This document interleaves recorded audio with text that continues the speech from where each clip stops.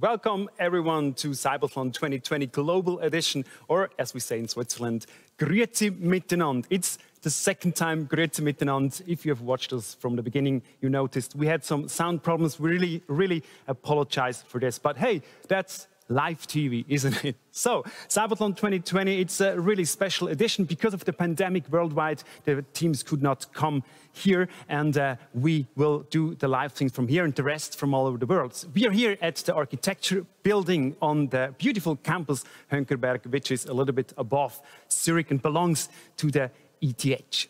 So we will see some tracks here, and these are the tracks the teams used from Switzerland. But because of the pandemic, the teams could not come to Switzerland and fight against each other live, but they had to build their own parkours back home, like this one. Stairs up and down, no problem for me, but with the exoskeletons, with wheelchairs or with leg prostheses, it's going to be very hard and excellent to watch those pilots to do this. Well, CYBATHLON is a very special edition. As I said, the teams recorded their races back home, sent everything here to Zurich, and we put it together now in one live event.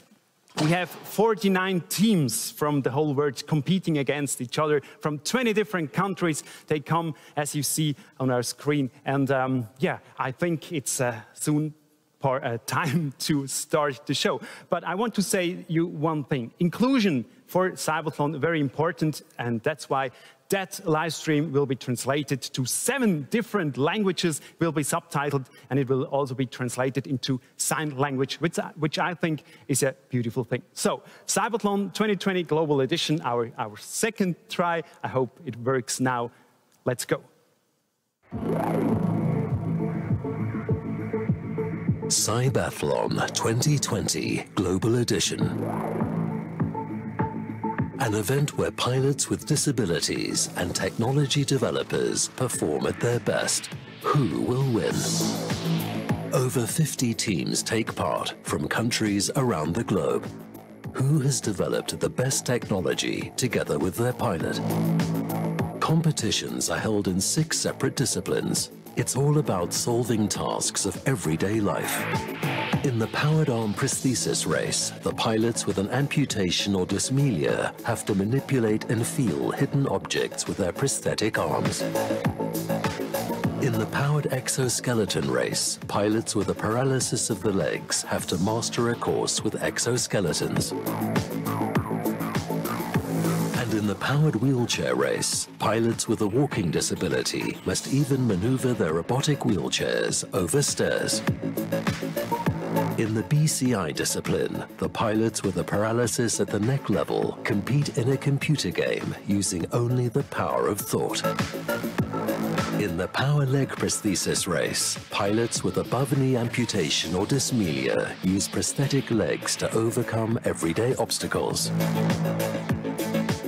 And in the functional electrical stimulation bike race, pilots ride a bike as fast as possible by applying an external current that makes their paralyzed leg muscles contract.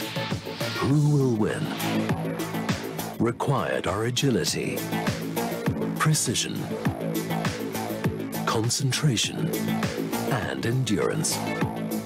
Advanced technologies can make life easier for people with disabilities. At the CYBATHLON, equal opportunities are a priority. Technology, competitive spirit, and emotions. That's the CYBATHLON 2020 Global Edition.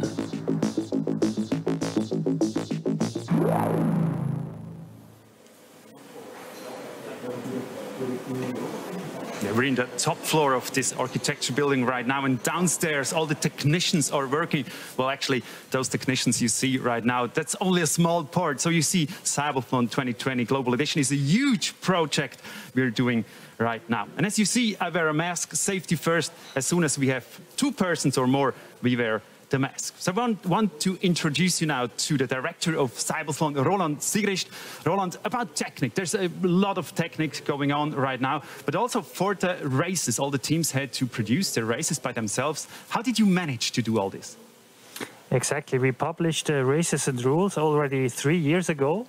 And when we switched to this global edition, the teams had to build their race obstacles on their own according to the rules. Of course, some of the teams already had all the obstacles for training, but still we need to have the teams with the exact obstacles that are used in the competition. Yeah, not only the stairs or the floors had to be the same, also the small objects you use had to be the same, actually.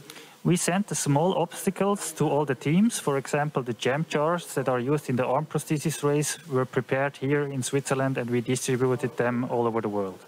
So now, not because everybody has the same objects, everything the same, doesn't really mean that everybody sticks to the rules. So that says you had referees all over the world for this project. We recruited referees all over the world in the last months. We trained them also via video conferences. We did small tests with them, and now they are ready to judge on site the performance of the pilots. Thank you very much, Roland Zigrich, director of CYBATHLON. And same conditions for everybody actually all over the world. But now for every championship you need a commentator. Our commentator is Nick Fellows. He is in England. He's commentating from right there. So Nick, what are you looking forward to most today? Thank you, Stefan, and welcome to the commentary box. Let me first say it's an absolute privilege and honour to be part of the CYBATHLON 2020 team. I first saw the event back in 2016, and I think this year promises to be bigger, better, and a true competition. As a commentator, I've been around a long time. I've done 14 Olympic Games, summer and winter, 6 Paralympics. So you ask me, which of the competitions am I looking forward to? I have to say, all 6 of them will see pilots pushing the boundaries, not only with their own abilities, but also with the technology. Bring it on. It's going to be a fantastic day. Thank you very much, Nick. Looking forward for your commentary. And yeah, he likes all the disciplines. But our first competition will be the brain-computer interface race. And I welcome now our expert. It's Nicole Wenderoth. She's professor for neural movement of neural control of movement, a very hard profession. You will assist Nick while commenting the race, the BCI race. How did you prepare yourself for this race? So I was lucky because we had a team that also participated in this BCI race. So I knew the rules of the game quite well. And I also had a look at the other team to see a little bit what they were doing. And of course, Nick was there, and it was actually great fun to do the commentary together with him. Very good. So the BCI race, that means you connect the brain with the computer. That maybe sounds a little bit scary. How scary is it, that BCI? It's not scary at all. So we are trying to measure activity of the brain from the outside. These are tiny little signals, and these pilots really have to train very hard to talk to us, if you like. And nothing of that is painful, or you don't feel it, but suddenly you see the avatar hopefully moving into the right direction. When you watch these pilots moving that avatar, what impresses you most about what they're doing? So, you know, all that is happening in your mind. And you're in a situation of a competition, which is a little bit emotional. You might be a little bit nervous. You might see, oh, now it's not going so well, but still you have to stay calm, and you really have to focus on what you have to do to talk to your avatar via the BCI. And I think that is extremely difficult. I'm sure it's difficult, and we want to know how difficult it is. The brain-computer interface race, that's our first competition at this year's CYBATHLON 2020, and that's how it works. Control with the power of your mind. What sounds like science fiction is reality in the BCI discipline. A brain-computer interface, BCI for short, recognizes brain activity and translates it into computer signals. The pilot's task, successfully steering their vehicle along a winding route and switching on the headlights at the right moment. Concentration and precision are required. Every wrong brain signal slows down the vehicle. Whoever goes the furthest in 4 minutes wins. So in the race, there are actually 3 commands. It's left, right, lights on, and no command. So Nicole, if somebody tells me, don't think, I will think for sure. So how hard is that no command section? Yeah, that is exactly right. So it's very difficult to think nothing in particular. So the way how these BCIs work is you have to produce very characteristic patterns for these different commands. And for the do nothing, you try to produce nothing in particular.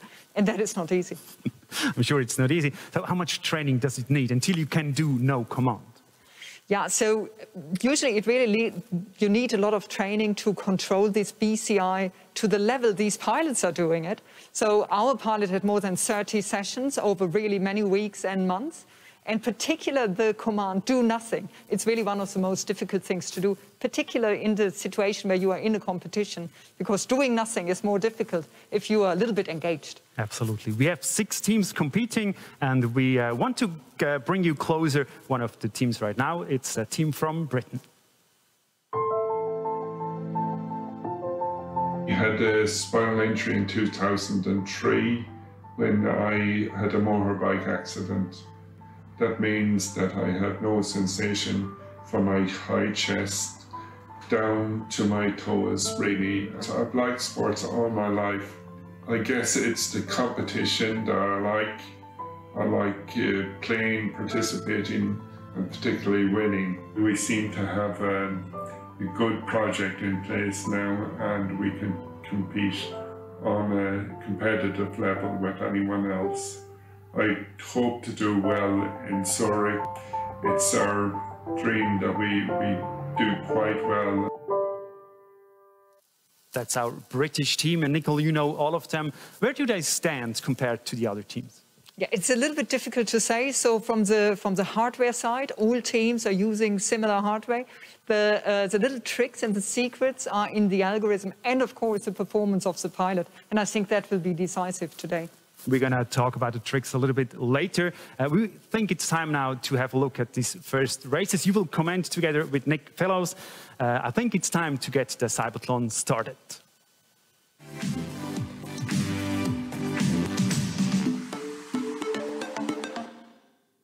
First race of CYBATHLON 2020, and it is the brain-computer interface race. On screen is Owen Collum for the United Kingdom, one of the experienced competitors out there today. Nicole, it looks like something out of a sci-fi movie. This is something very special indeed. Please tell us.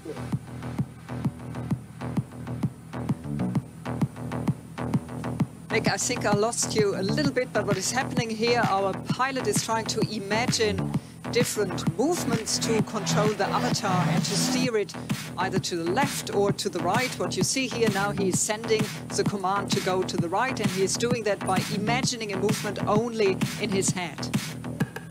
There are 16 sections to navigate, over 500 virtual meters. Now, Nicole, of course, they've practiced hard before, but when you come to the competition zone, it really does test the performer, or the pilot, as we call them. Exactly, because with our technology, we are seeing everything that is happening in the brain. So when you're a little bit nervous, when your concentration or your focus slips a little bit, that is picked up by the technology. And that makes it so difficult to perform in this competition where you are emotionally much more involved, a little bit nervous, more things around you to distract you from the task at hand. And it truly is very, very special indeed that this avatar, this computer game, is only being operated by the brain. You're not even allowed to blink your eyes, but it has such an important research and development for computers, for wheelchairs, for people with limited ability to move. This is a great competition, and believe you me, Owen Collum out there right now really wants to win it, but this has huge ramifications, huge possibilities for the future, Nicole. That's right, because here the technology is really put to a test. So what you see, what the pilots have to do is to send their command on a specific time to really control the avatar. And you see how difficult that is. So this is a real-world test, if you like. Now let's move on to the Phoenix team, and we go to China. The pilot is Ma Yu-shik. Now let's take a look at Ma here. Very much all about Chinese mythology. The phoenix, the king of birds, and is to reborn. But Colin sets a good target time here, and you can see Team Phoenix in a little bit of trouble here, not quite getting that clean line with the avatar, Nicole. That's correct. So the challenge is our pilot has to send a specific command. Now, for example, the lights have to be switched on, and sometimes it's very hard to produce this command if you only can do it in your mind. It really is fantastic to see, but not perhaps as easy as it looks. Of course, Team Phoenix are out of the University of Hong Kong. And remember, it is 500 virtual meters across 16 sections. But you can see that avatar moves so much more effectively and quickly. It is a race, remember, when you keep it right in that central line.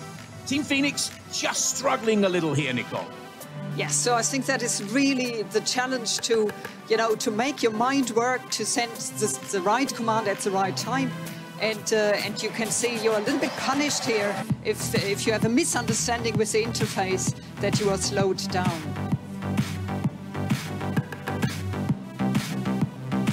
Good work from the Chinese pilot, keeping the focus and looking to stay in the chase for one of the medals. Exactly, and now a new command needs to be sent, and our pilot is now exactly trying to send to go to the right, but a little bit struggling here. And now picking up pace again.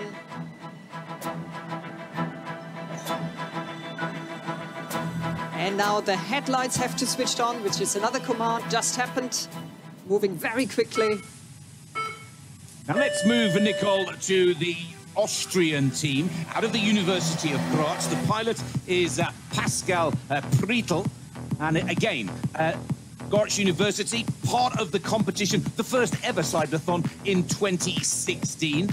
And the pilot himself loves this BCI, this brain-computer interface race, saying that it just gives him so much more feeling of independence. Yeah, so here the pilot can really, you see when it goes very nicely, the pilot is really on control of the avatar. And of course that is something that is not achievable if you cannot move your extremities anymore, what is very often the case in these pilots. And the hope is that they will regain independence via this technology, or a higher level of independence than they have right now. And of course, the full control commands right and left can be anticipated, and also switching on the lights is all about reacting, Nicole, to a changing environment.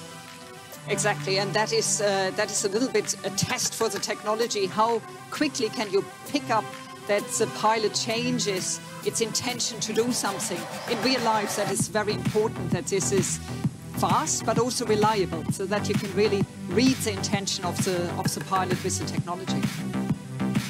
And one thing that makes it difficult is when you have to not do it in a lab of a university, but outside in the world, where of course you have a lot of disturbances, not only for the mind of the pilot, but also for the technology itself, where you pick up a lot of noise and influences that is not coming from the brain of the pilot, but from other sources that can distort the commands and the communication with the interface. I just love that shot in the right-hand corner of Pascal. Absolutely focused, working that avatar. Once he gets that rhythm and that straight line, he knows he's in the chase. Now, let's quickly jump to the Italian, WHI. Now, of course, this is Francisco Bertella is the pilot here, a Paralympic swimmer with 2 silver medals. But this is a very different challenge than being in the pool today for Francisco and his team, WHI. I think Francesco started brilliantly, so very, very quickly back on track, even if he's struggling a little bit. So I think the first part was very good. You can also see in his face that he's really focusing a lot on controlling the BCI here. Excellent performance. That's a very good point that you make, Nicole, because he said that the key to success for him in this race is to stay calm, to be consistent and constant. And this is a very good performance from the Italian. Yeah, actually, the staying calm is a challenge in itself. So the BCI requires you to not send a command in certain periods. And that is not so easy, because there you have to produce no particular activity. And that's more difficult than you think. Well, he'll be challenging for Olympic glory in Tokyo next summer. But at CYBATHLON 2020, this is really pushing Francisco Batella. But the focus and the commitment is so impressive here. Yeah, I think another challenge is that when you're physically active and emotions are running high, you can translate it into more effort, more activity. Here it's the opposite. You have to stay calm and let your mind do the work. And this is a brilliant performance from the Italian, definitely in the chase for the medals. And we are back here in the architecture building at ETH Hünkerberg together with Nicole Wenderoth. Nicole, I didn't know that thinking can be so exciting. That's true. How was it for you to comment the race? It was very nice to see that. So you can also imagine what the athletes are really feeling while they are doing that, right? And you can also see sometimes it must be really frustrating when you try to take a corner and it doesn't quite work. So I think that makes it very nice also for the spectators to watch what's going on. If I would bump into the side with the avatar all the time, I would get angry, but you should not get angry. That's very hard to do, is it?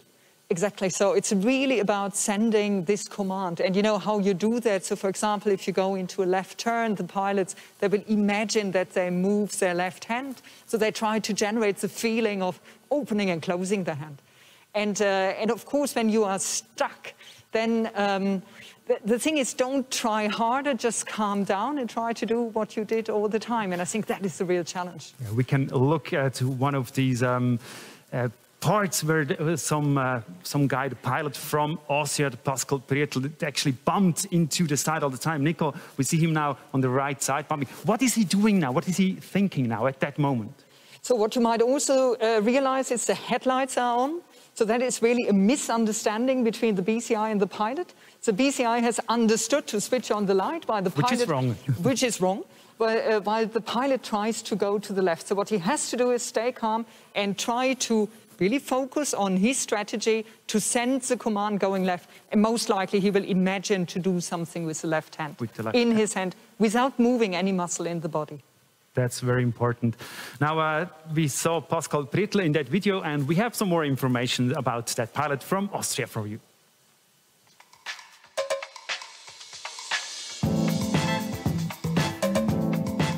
Ich sitze seit 13 Jahren im Rollstuhl durch einen Verkehrsunfall und habe mir dadurch den 5. und 6. Halswirbel verschoben.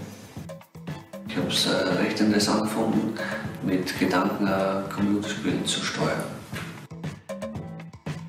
We've been working with our pilot Pascal for 1.5 years. He is a highly competitive person. In fact, some of his best performances playing the brain driver game have been in competitive, high-pressure settings. Meine Motivation halte ich hoch, indem ich im Training immer besser werde und bessere Zeiten fahren will. And back here we are at the great race and also great team. What do you think about the Austrian team? Well, so the Austrian team is very, very experienced with this technology. It's very well known in the scientific field. So it will be really, really exciting to see how they further progress in this race. If you want to know more about these teams, about the Austrian teams, the British team, or all the others, go to our website, www.cybathlon.com. You get a lot of information there from all the teams. And now we have a little break. Don't go away. You should stay with us because we're going to find out what teams will be the fastest in the BCI race. So 1 minute and we'll be back.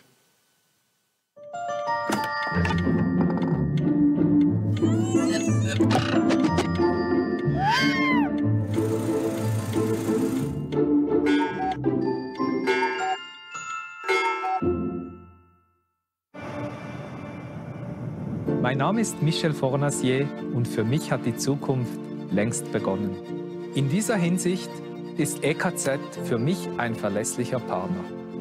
Zuverlässig, ökologisch und günstig mit Strom versorgt. EKZ, stolzer Partner des CYBATHLON.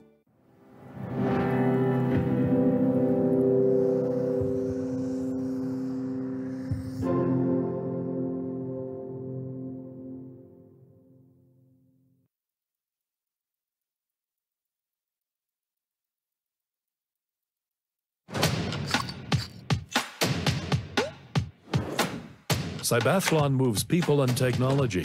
Schultes Clinic is medical partner.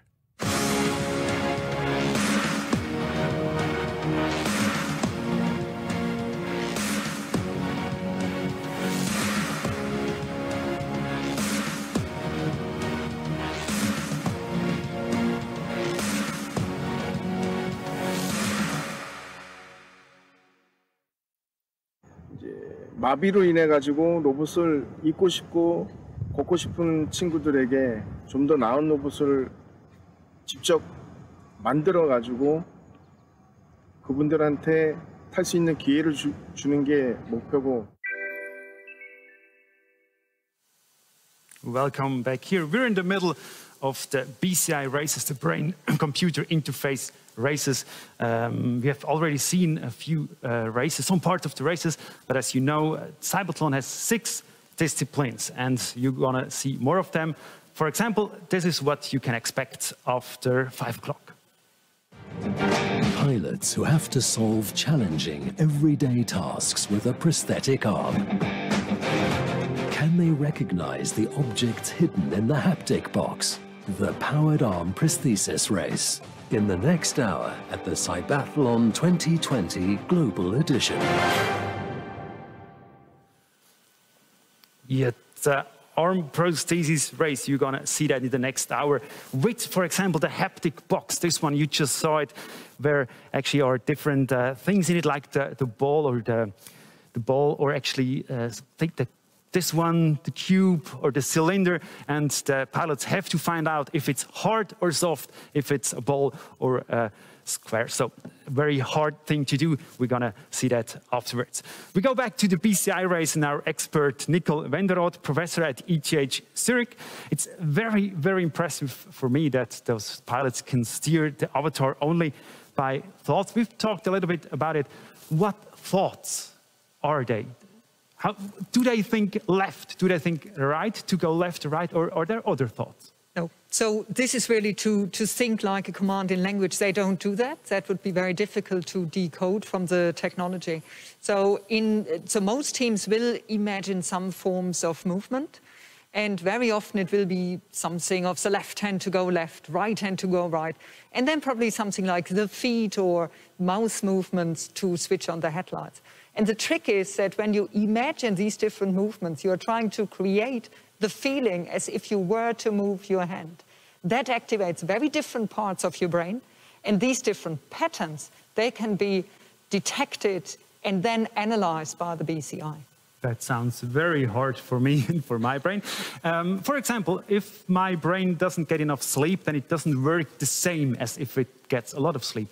Is that something that bothers the pilots as well, the sleep, or just if it's a good day or not a good day? Yeah, everything. Because one thing that is really important, the way how we try to measure these signals from the outside, these are tiny signals we try to pick up upon, and that is really a difficulty. So everything that is different from normal, that will make the communication much more difficult. And that can be the pilot for not sleeping well or being nervous or other things, but it can also be the environment where we have a lot of electromagnetic noise around us, and this can also be picked up by the technology, and then it's very hard to understand these commands of the pilots. You said the commands can be just thinking of moving the right hand or the left hand, so actually everybody could do it. That's correct. And I mean, everybody can try it. So, and one thing that is nice, so for example, if you close your eyes, you can imagine that you move your head, back into the neck and down to your chin, and you try to really feel these movements. And so if people do that at home right now, they might realize why they are doing that. They are involuntarily moving their eyes, because that is a sign that you are really immersed in your imagination, if you like.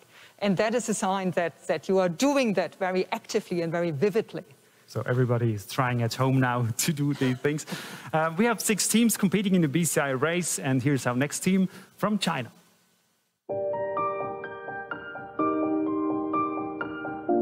Hello, we are from Hong Kong. We are the team Phoenix. We have Eileen with us today, and then she will be the pilot. 我就覺得我手腳都唔方便喐㗎啦，咁所以參加呢一個都係4年前，本身我都有參加呢個比賽嘅，但係因為飛機咁，依家可以喺香港度再一次去接觸呢一個比賽，咁我覺得俾我係一個機會咯，一定好期待呢一個比賽，依家好緊張。香港team加油！香港team加油！ The Chinese team, we just saw, Nicole, China, are they specialized in BCI or not? Well, actually, there are a lot of colleagues in China that are working on the technological aspect of the BCI technology. But I think we're all facing the challenge to bring that into a situation that is taken from real life, to control something in real time and something that is not predictable in some instances. And that's a challenge for all the teams. Okay, we've seen a few races, and now we want to know what 4 teams will make it to the final. Here's our summary of the first races. It's probably nervousness. Many of the 7 starting pilots drive into the wall right after the start. Already after a few seconds occurs the first crash. Almost no team manages without a mistake shortly after the start. Not even Francesco Bettella from the Italian team WHI, who is expected to win in the brain-computer interface race. Francesco is a real sportsman. As a swimmer, he has already won 2 silver medals at Paralympic Games. And what's more, his team has a lot of competition experience. For example, they won the BCI series in Graz a year ago. So a lot can be expected from this team. And indeed, Francesco is fast on the move, makes the top 4, but has trouble switching on the headlights. In the 4 given sectors with that yellow sign, this command never works. Luckily for him, not much time is wasted. Is it perhaps even tactics? Chi Ma makes very active use of the headlight. She's the pilot of the Chinese team Phoenix from Hong Kong. Her use of the headlight is almost invasive. Even in the curves, she turns on the headlight. A wrong command that slows down the avatar. For this team, participating itself is most important. 4 years ago, Chi Ma was hindered to get on the plane because of her wheelchair and therefore could not participate. This year she can, but she barely reaches the finish line. After 439 meters, the time is up. She lands on place 7. Speaking of headlights, this is also a challenge for Samuel Kunz from the SEC FHT team. The command works well, but Samuel often turns on the headlights a bit too early. So he also loses important seconds. He makes it into the top 4, even if he sometimes doesn't manage the corners at all. Owen Colomb, on the other hand, shows a perfect turn. He drives absolutely clean through corner 4. We have rarely seen such beautifully driven turns. Owen starts for the British team Neuroconcise from Northern Ireland, which already participated in the CYBATHLON 4 years ago. Back then, it was just another game. But the experience doesn't help the team much today. Owen experiences a lot of trouble on the whole course. After 452 meters, his race is over. Not enough to reach the top 4, he lands on place 6, a disappointment for Owen. The new headlight command introduced this year, it is the big difficulty for many teams, probably because this command is about reaction. The Thai team Mahidol BCI Lab with pilot Kriankrai Takadi is also struggling. He often seems to give many orders at once. The avatar struggles. But he is fast. The Thai team qualifies for the top 4. Who else can do it? Two experienced teams still have ambitions. One is Team Mirage 91 from Austria. This team was already in 2016 and ended up on the last place, back then with pilot Gerhard Kleinhofer. This year is going well. Pilot Pascal Priedl masters especially the straight parts very well. He makes it to the finish line in a time of 3 minutes and 42 seconds. But too bad for him, it's not fast enough for the top 4. So there's still the Russian team Neurobotics with pilot Ruslan Nurilin. This team was also part of the CYBATHLON 4 years ago and they benefit from their experience. Ruslan drives beautiful curves but sometimes has trouble with the headlight. He makes it into the top 4. Here's the ranking. The Chinese and the British team didn't make it to the finish line and therefore didn't make it into the top 4. The Austrian team makes it to the finish line, but its time is not fast enough. The top 4 pilots are in alphabetical order. Qualified are the favorite Francesco Betella, as well as Kirankrai Takadi, Ruslan Nurulin and Samuel Kuntz. They all made it to the finish, but who was the fastest? What we can reveal this much, it was a thriller in which only a few seconds decided the victory. Yeah, we're back here with Nicole Wenderoth. Nicole, 4 teams made it to the final. How surprised are you that those 4 teams made it? Yeah, I'm not surprised at all, actually. So when you saw the performance already in the first races, you saw some of them were really very strong and were navigating this course very, very well. We saw a few teams, they had struggles with the turns. So they bumped into the wall all the time. Why is this? Yeah, it's really sending the wrong command to the interface. So as it was very well explained, so sometimes the headlines are going on, even though you want to take a turn. So there's also a trick in the technology, because something you do is you can determine how quickly these commands are sent and updated. And you have to find a good balance between having enough time to reliably decode what's going on, but still being fast enough to not miss that you have to initiate a turn or that you have to switch on the headlights in particular. We have 4 teams in the final. One is from Russia. Let's have a look at that team.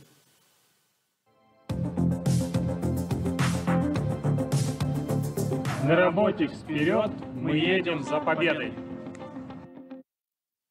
The Russian team, what do you know about them? Yeah, I think the Russian team is one where I don't know so much about, so I could see a very determined pilot in the pre-races. Now, all the teams, they use the electroencephalography, the EEG, which measures the brain currents, bring it to the computer. But there's also another way, actually, to do the BCI. Can you tell us more about the other system? So there are actually 2 systems. So one is where you basically shine a light through the skull to try to measure what's going on in the brain. And the principle there is that your cells that produce these activities, they have to be, they need blood supplies, they need nutrients, and that changes a little bit the property of the blood vessels and the blood that is brought to these brain areas. And there is a method where you can pick that up when you shine a light through the skull, because actually if you like, the reflection of that light changes depending on the properties of the blood. But in adults with a very thick skull, that is very difficult to decode a good signal. Very interesting. Now, of course, the whole team is important, but we have some pilots, they're very special. For example, Francesco Betella from Italy, from the team WHI, and we have a closer look to Francesco.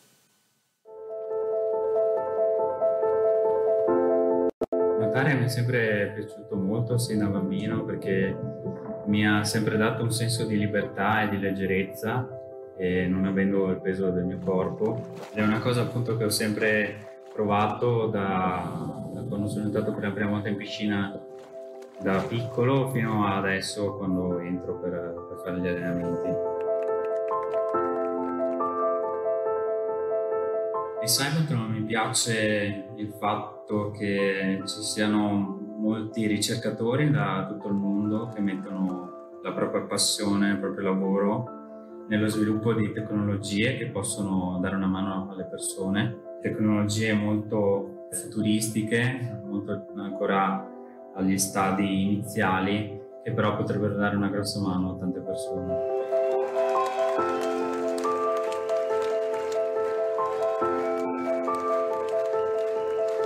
La BCI è ancora all'inizio, ma io credo che con lo sviluppo e grazie anche a competizioni come CYBATHLON possa portare molte innovazioni, e penso alla possibilità di comandare una carrozzina o altri dispositivi anche da parte di persone che hanno molte limitazioni a livello fisico, e quindi questo potrebbe essere sicuramente un grosso aiuto per tutte queste persone.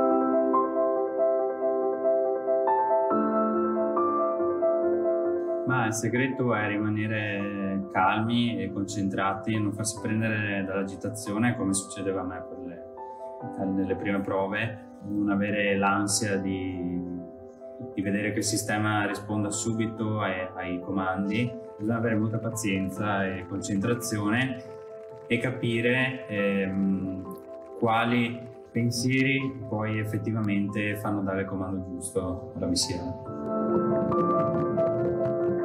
L'emozione più forte e anche quella più concreta che ho a casa sono sicuramente le 2 medaglie d'argento che ho vinto. Francesco Betella, the Italian BCI pilot, and Nicole, we saw him swimming. He's a swimmer as well. He's a sportsman. He does quite a few things. How much does sports help for the BCI? Yeah, so you really need this competitive mindset, because actually to control a BCI, it's practice, practice, practice, and practice. And one thing Francesco explained very nicely, so we are building a technology to read the thoughts of the pilot, but then the pilot has to adjust to this new tool. It's like if I give you a new tennis racket, you have to learn how to use it. And that requires a lot of practice and exercise with the device, and therefore it helps when you are, a competitive person. Francesco said that maybe, or he hopes that one day there will be that technology that he can steer maybe the wheelchair only by thoughts. How possible is that? Is that, yeah, what do you think about that? So I think that it's still a little bit away, and the reason why that is very, very difficult right now is to really measure brain activity reliably from the outside. So there is a little trick for that. So you can also implant your technology right into the brain, and there you have a fantastic signal. But of course, it's very, very invasive.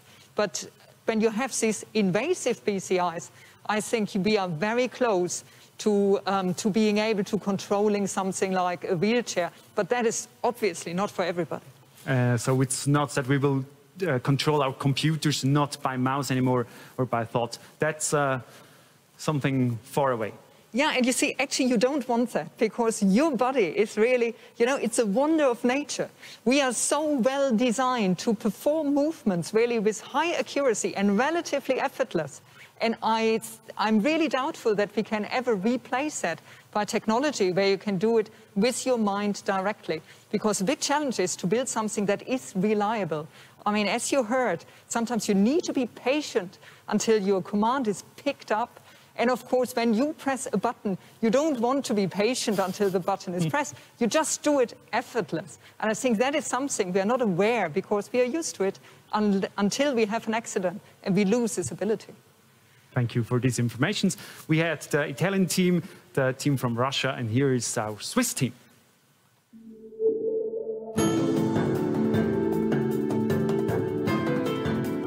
Before my accident, I played handball, volleyball, so competition has always been a part of my life. The most interesting part of my work is to see how those ideas play out in real time, and to see whether that can actually affect the emotional state of our pilots when they are able to steer the car with their thoughts. Unique for us is to work so closely with the pilot. It's really helping us to understand what we should do next. The biggest challenge is going to be to really stay calm, not think about anything else but the race. So this is the Swiss team, and this is actually the team of Nicole Wenderoth. This is your team. I have to ask these questions How good is your team? Oh, we're super. Of course. Yeah, so we will see how good we are at today. But we were investing a lot into developing the technology, and Sammy was fantastic because he was really training, you know, very intensively over many, many weeks and months. We had a bit of a problem with Corona, but that, of course, was the same for all other pilots as well. How exciting is it for you? How intense is it for you to watch your team competing? Yeah, you see, for me, it's the same as with Sammy. I have to say, okay, stay calm, just enjoy what's happening. So I think for Sammy, it's already very nice to be part of the CYBATHLON, and the same is actually true for the team. So we are very excited to make part out of that. And if Sammy has a good performance today, that is a cherry on the cake, if you like. Cherry on the cake. We'll see what's going to happen. We're going to find out later. But now, CYBATHLON is a big success, and it was in 2013 when Professor Robert Riener actually initiated the CYBATHLON with the big support of ETH Zurich, of course. So we did not miss the opportunity to talk to the president of ETH Zurich. We went to the ETH main building, the beautiful old building in downtown Switzerland, and we held a little chat with ETH President Joel Möser. Welcome here in the main building of ETH Zurich, actually downtown Zurich. And here's my guest. He's the president of ETH Zurich, Joel Möser. Thanks for joining us here at the ETH building. It's my pleasure. So I know that you're personally a big fan of CYBATHLON. So what is the fascination of CYBATHLON for you? Well, you know, CYBATHLON is about technology, but more important, this is about people. I'm impressed by what the teams have achieved to be able to participate in the CYBATHLON, especially in these very difficult circumstances. So congratulations already to all the team who will participate. And what does ETH Zurich wants to achieve with the CYBATHLON? You know, a university addresses global challenges of all sorts. And we do that with education, research, technology transfer, and outreach. What is beautiful around the CYBATHLON is that it addresses all these points together. It brings everything together. And the global challenge that we want to address is assistance to people who have disabilities. What we want to achieve with the CYBATHLON is a world without hurdles. You already mentioned we are in a very special situation at the moment. So how did you manage to organize the CYBATHLON competition despite the COVID-19 pandemic? Well, first of all, it's not myself. It's a great team who organizes all this. The first CYBATHLON was in Zurich, and all the teams were flying in. And now, because of the COVID situation, it wasn't possible anymore. They came up with several options. We could have postponed it to another year. And we decided to try something very ETH specific. So to be creative, to be flexible, to have an event that is distributed worldwide. And I must say, this is impressive what has been achieved. They could, thanks to the flexibility, develop the concept that had to be adapted many times because of the current situation. I realize that some teams won't be able to participate, and we regret that very much. We hope that they will continue to work for the next CYBATHLON. For us, what was the most important is to have at the center to protect the health of the participants. Very good. We're all very happy that it can actually happen, the CYBATHLON.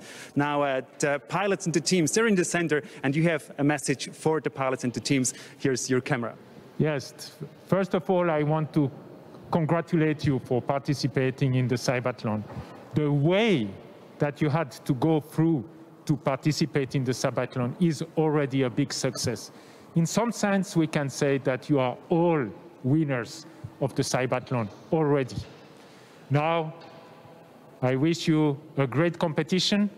I hope that you stay healthy and that you bring something fantastic to what could become one of the most interesting events this year. And I hope also that you will continue to work on these new technologies in the future. We just heard the president of ETH Zurich, Joel Möser. Now, he's a big fan of CYBATHLON. Nicole, How important is that support from the president? Oh, extremely, because I mean, CYBATHLON, it's a big investment for ETH, but you know, also for all professors and PhD students and other people that are participating. And it's very, very important that ETH is really, really supporting us in that endeavor. And that makes it really a lot of fun to, you know, be here on the day and finally see whether all the work you have put in, whether it will, you know, bring up and whether you perform well. We have 4 teams in the final in the BCI race, and there's one team missing, the team from Thailand.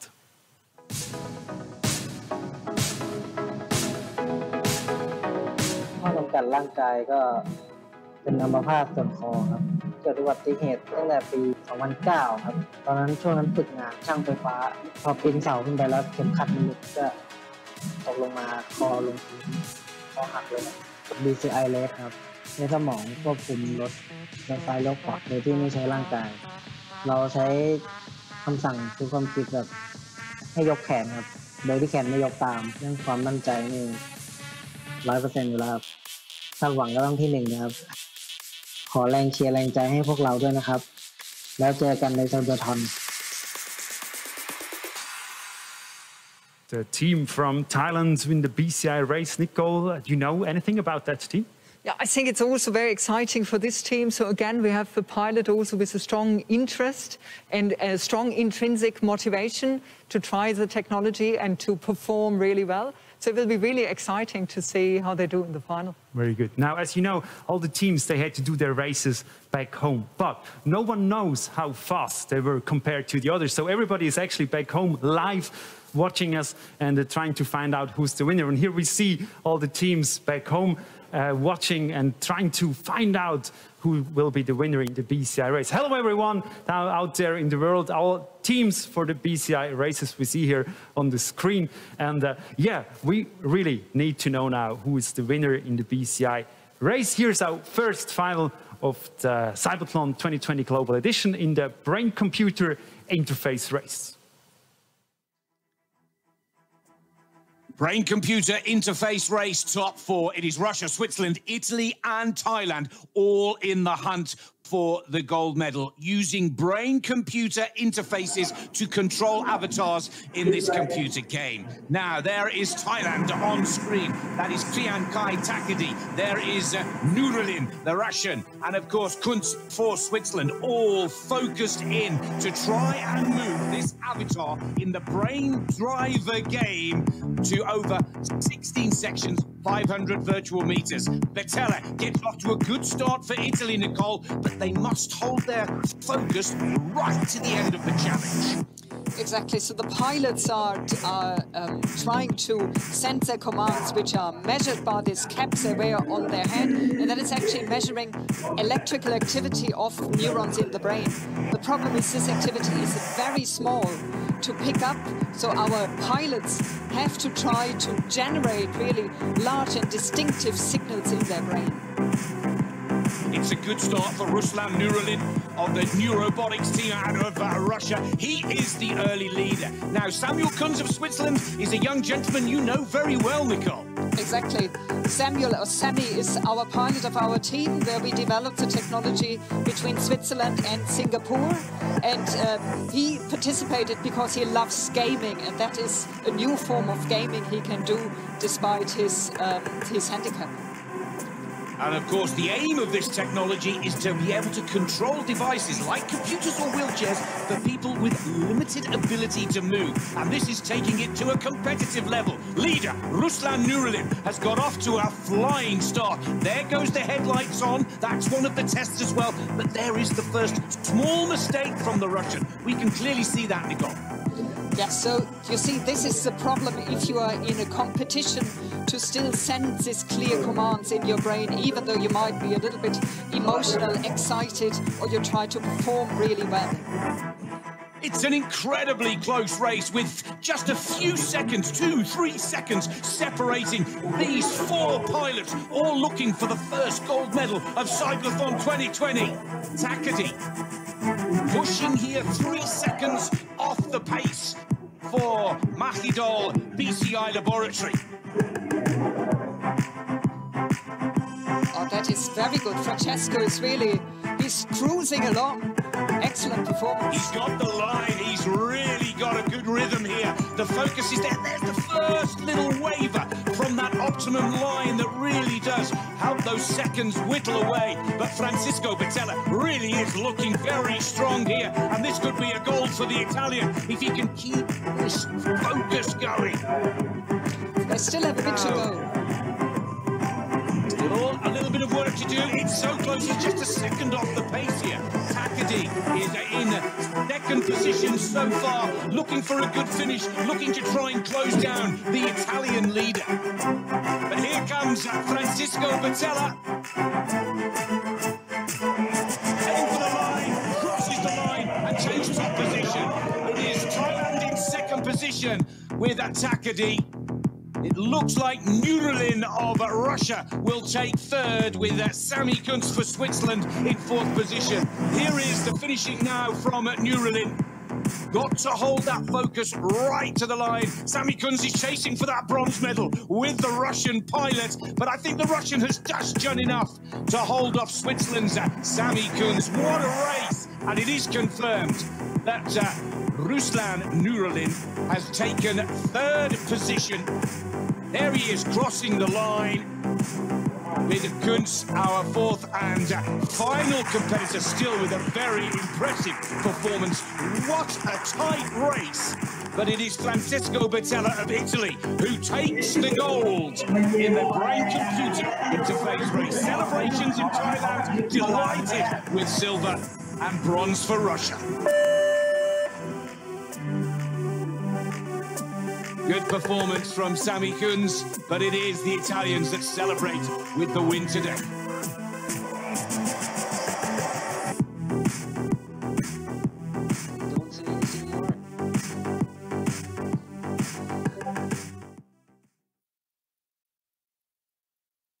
Winner of the BCI race, really well done to see him here.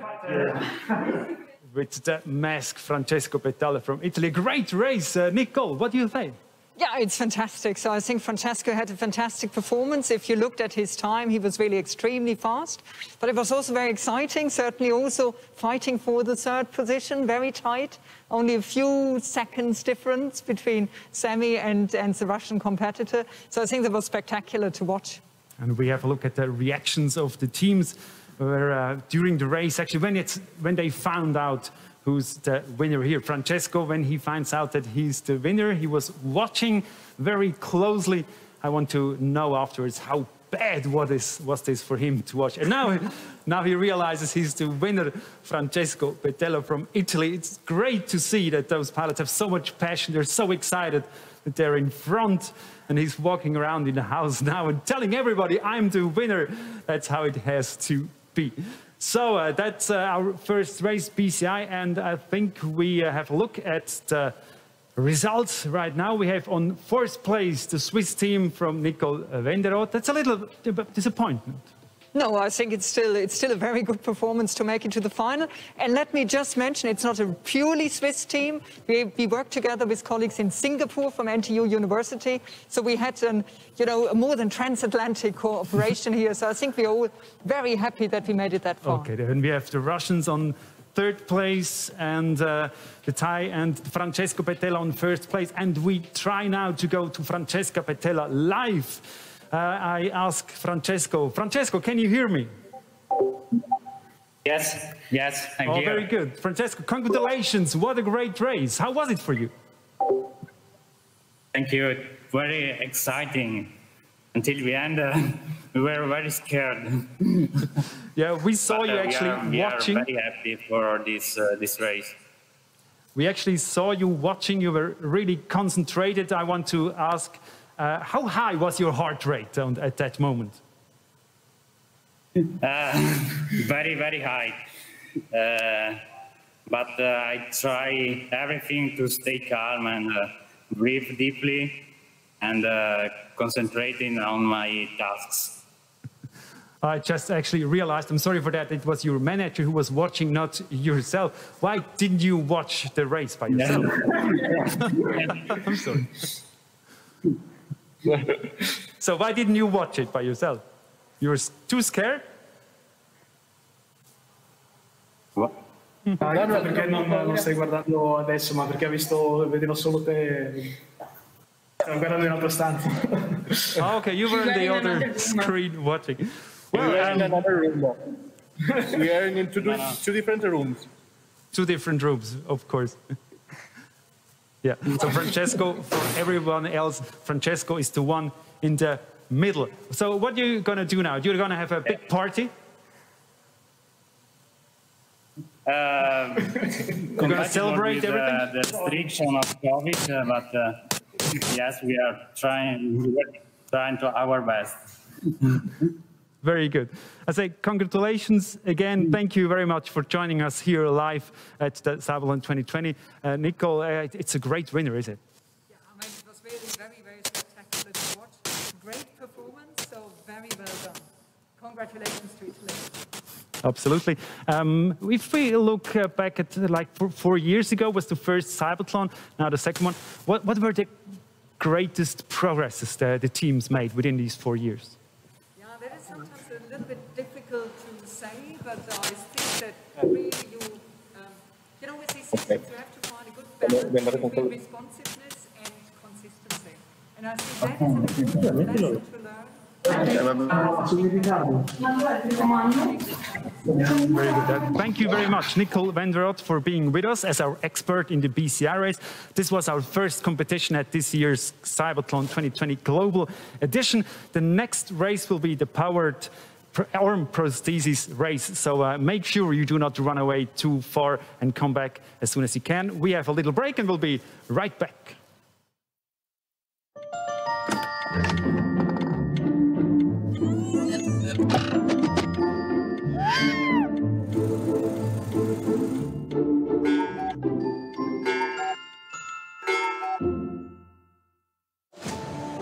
Success isn't just about what you accomplish in your life. It's about what you inspire others to do. Live your version of freedom of movement. We support paraplegics for a lifetime.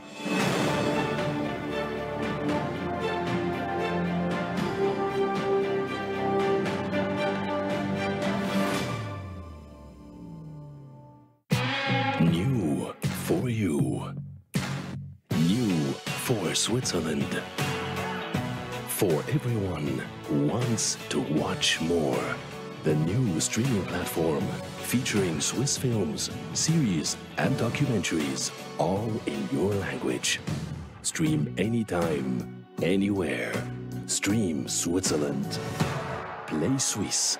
Discover everything Switzerland has to offer.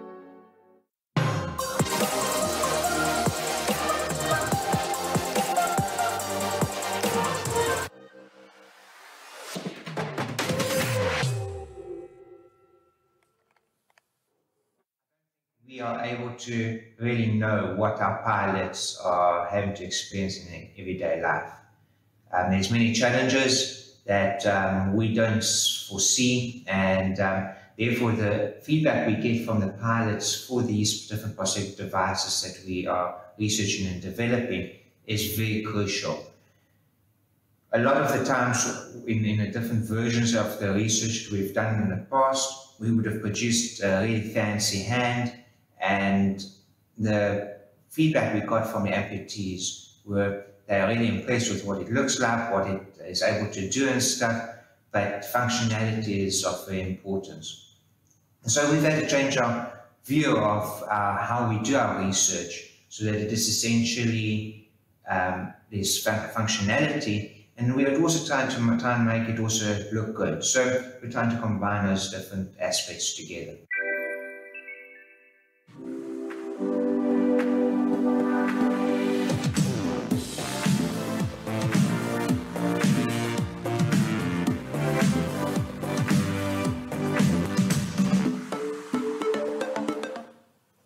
Grüezi miteinander and welcome back. This is CYBATHLON 2020 Global Edition. We're in the second hour. Welcome back everyone who was already watching and welcome everyone who just joined us. We are here in the architecture building at ETH Hönkerberg, a beautiful campus of ETH Zurich, a little bit above the city. We are here and doing our live view here. So we are at the second part of this year's CYBATHLON competitions. The second competition will be the arm prosthesis race. And you can already see here a few of these tasks the pilots have to do. Because as you know, because of the pandemic situation, the teams could not come to Switzerland and compete live against each other. But everybody had to do their courses, their parkour back home. They recorded it, sent us to Zurich, and we're going to put it all live together now. It was a big effort, but we are so happy that CYBATHLON 2020 can still happen right now here in Zurich and all over the world. We have 49 teams in 20 countries and everyone is watching us. It's subtitled into 7 different languages. It's translated into sign language. So it's a really, really big thing. Thanks to all the teams who are with so much passion are here and do their research and come to us here now to the CYBATHLON. We have, as I said, 20 countries, 49 teams from all over the world. And yeah, it's a very special thing actually that we can do the CYBATHLON 2020. So if you have never heard about CYBATHLON and you're not sure what is it all about, this will help. CYBATHLON 2020 Global Edition. An event where pilots with disabilities and technology developers perform at their best. Who will win? Over 50 teams take part from countries around the globe. Who has developed the best technology together with their pilot? Competitions are held in 6 separate disciplines. It's all about solving tasks of everyday life. In the powered arm prosthesis race, the pilots with an amputation or dysmelia have to manipulate and feel hidden objects with their prosthetic arms. In the powered exoskeleton race, pilots with a paralysis of the legs have to master a course with exoskeletons. In the powered wheelchair race, pilots with a walking disability must even maneuver their robotic wheelchairs over stairs. In the BCI discipline, the pilots with a paralysis at the neck level compete in a computer game using only the power of thought. In the power leg prosthesis race, pilots with above-knee amputation or dysmelia use prosthetic legs to overcome everyday obstacles. And in the functional electrical stimulation bike race, pilots ride a bike as fast as possible by applying an external current that makes their paralyzed leg muscles contract. Who will win? Required are agility, precision, concentration, and endurance. Advanced technologies can make life easier for people with disabilities. At the CYBATHLON, equal opportunities are a priority. Technology, competitive spirit, and emotions. That's the CYBATHLON 2020 Global Edition.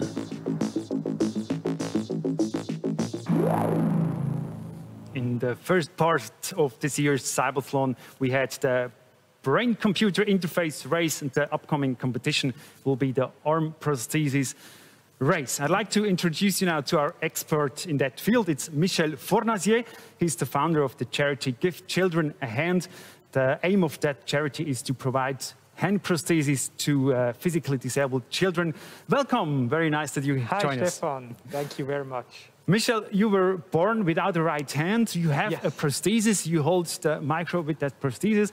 You learned as a child that you can do everything with your left hand, but you're still very happy that you have your prosthesis.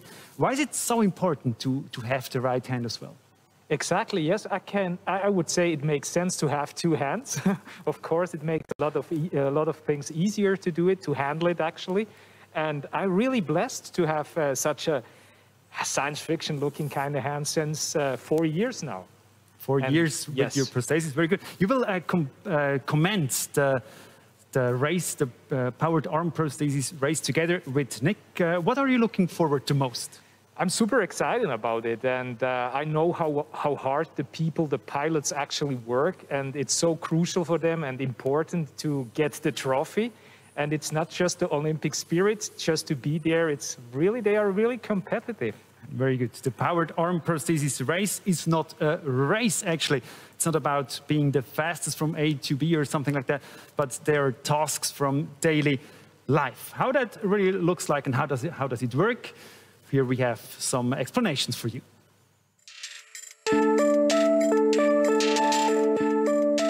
This discipline is all about the art of grasping.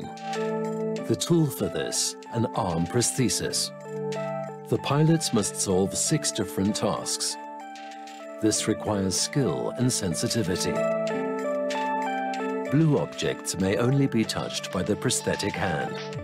Especially tricky, the haptic box. Here, the pilots have to recognize objects with a prosthetic hand that they cannot see themselves. Whoever solves the most tasks in the shortest possible time wins. So there are quite a few tasks the pilots with their arm prosthesis have to fulfill. Now, Michel, you know all the tasks. What is the most difficult one? Well, they're all pretty tricky, but I would say one of the trickiest is the magical box, I call them. The magical box. You never know what's inside. We're going to talk about that later. So, but the other things, what's the hardest one? Well, for example, even they look like kind of simple. Just to grab the ball or the pen, it's quite tricky as well. So you say just to grab actually small things with the prosthesis is very hard. I can try to do it. Oh, it's no problem at all for you. That's the ball. Well, that's a ball. Then we have the pen for it. Or the key. We did not train this. We have to say this. We did not train. So let's challenge you a little bit. I would say the card would be the hardest one. Yeah, that's a hard one. Okay, Michel, he will try. We did not practice. Not at all, no. Let's see. Maybe I can grab it like this. Oh. Okay, so... So we see it's very tricky. It's so very we have hard. to talk a little bit about that parkour. It's a parkour with several different things. We have it on the screen now. There are 6 sections, and every section you can earn points from 14 to 20 points, I think. Exactly, yes. And it's about the time. The time is as well. It's very crucial. So you have to be pretty fast as well. If 2 pilots have the same amount of points, then the time is important. 20 points you get for the haptic box, because that one is the most difficult one then. Yes, it's about feeling an object, and I think it's another level, another dimension, not just to touch it or to feel it and to tell is it what kind of shape this object has. And it's, you know, it's a challenging one. Now we have many teams competing, and we have a look at the first team from Great Britain. From Imperial College London, we are the Imperial Arm Team. There were some ideas that we had in mind that when they were applied to a real scenario, they failed. But thanks to Conrad's input, we will manage to get a better solution. I'm very sure that from this competition, there will be things that ultimately I will be using on a day-to-day basis, and that I find very exciting and gratifying. I think that we have an amazing team. Conrad is a fast learner, and we believe that he will perform optimally. I'm really excited about the prosthesis. I'm really looking forward to competing with it and hopefully doing very well. So that was our first team, the Great Britain team. And Michel, I want to know, you know that team, how good are they? What's special about that team? I think, well, I like their hand, actually. It looks like a magical hand. It looks a little bit like Lego bricks as well, their hand. And I love their hand. I love the work. They are very creative. They're doing a great job. And they are kind of favorites. Well, they are in a good shape to win the race. You mentioned the prosthesis, and we will see many different prostheses. That's incredible, so many different ways of doing a prosthesis. Exactly, even with a backpack. So the team from Germany, actually, they have a backpack, and it looks like kind of science fiction-like, and I'm very excited to see how they perform. And we want to see now how the teams perform. This is the first part of our powered arm prosthesis race at CYBATHLON 2020 Global Edition.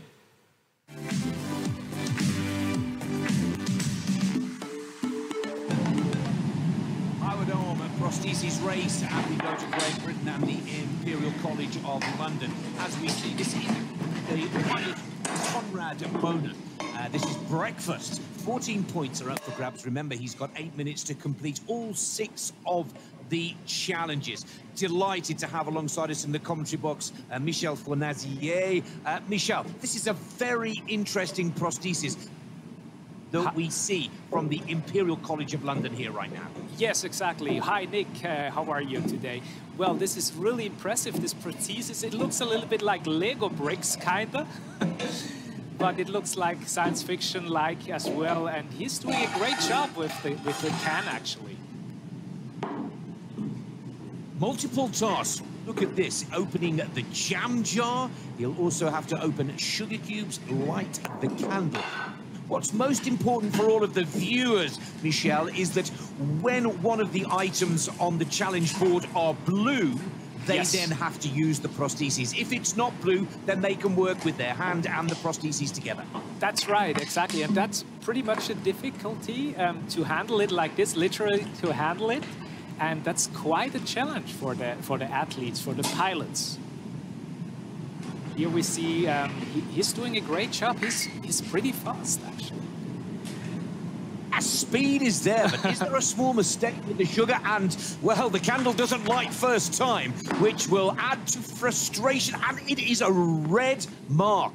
That is not a successful point score. 14 points have been missed by Conrad Boner, and he's not happy at all about that. Most importantly, it's 1.31 minutes on the clock as away goes Boner with task number 2, laundry. We call this second task. Now, put on a hooded sweater, close 2 blazer buttons, and of course, hang up a t-shirt. But this is the first part. Tie the shoelaces of both the shoes together and then hang them over the clothesline. This looks incredibly difficult, Michel, for the prosthesis itself to try and work with these minute laces and buttons. Exactly, yes. Well, the sneaker part is quite tricky, and as well the part with the sweatshirt. With 2 hands, we do it like very easy, like it's a common task to do it. But with a hand prosthesis, it's quite a challenge, and it really needs a lot of practice and a lot of training. Same part in the challenge for Christophe Houchet from Smart Arm. Now, this one is fascinating for me, Michel, because it's a 2-joint prosthesis. And zipping up the hoodie looks to be, well, pretty efficient and effective for the French pilot. Yes, and he's quite smart because he used a plastic bag because it's so sticky, the hand prosthesis sometimes, and it's quite big, so it's difficult to to get through those jackets. And he did a great job with the plastic bag. It's a smart idea to do it. Now he's with the sneakers. Yes. The laces, yeah. Like the British pilot before us, Michel, he's picked up a red mark. He scored no points in the first of the 6 challenges. So the pressure is on Christophe here to pick up his first point score, as he's already coming just shy of 3 minutes. Now, here he goes. Laces over, couple of buttons tied. And now we see the T-shirt and the pegs, Michel, are blue. He has to use the pegs with the prosthesis, not his other hand. Exactly, not with the human hand. He has to use it. He has to use the prosthesis for this task, and it's tricky because it's so small. They are so small and they are so hard to grip. But how many points do we have here? It's like 15, right? 15 points. He needs these points now.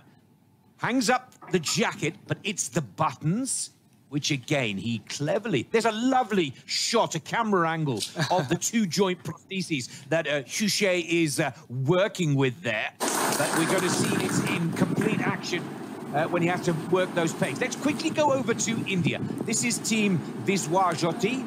And Alan Matthew is the pilot there. And we're about to see him and his prostheses work those blue pegs. And the prosthesis looks very, yeah, wow, it looks very functional. And great color, but indeed, with the orange. Looks like a kind of Iron Man hand. A round of applause from the crowd looking on. He has to use his other hand. Is that to make an adjustment? Yes, I guess he just switched on and off the different grips. He can switch with the, and that's allowed actually. So he can switch as much as he wants. He's not allowed to touch the blue part of the parkour with the human hand, but on the other hand, actually he can move his prosthesis as much as he wants with the human hand.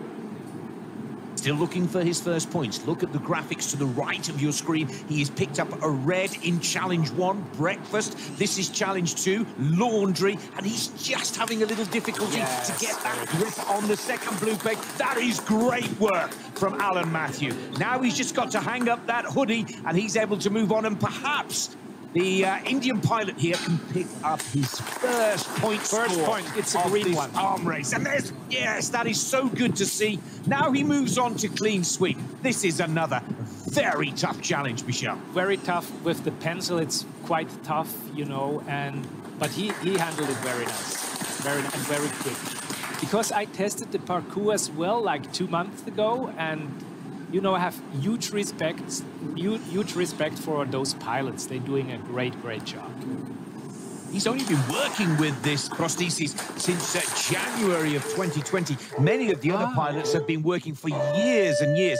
And again, we see the adjustments. Now, let's quickly go over to Germany. This is Simona Klima with a backpack from the University of Munich. The backpack. Tell us more about that, Michel. Well, I guess that's kind of secret of them, because they, of course, they not communicate everything what they do in their researches, in their labs, and it looks kind of a little bit like science fiction. Wow, the hand looks like kind of science fiction one, huh?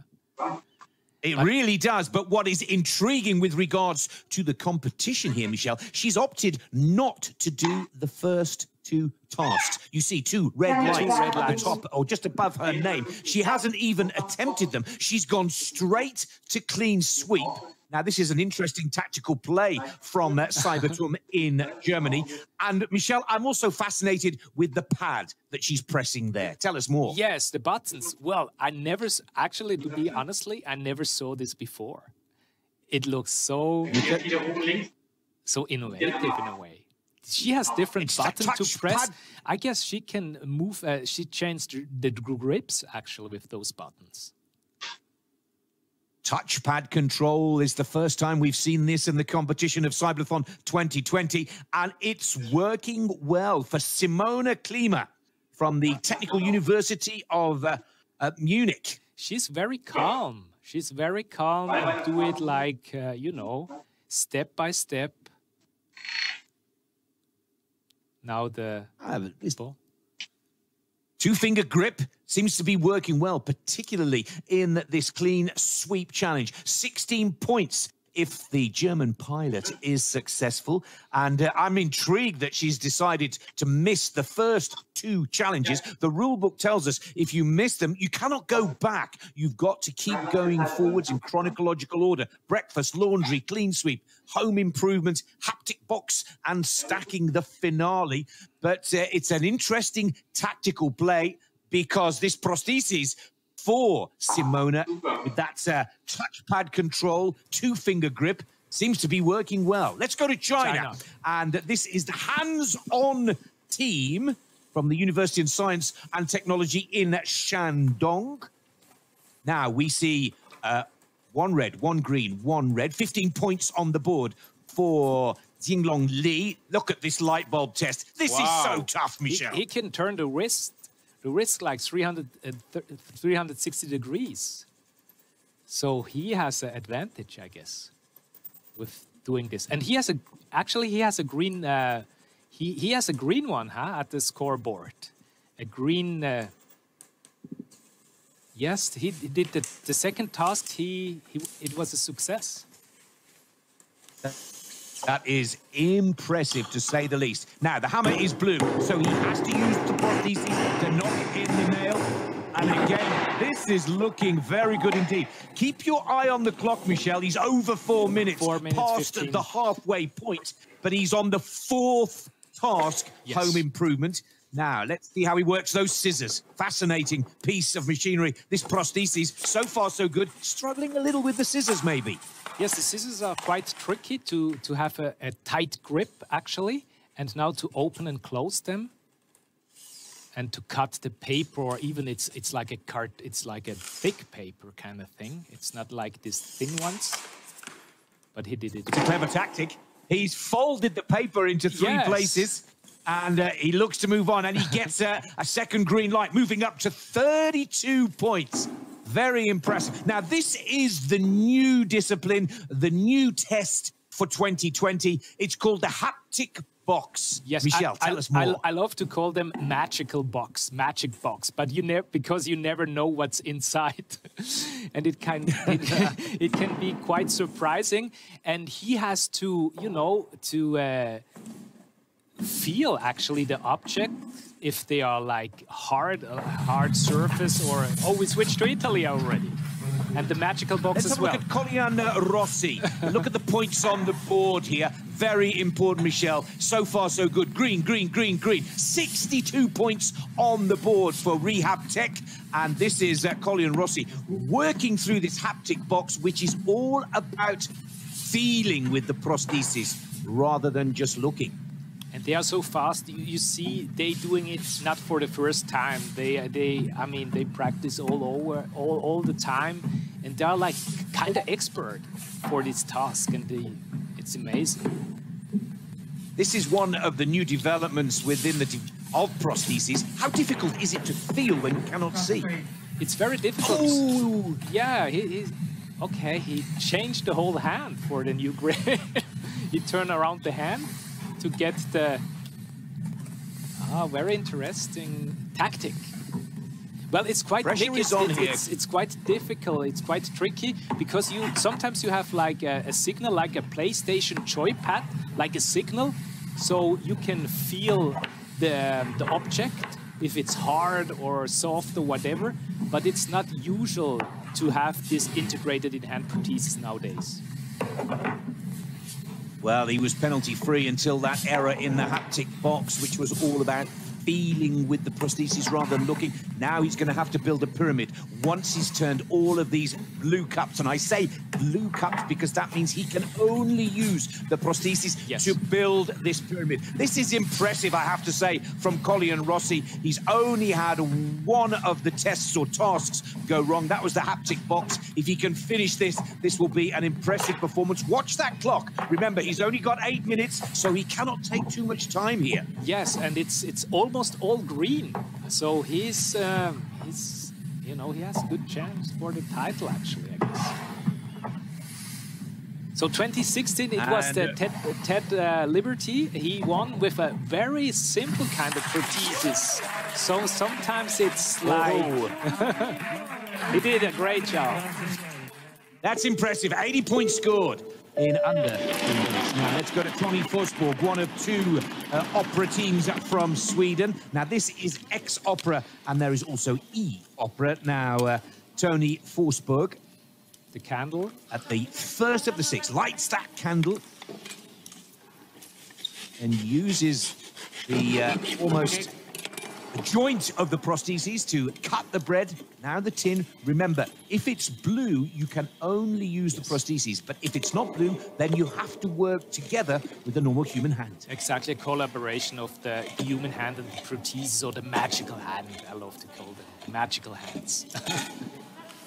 Michel, what's fascinating about this prosthesis for Tony here is that it's fixed to the bone. Yes, that's very quite unusual. That's very unusual. I saw this on Tony for the first time, actually, from Sweden. He was. Well, I love Tony's story. He watched the CYBATHLON 4 years ago on TV and decided this was a competition for him. And as this competition gets bigger and bigger and more global, every holding of the event, Tony Forsberg, I think, will be one of many that watches and says, I think I can do that and better that. This is tricky, zipping up the hoodie. Look at this. What a great close-up from the camera. What a great clip as well. Unbelievable. And they are very, very driven. They really want to win the title, you know. It's not just for pleasure. For them, they are very competitive with each other. And it should be like this. It's not just the Olympic spirit, you know. It's not to be there is everything. It's like they want to win the title, actually. Well, he's successful with breakfast, 14 points and a green light, and he's working his way through the legendary challenge here quite successfully. Now, everything needs to be hung up on the line. First, the training shoes. We'll go back to Forsberg. Let's go to the Swiss team. Beat Grosten has already put 15 points on the board, struggled a little, but this is fascinating because we see a changing of the prostheses, different grips for different challenges, and he changes them so quickly, Michel. So quickly, and he has a carbon shaft, actually, the black one, and he has, like, as you told us, he has, like, different grips for different skills. So everything is, like, already programmed. That's why he's so super fast. And here it looks again, like the University of Bern has every answer here. This is a very fast and effective, efficient work. There go the keys on the hook. And he is so calm. He is like, he's doing it task by task, step by step, not nervous at all. Michel, dare I say it, this looks like a Swiss Army knife. Every little piece has been thought through. Everything is taken care of. In with the credit card even. And this is very fast work from the Swiss pilot. With the DVD, yeah. Oh, there's the first mistake. It's like a Mac, the DVD in. It's like a MacGyver hand kind of thing, you know? It truly is. He gets a good point score for the third challenge. Now, on to home improvement. Hammer is blue. He can only use the prostheses. Does he need to change the tool? I think the grip is tight enough, but it has to be very tight. And now with the scissors, he changed the whole hand, actually. Okay. That is fantastic. And that truly is something very special indeed. It's the speed that he changes the hands and the grips that is so impressive. Now he cuts the scissors, or cuts through the paper, I should say, with the scissors, but the scissors are blue, so only the prostheses to cut through the paper into two pieces. Yeah, it was quite superhuman, huh? To change the hand, just quickly change the hand for another task. Let's do it. And he did it. Okay, we switched to South Africa. Lungile Dick is already got 14 points on the board for successfully completing the breakfast challenge. We pick him up at the haptic box. This is a great story. Low cost is really what it's all about for this South African touch hand team, making a prosthesis that is available for those that don't have huge resources but still need the possibility of working with such a valuable tool. And look at this, the South African doing extremely well in the haptic box. Great. Exactly, Nick. It doesn't have to be expensive. I mean, if it's out of the 3D printer or whatever, I mean, it should be, that's really crucial to give hands to everybody, actually, who needed hands as well, with actually for children as well, children with disabilities. Well, as Michel has called this, the challenge of magic boxes, just touch and then try and match all of the pieces on the table to what you feel inside the box, but you cannot see. I think this is a fantastic new addition to CYBATHLON, and also pushing the boundaries of development within these prostheses for the arm. And has the South African got them all correct? This is a valuable point score. It's the highest point score of all the 6 tests, 16. He did a great job. Very nice. And it's so tricky. This one, I would say this one is one of the trickiest tasks of the whole parkour. Because it has nothing to do with quickness. It has to do with, you know, you have to be very gentle kind of thing, and not to guess, to feel the object. It's another change. Oh, that's enough. He's ready. Here we go. There's one. There's two. Wow. Three. Perfect. Oh, jackpot. Yes. Perfect score. Great to see from the South African. Now the pyramid with the, let's see. Now, Lungele for South Africa now has to just complete his stacking of the cups to a vertical pyramid, and his challenge is over. This has been a good performance for the South African touch hand team. What a race, the arm prosthesis race, and Michel Fournier, he's also in the mood to talk about the race. And we saw those guys, that's not only for fun, they're really competing and giving it hard to each other. Exactly, they're very driven, and I think it's a good thing, because at the end it's very serious, and they take it really, they not take it for granted, they really go for it. And there's one scene, you actually mentioned it also when you're commenting, and we have a look at this scene again. It's the scene with the Swiss guy. You said Swiss knife guy, something like that. Let's have a look. Swiss Army knife guy. He's changing actually the prosthesis while competing. Exactly like a MacGyver kind of hand, yes. Is this realistic for the daily use? Is this something that is helpful? What do you think? Exactly, they are hands like this with, with different kind of hands. You can change them for a different task, and it makes absolutely sense, yes. But you need a lot of tools to bring like a suitcase. You can change everything, a suitcase, maybe. We see that he has different ways you can put a prosthesis on, like the hand or something else. How important is it how the prosthesis look like? I think it's very important, especially for kids or children, teenagers as well. It's very, very crucial. It's very important to adapt the hand prosthesis, actually. So the look is crucial. Of course, the functionalities as well, but they like to have a good-looking kind of hand to adapt it. And do people look at your hand as well all the time? Yes, and it looks like a kind of science fiction hand or a magical hand. And especially children, they ask me all the time, do you have superpowers with those hands? Or with this hand, and I say yes, maybe, and they all think, oh, you must be a superhero. And everybody wants to do a fist bump with your superhero hand.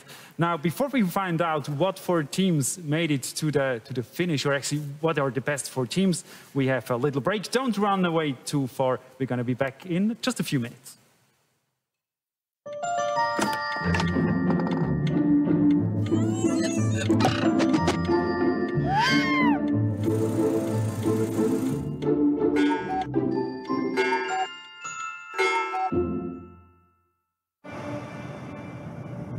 Mein Name ist Michel Fournier und für mich hat die Zukunft längst begonnen.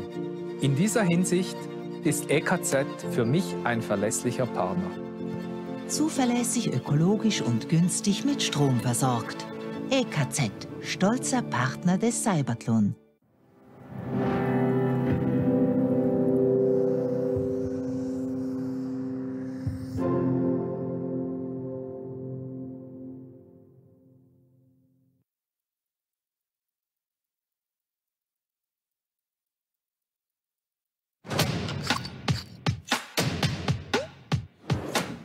CYBATHLON moves people and technology. Schultes Clinic is medical partner.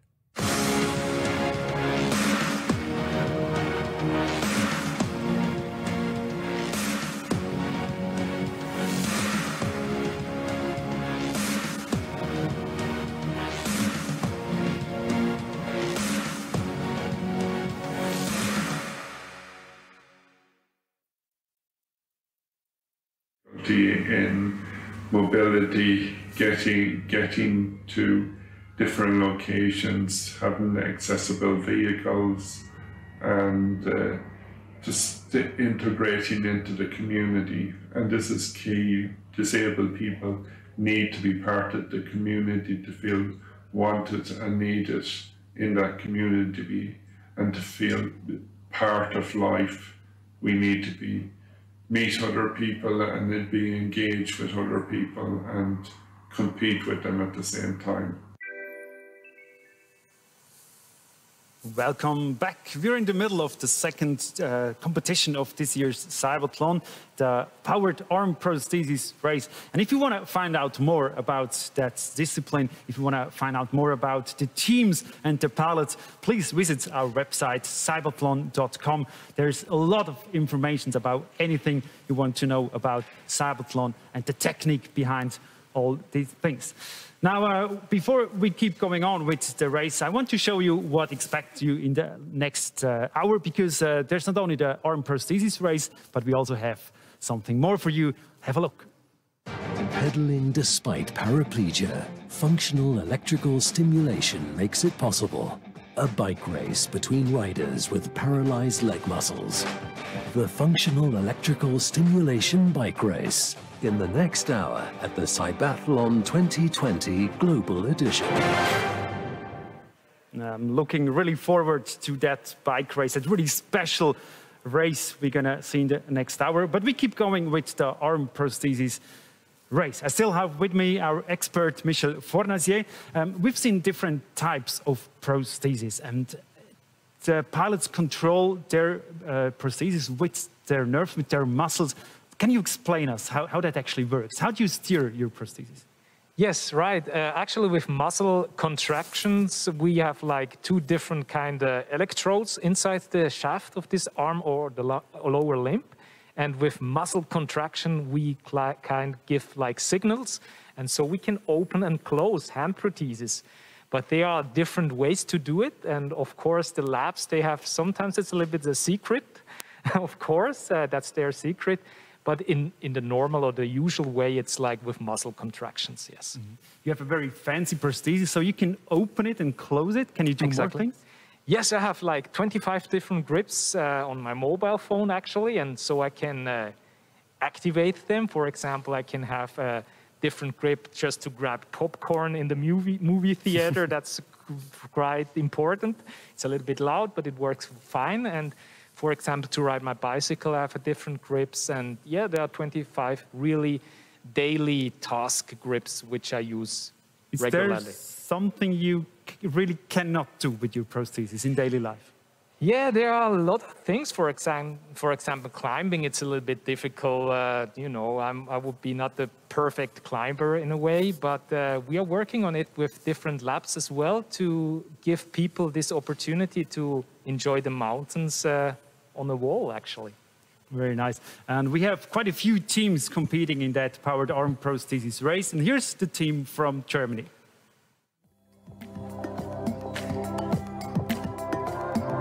I'm actually most excited about the opportunity to train our device and test it with Simona, our pilot.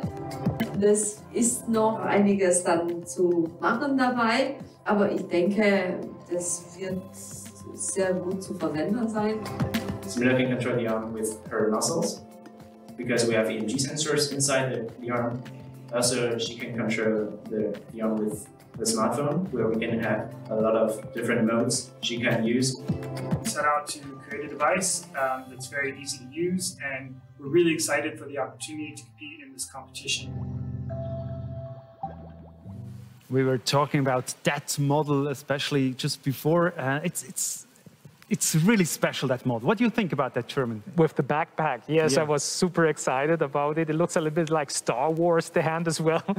But it looks very unusual with the backpack. And yeah, I thought it's a great innovation as well.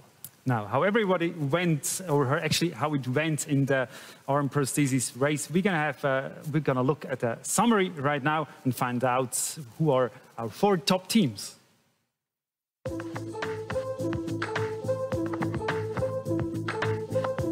What a variety of models. The powered arm prosthesis race is a real eye-catcher. The prostheses come in a variety of shapes, colors and sizes. But the goal is the same for all pilots: to solve as many tasks as possible. Depending on the model, creativity is also required. Or in other words, a plastic bag. The French team Smart Arm uses a plastic bag for the task with the sweater, so that pilot Christoph Usche can get into the sleeve easily. This is a clever solution.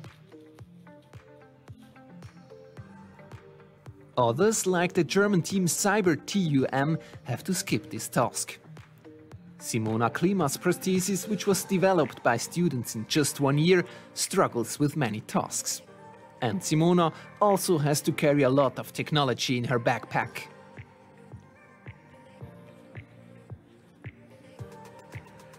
This prosthesis by Beat Grossen from the Swiss team BFH Youth is also exciting. Beat is the only pilot who can change the hand of the prosthesis. So he can choose his prosthesis depending on the task. A task in which the pilots use very different strategies is the final task. Here the teams have to stack cups. And here we see the whole variety of strategies. The pilots use completely different methods depending on the prosthesis.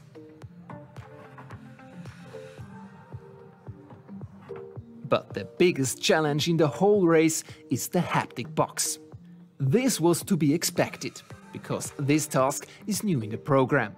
Here the pilots have to detect hidden objects with their prosthesis. This requires a lot of dexterity. Many mistakes are made in this task. The Italian team Rehab Tech, for example, gives away a place in the top 4 in this task. The quartet in the top 4 was absolutely impressive, including Elena Shukova from the Russian team Supermotorika. Elena stepped in very short term as backup pilot and solves the task in a very clear and concentrated manner. With breathtaking speed, Krunoslav Mihic is on the job. The pilot of the Croatian team Makerhand solves the tasks incredibly fast. With his speed, he qualifies for the top 4. But is he flawless?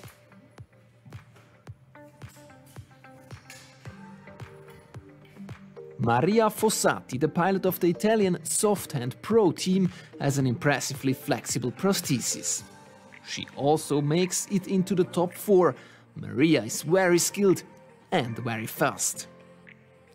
Is this the mixture that brings her the victory? Magnus Niska from the Swedish E-Opera team also made it into the top 4. His prosthesis looks very similar to a biological arm, and Magnus seems to have a lot of feeling with it. Will he be the winner? Here is the ranking. 3 teams just missed the top 4. The Swiss team with Beat Grossen, the Italian team with Collian Rossi and the Swedish team with Tony Forsberg each failed only 1 task. The teams below all failed to solve at least 2 tasks and therefore missed the top 4 as well. In the top 4 are therefore, in alphabetical order, Krunoslav Mihic, Maria Fossati, Magnus Niska and Elena Shukova. Who will win? Great job of these 4 teams. Michel, how surprised are you that those 4 teams made it? I was quite surprised, yes. I was quite surprised, of course, but I love the ranking actually, and a big honor to all those people, and they trained so hard, months and months, even years I would say, and huge respect to them. And we have one of the 4 teams that are in the last 4 teams, it's the Croatian team. Let's have a closer look.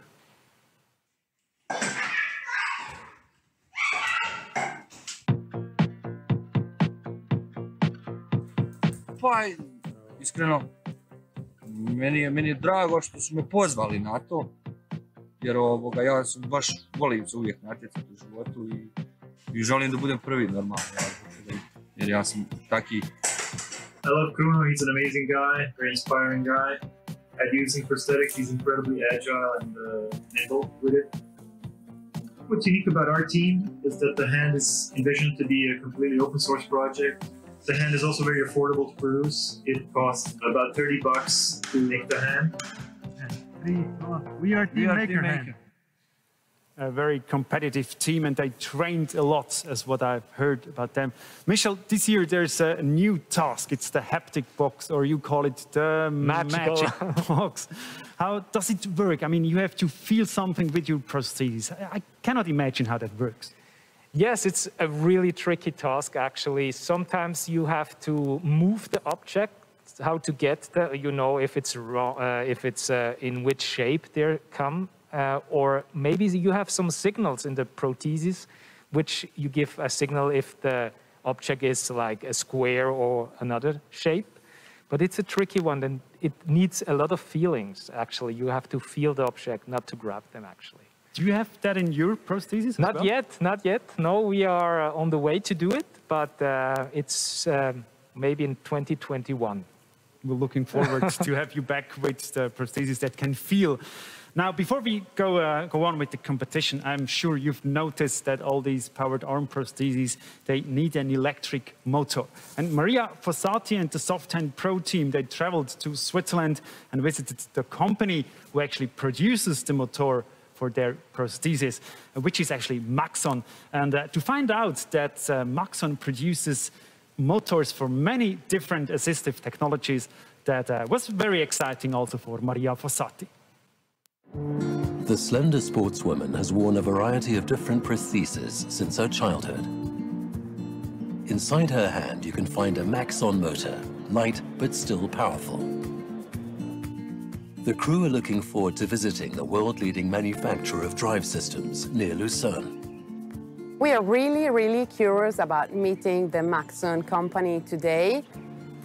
I really wish that today we can discuss about prosthetic users and about how motors can be developed in the future. Maria has some specific ideas that are important to her. Will she manage to get her points across to CEO Eugen Elmiger, who gives them a warm welcome? Welcome to Switzerland. Buongiorno. Buongiorno. Thank you very much being here at Maxon. Thank you. I would like to show you the manufacturing place in our factory where the motors are produced. Development engineer Robin takes her to the production line. Maria's impressed. Yes, I've never been in a place like this. Okay. Yes. Maxon's products are not only used in a variety of medical applications, but also in NASA's Mars rover. They are extremely durable. Yes. They never burn a motor, so it's good. CEO Eugen Elmiger spends the entire afternoon in the development lab with the crew. They discuss ideas. He asks questions. How does the prosthesis work with just one motor? How long did it take before she could operate her prosthesis? Did it take a day, a week, a month? A minute. A minute? Yes. And the motor doesn't get too hot? Also, when you end shake, you can just feel it warm. Not really cold. Yeah. This is nice. Yeah. Then comes the question Maria has been waiting for. What would you like to change, or what would be your first wish to change on the prosthetic? Well, it's to stop really the noise of the motor, if it's possible. Yeah. When I was on a taxi, side by side the taxi driver, and suddenly I moved the end. And the taxi driver was like, wow, what's that noise? Because if people don't know that you're wearing a power and prosthesis, so I feel a little bit creepy about hearing this kind of noise. So the noise, maybe it's possible to do something about noise. Yes. So this is something which is related also with the speed, speed and torque. Can completely move the joint and that make the hand really rough. You know, the meeting and the exchange of experience with Maria, Manuel and her team was very exciting because we could get real feedback from the users and we can produce better products for them. And perhaps Maxon's global success is also down to the fact it likes to embrace new, interesting ideas. And hope we can send you a Christmas gift by the end of the year with some new solutions. Thank you, really, thank you. Thank you so much, and I wish you a very nice journey back to Italy. Thank you so much.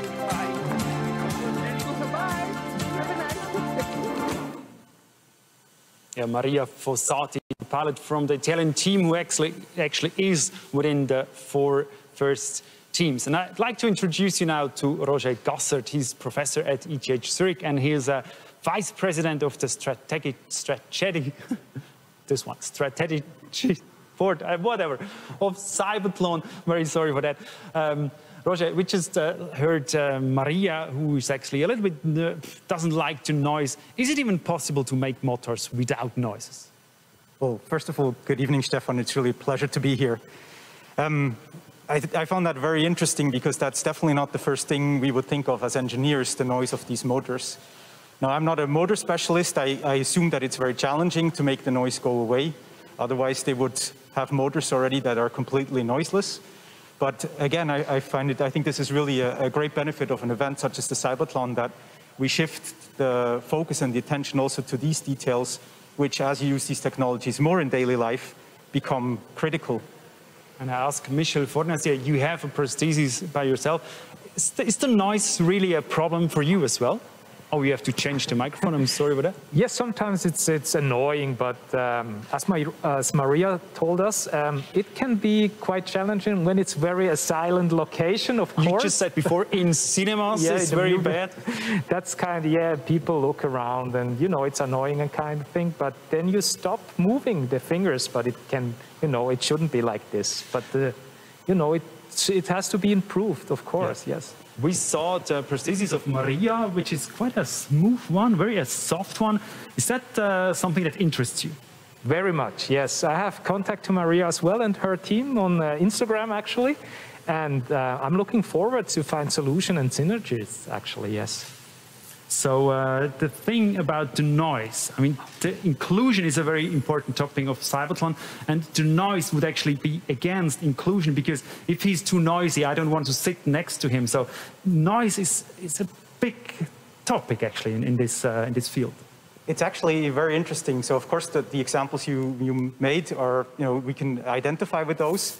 If I now compare, for example, to the exoskeleton teams, where paraplegics who cannot feel their legs walk again with exoskeletons, they actually find the motor noise beneficial because it lets them get a feeling for what their legs are doing, where they are, so they can focus more on walking.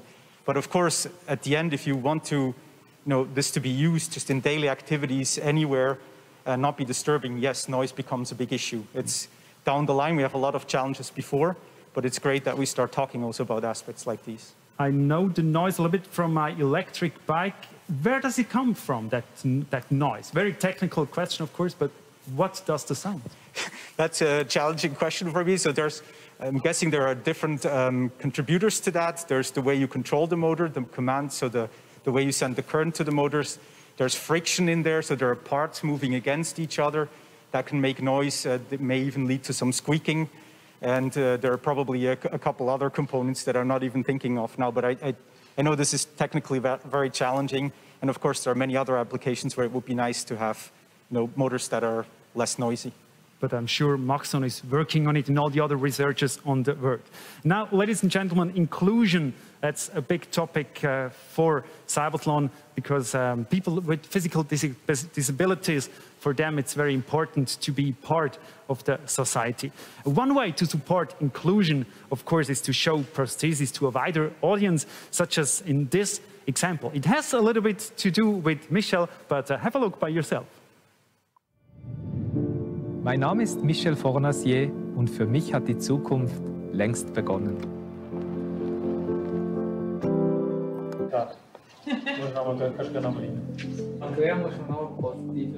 Ich gebe dir nochmal positive Vibes.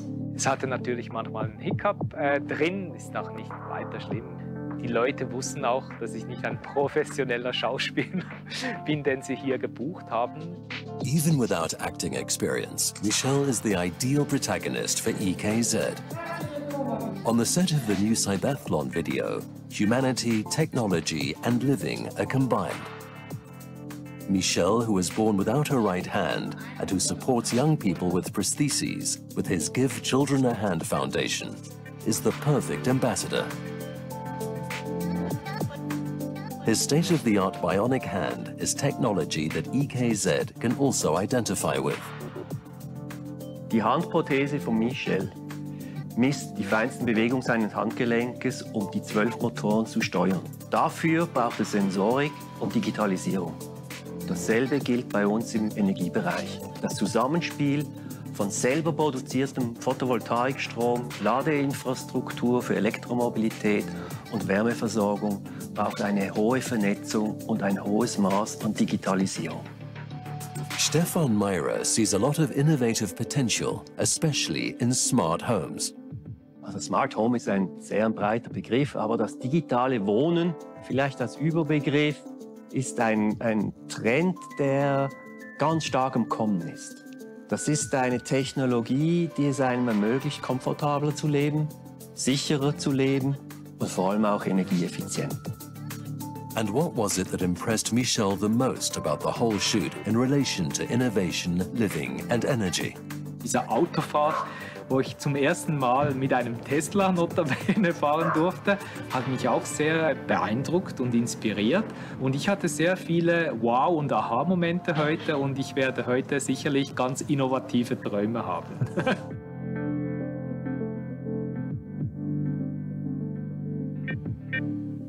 Michel Fornacier is a little TV star. I say, Michel, how much fun was it?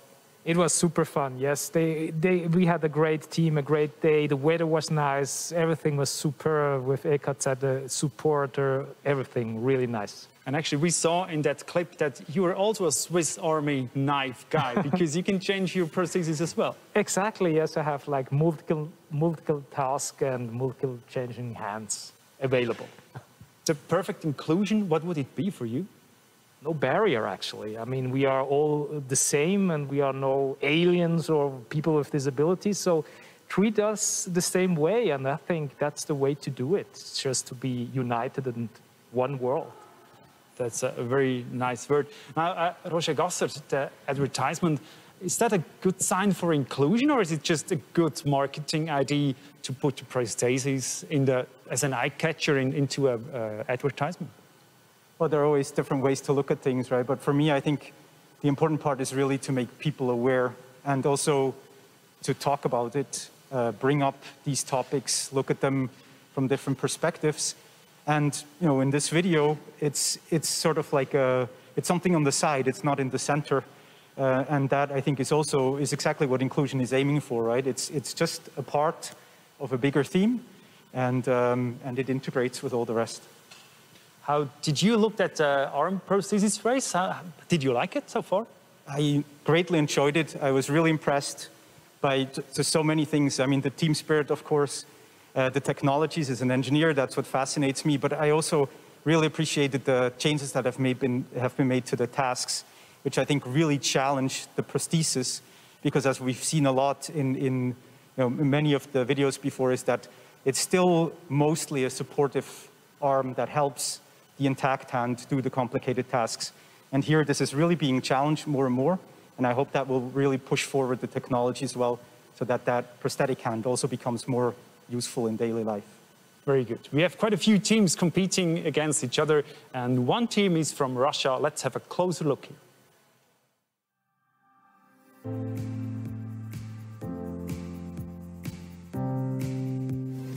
Крутое ощущение, то есть очень интересно смотреть на это, как протез берет и включается и работает. Victory for us is when a person without a hand watching this event is inspired and changes his life.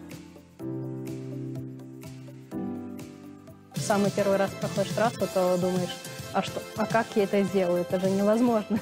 Но когда начинаешь пробовать и повторять одни и те же действия, то становится все лучше и лучше с каждым разом.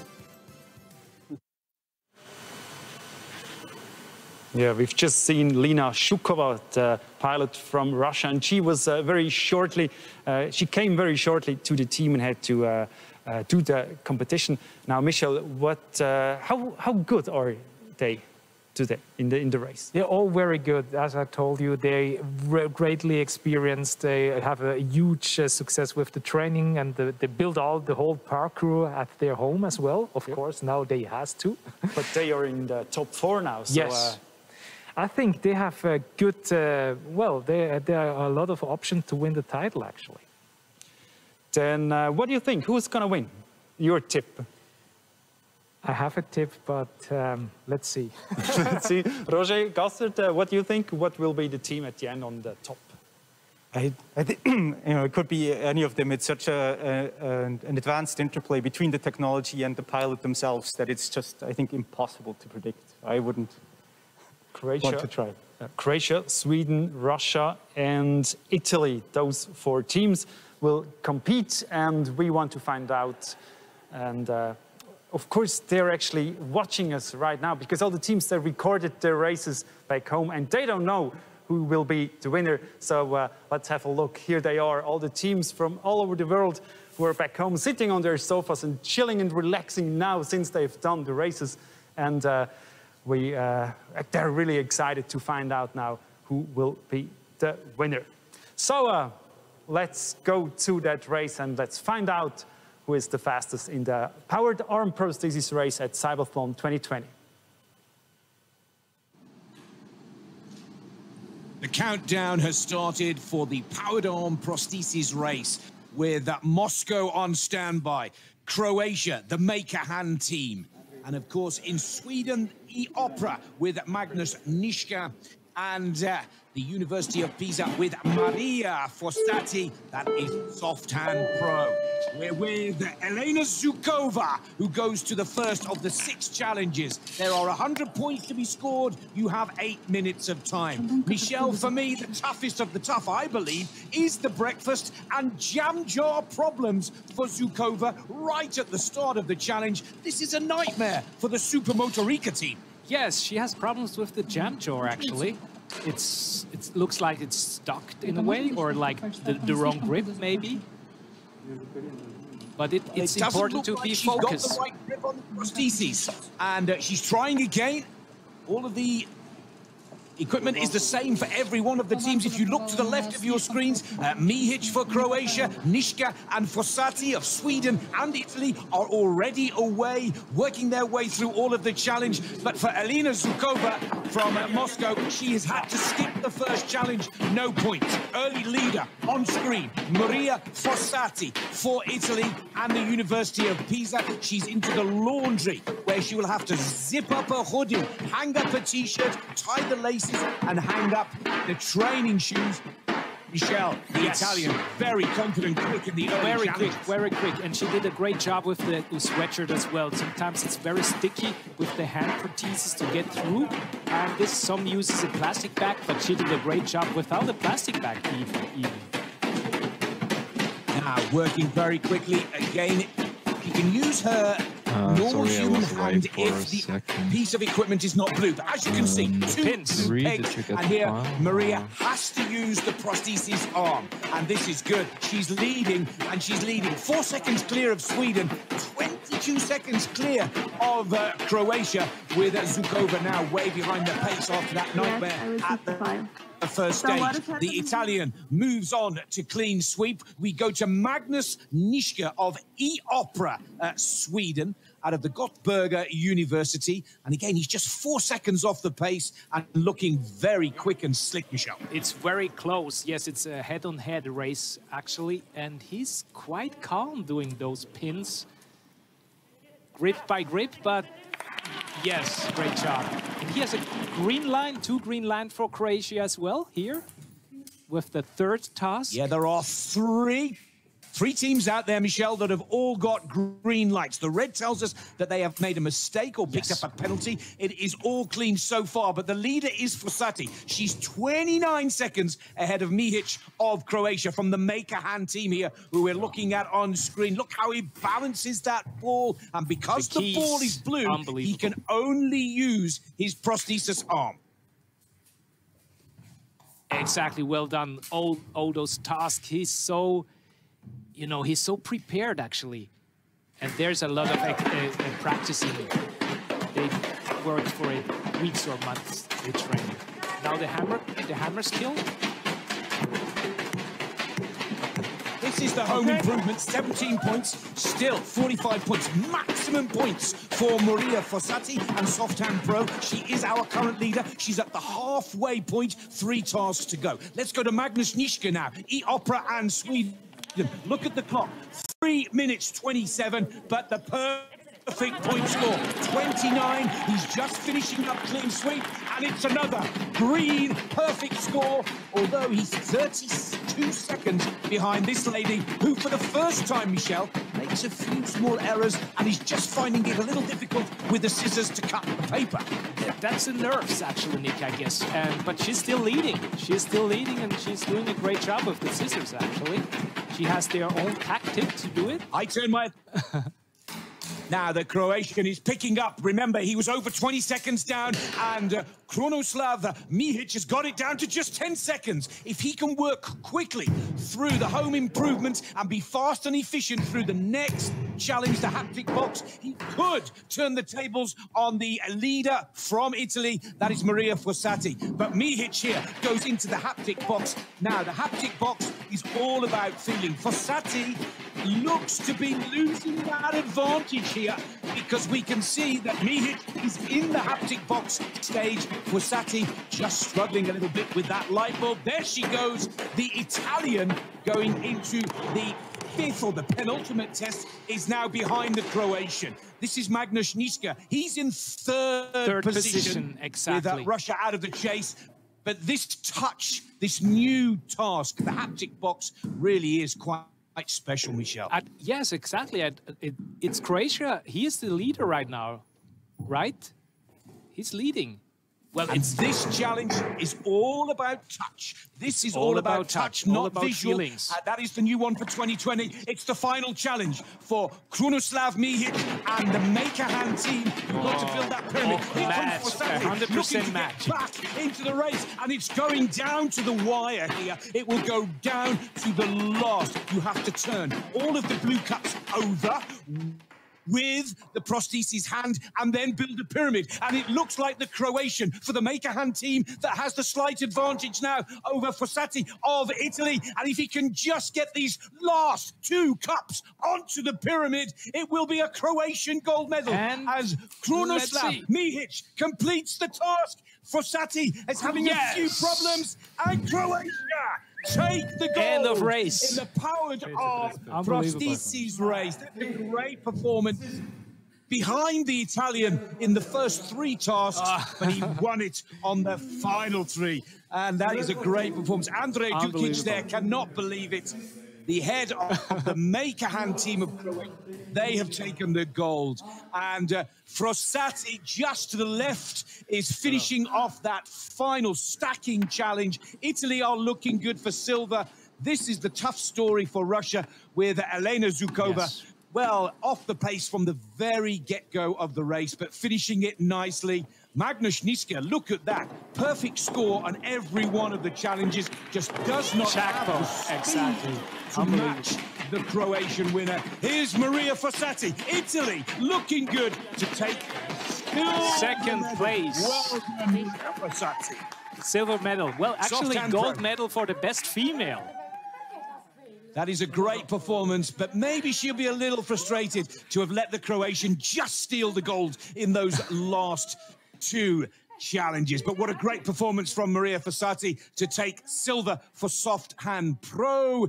And it looks like the Swedes with E-Opera and Magnus Nischke still looking for another perfect score, 100 points, and he's keeping it under 8 minutes, which is what I like very much indeed. Look at Elena Zhukova.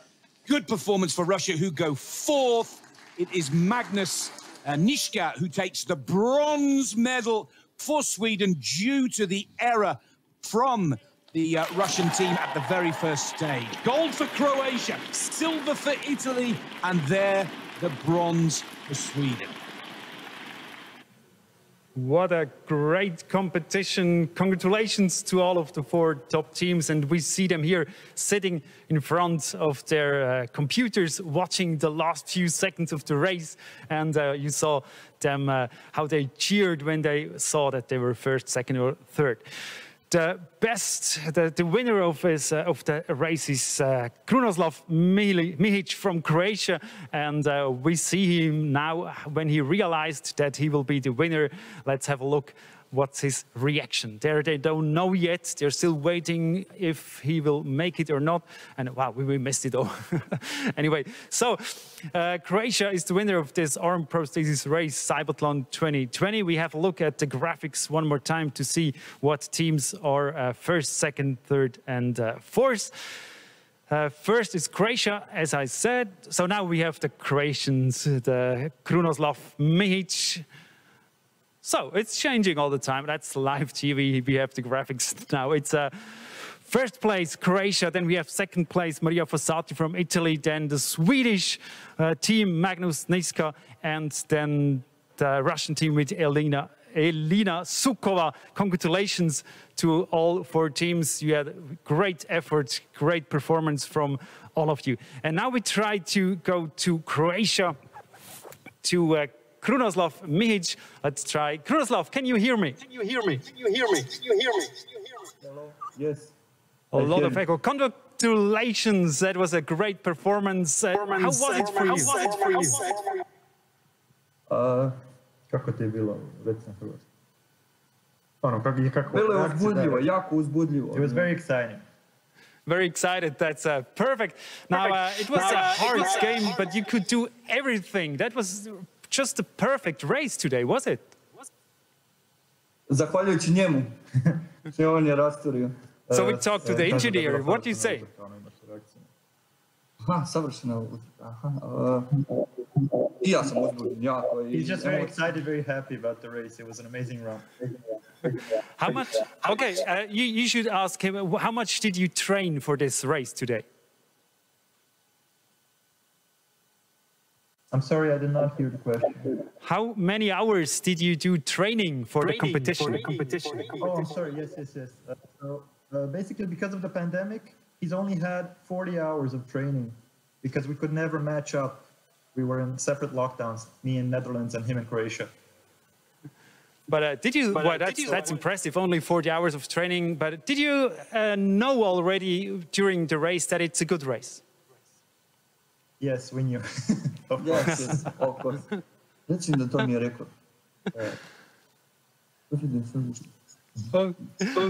Okay, they're happy. They are first, and congratulations again to Croatia, to Krunoslav Mihic and the whole team.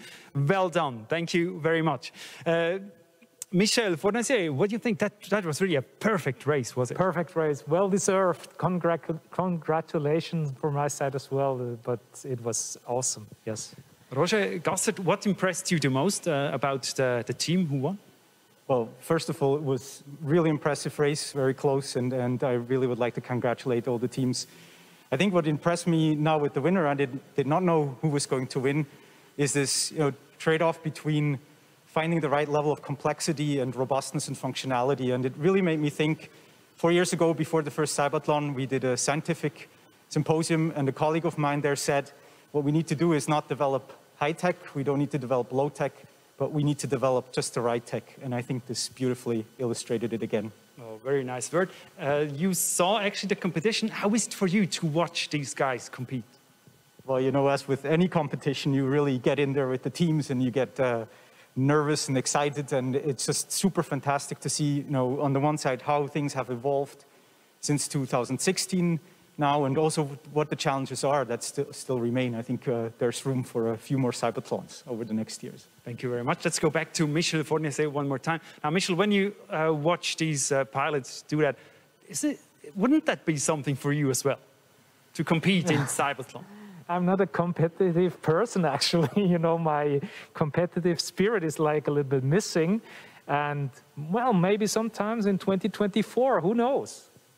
Thank you very much, Michel Fornacier, for being here, for being our expert. Thanks very much. And thank you also, Roger Gassert. We're going to see you later in the show again. And this was the second competition at this year's CYBATHLON 2020, the powered arm prosthesis race. This isn't it yet. So we have more to come for you. The FES race, the functional electrical stimulation bike race, which is a fantastic competition. So make sure you do not run away too far. Stay tuned. We'll be back in a few minutes.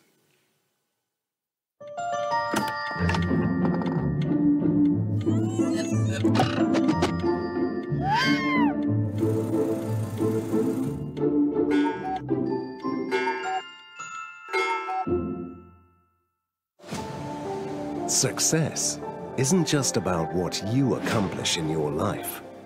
It's about what you inspire others to do. Live your version of freedom of movement. We support paraplegics for a lifetime.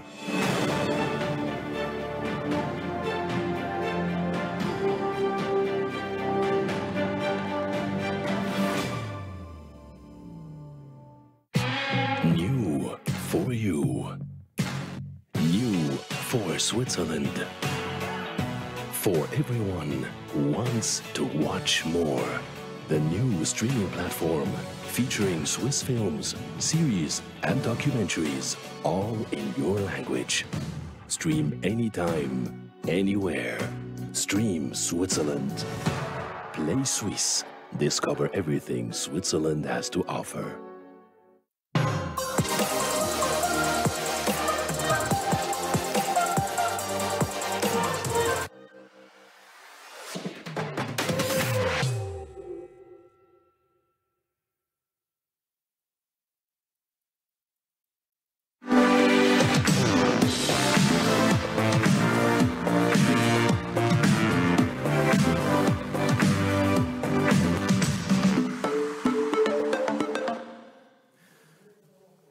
Grüezi miteinander and welcome everyone back. CYBATHLON 2020 Global Edition. This is our third hour of this year's special Global Edition. Welcome here at the Architecture Building on the beautiful campus Hönkeberg of ETH Zurich. The campus is a little bit outside of Zurich. Beautiful place, actually. It's dark outside right now. You can see it from the outside, but in here we have the light to do this live show, especially for CYBATHLON 2020 Global Edition. It's a special situation in the whole world, and because of the pandemic and because we wear the masks now, I'm sorry, the teams could not travel to Switzerland to compete against each other live. So what they actually did, they did the races by themselves at home. They recorded it, they sent us to Zurich, we put everything together. It's so big effort. 51 teams from 20 countries took part and did the CYBATHLON 2020. We have the map here. You see where all these teams come from. And thank you very much for all the teams all over the world.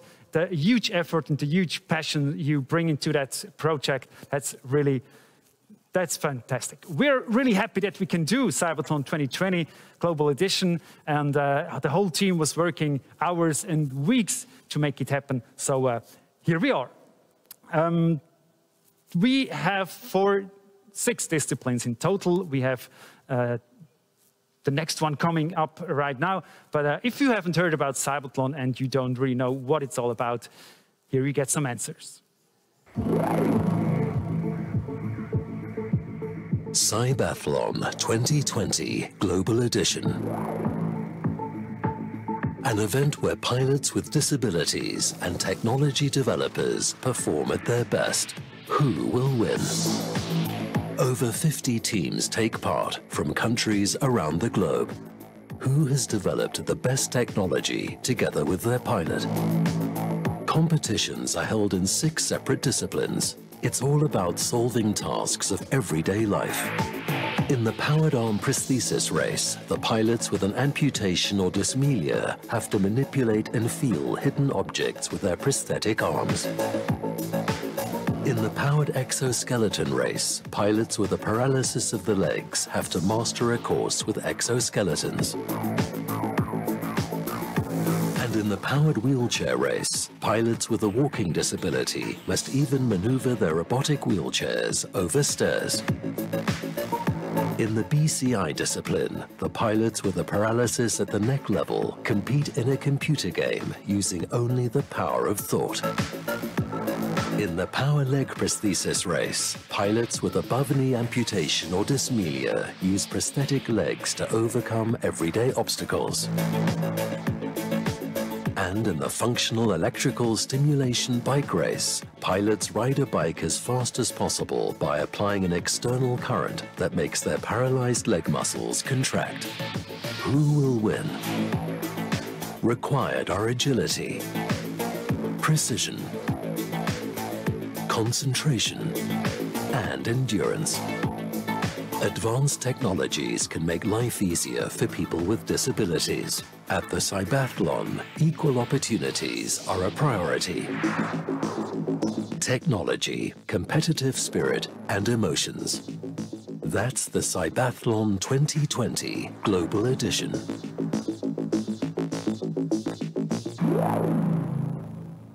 The next discipline in this CYBATHLON 2020 Global Edition will be the functional electrical stimulation bike race. And I welcome now our expert in that field.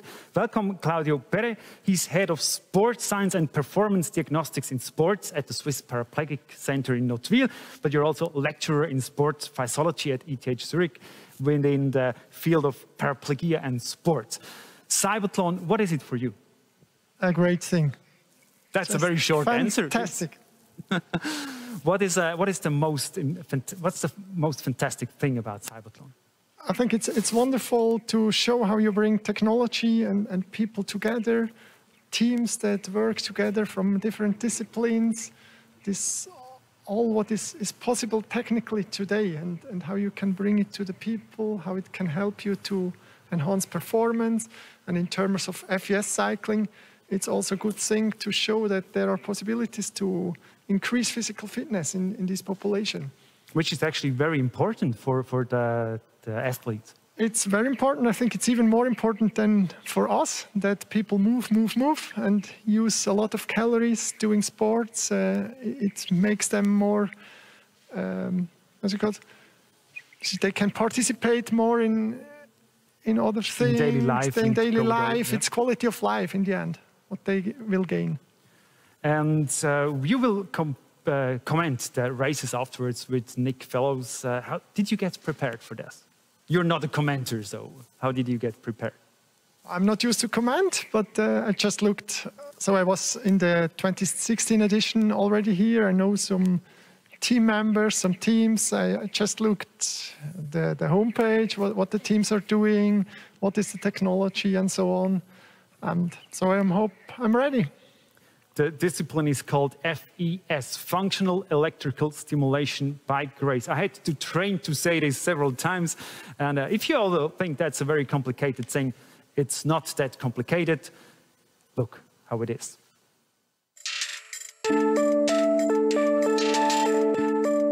Cycling despite complete paraplegia. Functional electrical stimulation makes it possible. By placing electrodes on the skin, currents are applied to the muscles, making them contract.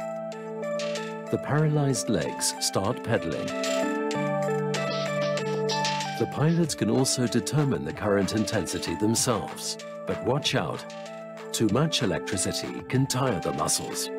This year, the pilots will compete against each other on a smart trainer.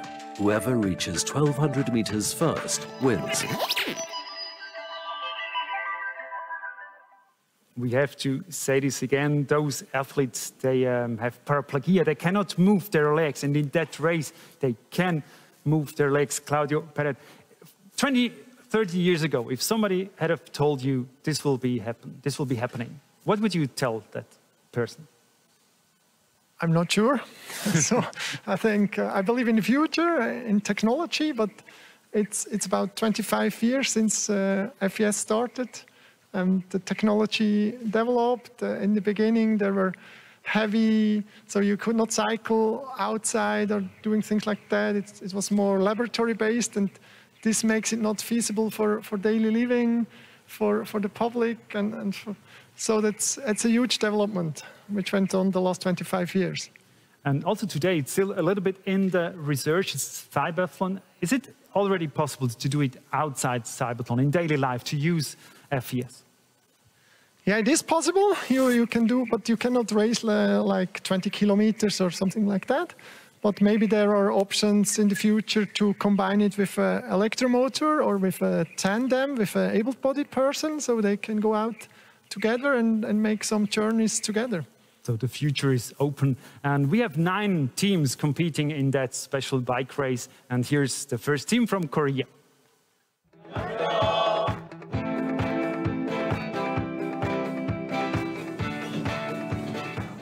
저는 2016년 7월 7일에 계곡에 친구들과 놀러 갔다가 다이빙 사고로 인해서 목뼈가 부러지면서 경수 분장이 되었습니다. I know it took a long time for him to operate his bike. He has a very positive attitude for any circumstance, and he never gave up. I cannot forget the moment when he operated bike pedals for the first time. How happy he was. 제가 휠체어를 타고 난 뒤부터 도전하고 싶다는 것이 생겼고 또 새로운 경험을 좋아하기 때문에 사이베슬론 대회라는 것을 알게 되었고 그래서 지원하게 되었습니다. Very impressive stories. Now, Claudio Pere, you work at the Paraplegic Center in Knoxville. You have to do with a lot of people with paraplegia. What does it mean to the people with paraplegia when they can use their legs again? And there are different aspects. So if you talk to people, some say it's nice to see moving my legs. Others, so one told me, like, since I do FES cycling, my legs gain some muscle mass, and so I'm happy that I can go outside to the swimming pool in summer, and not everyone stores on my legs. So I really have some gains cosmetically, or I feel better, maybe, oneself, but there are also all the benefits for bones, for muscles, against the cubitus, and so on. Very good. We have now something for you that shows a little bit better how the functional electrical stimulation bike race works. Oh, I'm sorry, I missed this one. Of course, we've seen that already. So we want to find out now, we want to see more about that competition, and let's start the races.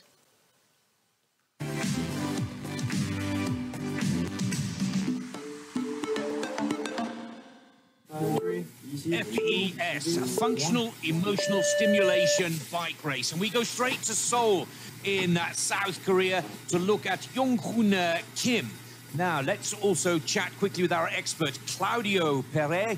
Claudio, we see some of the competitors using their hand, not so much here with the Korean, who starts off well, very good rhythm. It's against the clock, 8 minutes to try and get 1,200 meters. Fastest athlete wins, but they are allowed a little bit of pushing with the hand, that's correct.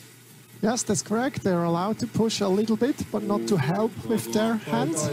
I think they need to push to overcome the dead point. Sometimes stimulation is not that smooth that he can overcome the whole rotation of the pedal, and so it's allowed to help a little bit, but not to push with the hands. And of course, each and every one of the pilots' lower extremities and parts of the torso are paralyzed, and this, of course, is to help enable the pilot to perform a pedaling movement on this cycle, and this is good work. This is really good. Remember, it was a 750-meter challenge in the first CYBATHLON back in 2016. It's 1,200 meters for 2020. Claudio, that's a big change. It's a much tougher task this year. Yeah, it's really much tougher now, and we see this pilot is quite well on his way. So he will, I think, do it within this 8 minutes. He will have for the 1,200 meters. But I think it's also to stimulate the technology, because everyone knows maybe now that you can do 750 meters in 8 minutes, and we want innovation. We want to push the technology. And he's at the halfway point. This is impressive. 600 meters, and he's setting a really good time. Beat again, the South Korean team out of Seoul doing exceptionally well. Now let's go to ENS de Lyon in France. This is Farid Oud Joudi. And again, a few leg issues. But still, digging deep, working hard here. Yeah, it looks really like he's working very hard, and he pushes with a lot of strength, but the movement is not that smooth. You can see that he always has a little bit some breaks in between, maybe has some spasticity now, but yeah, he will get into troubles now, I think. And this is a great shame because Farid, who was a competitor back in 2016, was hoping to use that experience of the first ever CYBATHLON. But now we can see he's struggling. What's he trying to do here with the hand? He tries to to support the legs a little bit and to stretch the muscles below, because now it looks like he has some co-contraction. So he wants to push with the leg, but on the other side also the hamstrings are stimulated, so he cannot push forward, and he tries to smooth the muscles. Well, he's certainly using all of his experience, everything that he possibly can. But this is looking very difficult now for Farid. Yeah, now getting a little frustrated, I sense, Claudio. Yeah, it becomes really hard now, and I think he will not make the 1200 meters within the time which he's doing allowed. And maybe the muscles are already fatigued now, and yeah, he will get into real troubles now. And it looks like it's coming to an end. What a great shame for the ENS de Lyon team here. He's made the 200-meter mark. You can see that from the green marking on the graphic on the right of your screens. But that looks like it's game over, race over, competition done. We go to Thailand, and this is Sakjuti Plungpong Pun. Struggling at the start here, Claudio. Yeah, that's something we often can see if people start to cycle with FES. So maybe he want to push too hard for the beginning and gave too much of current. Yeah, now he tries to help with his hands a little bit to overcome the load, but this will become also difficult to get a really good race time, I think. And you also can see that his legs, the movement is not that smooth. His knees is looking towards outside, and yeah, it will become hard for him, I think. You're absolutely right, Claudio. You can see the determination. He's trying everything, really trying to get that movement, get that cadence, but it's not coming at all. This is frustrating for the Thai team. Very difficult indeed. He's not going to give up, that's a fact, but it's just not getting that rhythm, is he? Yeah, he will not. If he's not able to overcome the friction of the pedal and the resistance the first time, so he will not get into a smooth movement, and he will not moving forward. So yeah. Disappointment for Mahidol BCI. Now let's go to Brazil. This is Gustavo Lopez for the EMA team. And the EMA stands for Empowering Mobility and Autonomy. What a great name for a team. And this is a good start. Quick question, Claudio. Any reason for the dark glasses, the sunglasses, or is there just a little bit of sunshine? Of course, everybody is in their own separate locations due to the COVID restrictions for CYBATHLON 2020. I think it's just the Brazilian style of doing this task. If you look at the bicycle, by the way, so he's sitting in a much more upright position compared to the other teams we saw until now.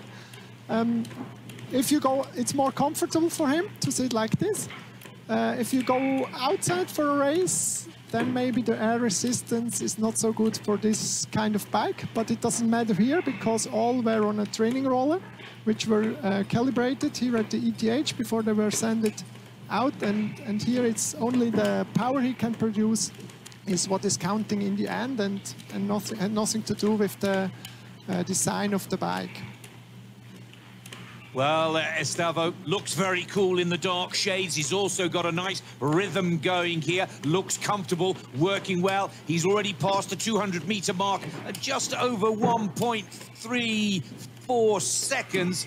This is a good start for the Brazilian, would you say, Claudio? Yeah, I would say so. The movement looks hard, but quite smooth. So if he can go on, he will maybe almost finish the task in these 8 minutes. Which he has left. Yeah. Team manager Roberto Baptista will be happy with this performance, I am sure. And let's get an update from pilot Andrea Gatti. Now he's already passed 600 meters with 6 minutes 10 on the clock, looking to complete the 800-meter mark at the Polytechnic of Milan. Great support from the rest of the team, Claudia. They really are willing him on as Andrea comes to the end of his challenge. The clock is looking like getting the better of the Italian. Yeah, I guess he will get about 800 meters now, and the movement is quite slow, but it looks like he pushes really, really hard, and he does not fatigue anymore. And in this minute left, I guess he will do another 100 meters. Yeah, let's not forget, 8 minutes is the maximum amount of time. I'm not sure whether Gatti is going to get to the 1200-meter mark, but Claudia, I do like the way he's digging deep when you get down to the really difficult part of the challenge. Yeah, he's really challenging, facing the challenge here. And he takes a task, and he will fight, I'm sure, until the end. And yeah, he will do over 700, I guess. Which is great to see. And there it is. He's hit the 800-meter mark. Now between 800 and 1,000 meters. But look at that clock. It's going against the Italian. Remember, it was only a 750-meter challenge in the CYBATHLON 2016. It's a lot tougher in CYBATHLON 2020. Watch that clock. It's ever closer to the 8-minute mark. But this has been a real gutsy performance from Andrea Gatti of Italy. The team willing him on through the last couple of seconds. And it is 850 meters over 8 minutes for the Italian. What a great performance. The functional electrical stimulation bike race, our third competition at the CYBATHLON 2020. Really impressive, Claudia Perret, what we could see here. And we see some teams, they struggled quite a lot. Yeah, that's correct. It's difficult to say why this is the case. I do not know exactly what they did for the warm-up. Maybe they did it too hard, or they started with a too high current, and then it could be that you also stimulate the antagonistic muscles, and yeah, this can get into trouble. Now we see the French guy with the troubles, and he always tries with his left hand to start the pedaling again, which is allowed in CYBATHLON. What went wrong here? I think so. It looks like like he had a cramp in the antagonistic muscle. So both muscles for the movement are contracted, and for the movement in the first push, there should only be the quadriceps, and then if he goes around with the pedal, there should be stimulated the hamstring, and it looks like all the muscles are contracted at the same time, which will not allow to do your movement. And what was the problem? Was the electrode on the wrong side, or was it on the wrong place, or what's the problem? This is difficult to say from here. Maybe he has too much current, or the electrodes are not placed correctly, or there are some things, this phenomenon called spasticity, which contracts the muscle. You can imagine this like a cramp, and this could happen that he cannot move. Anyway, it's quite frustrating, I think, for the pilot when he cannot do anything about it, does he? Yeah, you can wait for a moment, try to go down or start again, or just to do some passive movement maybe, or to try to stretch the muscle. It's what he tried to do with his hands, maybe that he does not contract anymore, but it's frustrating, yeah. But the time is running away during the race, and the time is running as well right here. CYBATHLON 2020 Global Edition. We're in the middle of the FES race, third competition today, and there is more to come. Here is what you can expect in the next hour. Oh.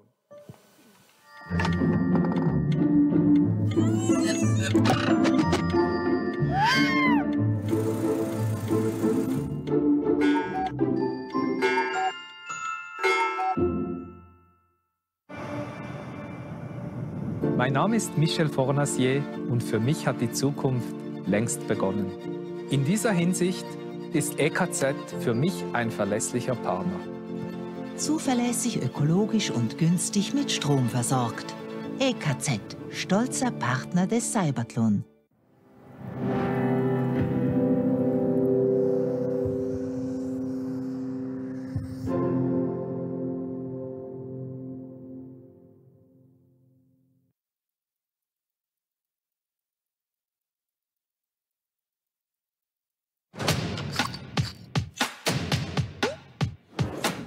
CYBATHLON moves people and technology.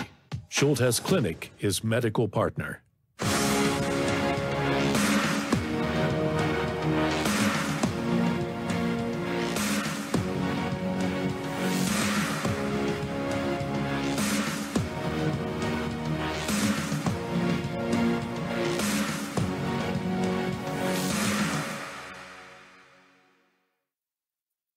I dream of observing how people with different types of disabilities can regain their lost functions as close as possible, with the help of innovative technologies such as exoskeletons. CYBATHLON 2020 Global Edition. We're in the middle of the FES bike race. And if you want to know more about that discipline, how it works, who are the pilots, then please go to our website, CYBATHLON.com. You can find a lot of information there about the races and anything else. Now, this was the advertisement, but I wanted to show you what you can expect in the next hour. Here it is. Pro-Infirmis, the Swiss organization for the disabled, supports disabled people in their everyday life. It also intends to overcome mental barriers towards disabled people. The goal is to achieve an inclusive society. But how? To participate in the CYBATHLON, pilots had to undergo a medical checkup at the Schultes Clinic in Zurich. This year, most of these checkups had to take place virtually, a special challenge. More background stories, insights and talks in the next hour at the CYBATHLON 2020 Global Edition. So many interesting topics in the next hour, but we keep going with the functional electrical stimulation bike race with Claudio Pere, our expert. Now, actually, the electric stimulation does the work, as I would say, but still, how tiring is it for the athletes? It depends on how trained they are. The problem is that if you do a stimulation by electrodes, you always contract the same muscle fibers. So the better you're trained, the longer it holds against fatigue. But in the beginning, it's just maybe 30 seconds or 1 minute, and they are tired. You have to make a break and to start again. And with training, you can also go for an hour if you don't do too much current at the beginning. Speaking about currents, there's electric current going through electrodes to the muscle. Is it dangerous? No, you should just control the current because these people don't feel it. So that's the reason why you can do FES, because if you want to do it, it will hurt. That would be my next question. If you can feel your legs, that hurts, that doesn't hurt. Yeah, of course, but you will never get the current you need to get a good power output. So that's a good thing that you don't feel it. So actually, what would happen if I would use the same electrodes like this team with my legs? Would I cry? What would happen? With the same stimulation parameters? With the same stimulation. Yeah, your muscle would look like they cramp. They really hard contracted, and it hurts really. So maybe you would cry. Maybe, I'm sure I would cry. The aim is to be fast. Now, from a very simple perspective, I would say faster currents, the faster you pedal. But it's not that easy, I guess. No, it's not that easy. The current is one thing, but the other thing is how fast you stimulate with how many hertz, so how many contractions you try to get. If you go too hard, then the muscle fatigues faster. Then there is a technology thing, which kind of electrodes you use, where do you place them, things like that are also important. It's not the current only.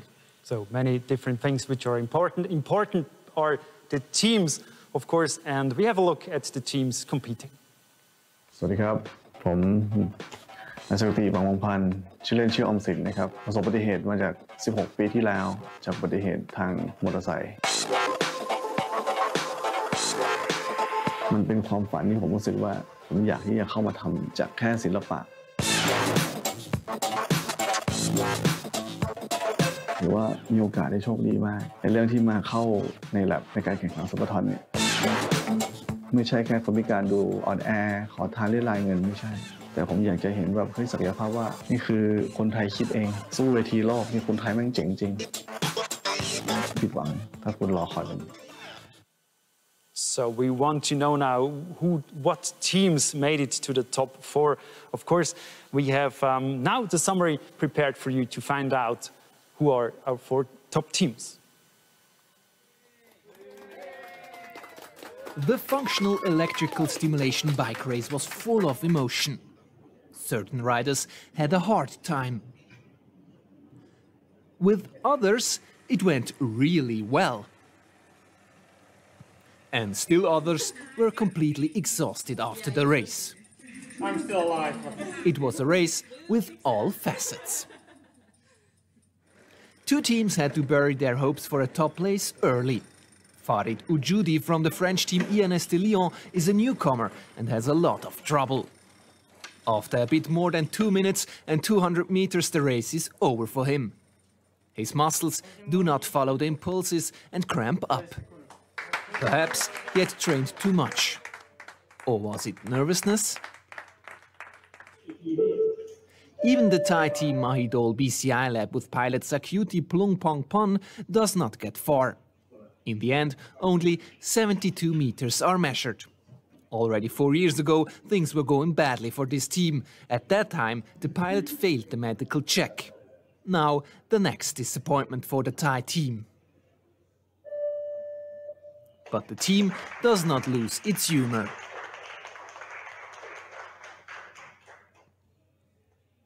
Two other teams did not make it to the finish line but covered a considerable distance. Andrea Gatti from the Italian team Polymir Rehamove pedals very well for a long time, but in between he is slow. He manages 850 meters. A great performance because Andrea has only been a paraplegic for 1.5 years. As a newcomer, he shows an impressive performance. Stahl Lopes from the Brazilian team EMA comes a little further. Maybe thanks to the beautiful scenery, the team is competing in a beach house. And Stahl has the right outfit to match. He manages 966 meters. A good performance. But the whole distance of 1200 meters is too far for him. By the way, the distance is much longer than 4 years ago, when the riders had to master the race on a real track. What has remained the same are the favorites. The top 3 will be competing for the best places this year as well. Among them is Mark Moon from the American team Cleveland, who won by a large margin back then. The 63-year-old is the only pilot to have implanted electrodes. And of course, he is also one of the favorites this year. As expected, he shows a strong performance and qualifies for the top 4. But is it enough to win again? One of his challengers is Johnny Beer from the British Imperial Berkel team, who is contesting the race in his living room. Johnny finished second in 2016 and is a very competitive racer. He also meets the expectations and makes the top 4. Difficult for him.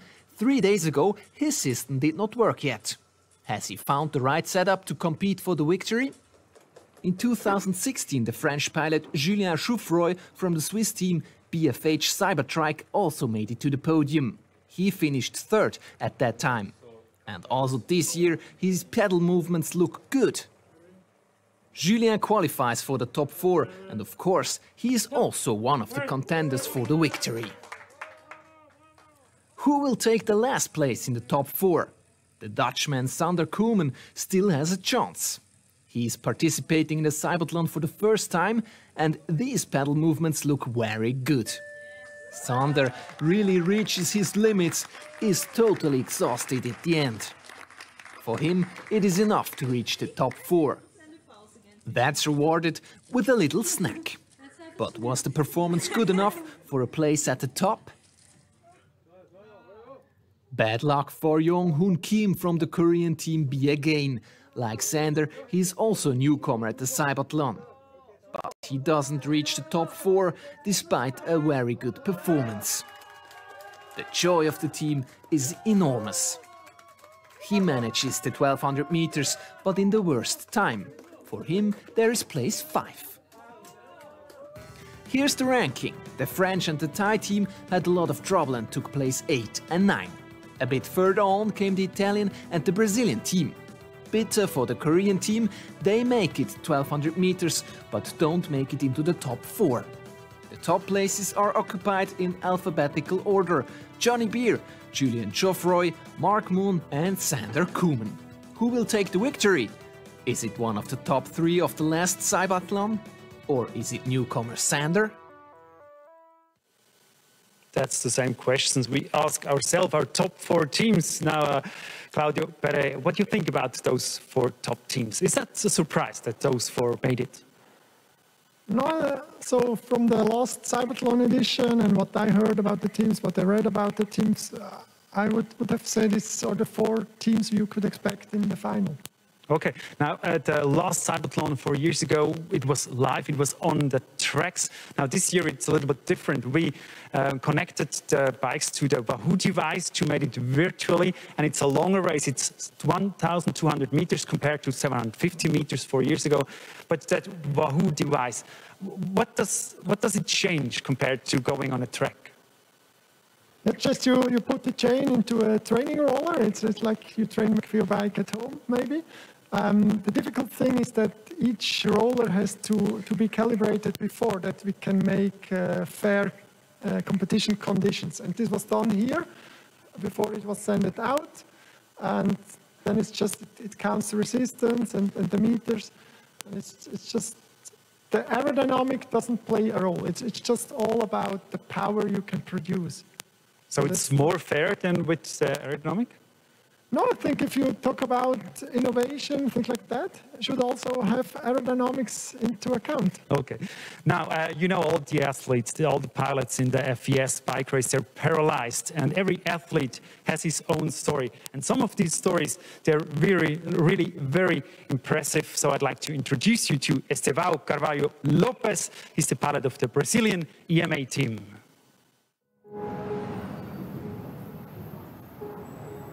A data está bem presente na minha memória.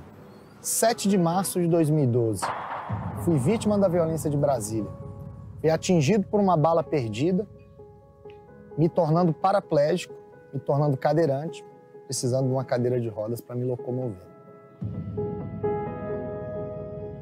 Eu estava comemorando o aniversário de um amigo, já tinha terminado a festa, já estava indo para o meu carro no estacionamento, me dirigindo para o meu carro. E aí escutei um barulho, eu já senti um choque e um queimado nas minhas costas. A bala atingiu a minha coluna, 10ª vértebra torácica, na altura da T10, e a partir daí eu já não senti minhas pernas. Deu uma guinada de 360 graus. Primeiro ano é um ano de luto. É um ano assim que você pensa que não vai dar conta de sobreviver. Mas vai levando, né?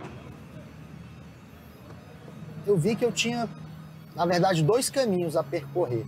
Ou me vitimizar, me fazer de vítima com essa situação, ou arregaçar as mangas, encarar essa realidade e falar: o que temos para hoje é isso. E eu decidi que eu ia seguir a segunda opção. O projeto EMA significa Empoderando Mobilidade e Autonomia. Com a proposta inicial do CYBATHLON, o professor Antônio Padilha iniciou essa equipe e começou a usar o EMA, né, como um centralizador de todas as pesquisas em tecnologias assistivas que a gente estava desenvolvendo. Depois que ele entrou, a gente viu realmente que ele tinha uma resposta muito boa e que ele tinha um potencial muito grande.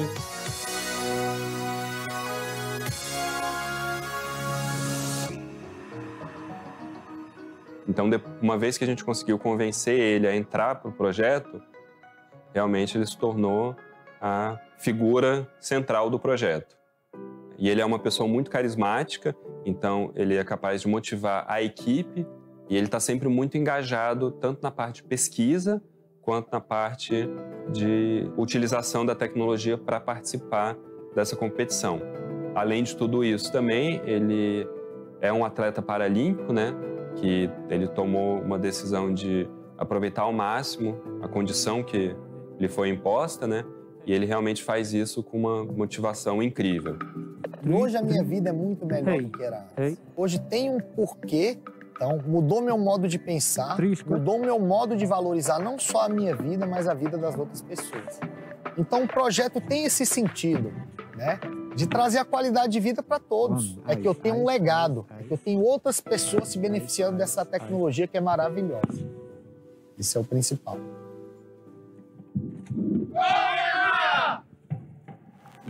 That's really four teams of this year's CYBATHLON 2020 FVS bike race. I'd like to introduce you now to Professor Robert Riener. He's actually the initiator of CYBATHLON in 2013. He had the idea for the CYBATHLON. Welcome, Robert. Thanks for joining us here. Welcome. This story of Esteban, that's really incredible. So he got the stability back in life because of CYBATHLON. That fits perfectly with the philosophy of CYBATHLON, does it? Yes, of course. It's a great thing that we want to give also to all these pilots who can participate. Unfortunately, it's only just a small number of people who can really join such an event and find a team which is supporting them. We are trying to really make it much broader, to give it a chance to a large population of our society with people with disabilities. I wanted to ask this because within the CYBATHLON Championship with the team, you're in a kind of CYBATHLON bubble. So how can you actually bring that into normal life, that you can take the energy from CYBATHLON to the normal life? That's exactly the idea of CYBATHLON. We try to broaden the technology to not only showcase it to the society and the publicity, but also involve many teams. Increase the number of devices which can be produced, which are developed, which are getting marketable, which are getting cheaper and affordable. And this way we try to reach a lot of people with disabilities. We have 4 teams in the top 4 in this race, and we want to have a look at our Swiss team. Willkommen. Willkommen. Hallo zusammen. Welcome. We are taking part in the FVS bike race for the second time. And we've been working in the last 4 years to optimize the technology of the stimulation and the bike. And on the other side, our pilot has been training very hard to train his muscles and train his condition. We did a few improvements, reducing the resistance on the track with a new chain guide system. But the most important part is that Julien adapted his training schedule so that he becomes a lot more fit. And I think this will make the biggest difference compared to CYBATHLON 2016. So this is our Swiss team at the FVS race. Now, Claudio Peretta, can you tell us more about that team? The Swiss team, yeah. I hope it will win, of course. I know that they changed the stimulation, so they divided the electrodes to get less fatigue and to stimulate different before. You heard Julia trained much more, and I hope they made a big progress now. Very good. And to ask question to Robert Riener, if you have a look at that team, what surprises you maybe also at the Swiss team? I like that they are working on it since many years. I know the head of the team, Ken Hunt, already since maybe 20 years. And they have a very tricky technology. Actually, they split a large electrode to many smaller electrodes to somehow overcome the problem of fatigue of the muscle. So that's, I think they have a chance to win. You're a professor of sensory motor system. What's your connection to the FES, to the functional electrical stimulation? Actually, it was my start getting a researcher. I did my PhD work in that field of FES stimulation before I entered the area of robotics later. Why did you go to the other one? Sometimes these are the chances which come in daily life. And we had a great environment also in robotics. Finally, I fused the area of rehabilitation and electrical stimulation with robotics so that we also can develop exoskeletons in my lab, for example. Okay, we just saw the Swiss team, but there are more teams within the top 4 teams. Here's the team from the Netherlands.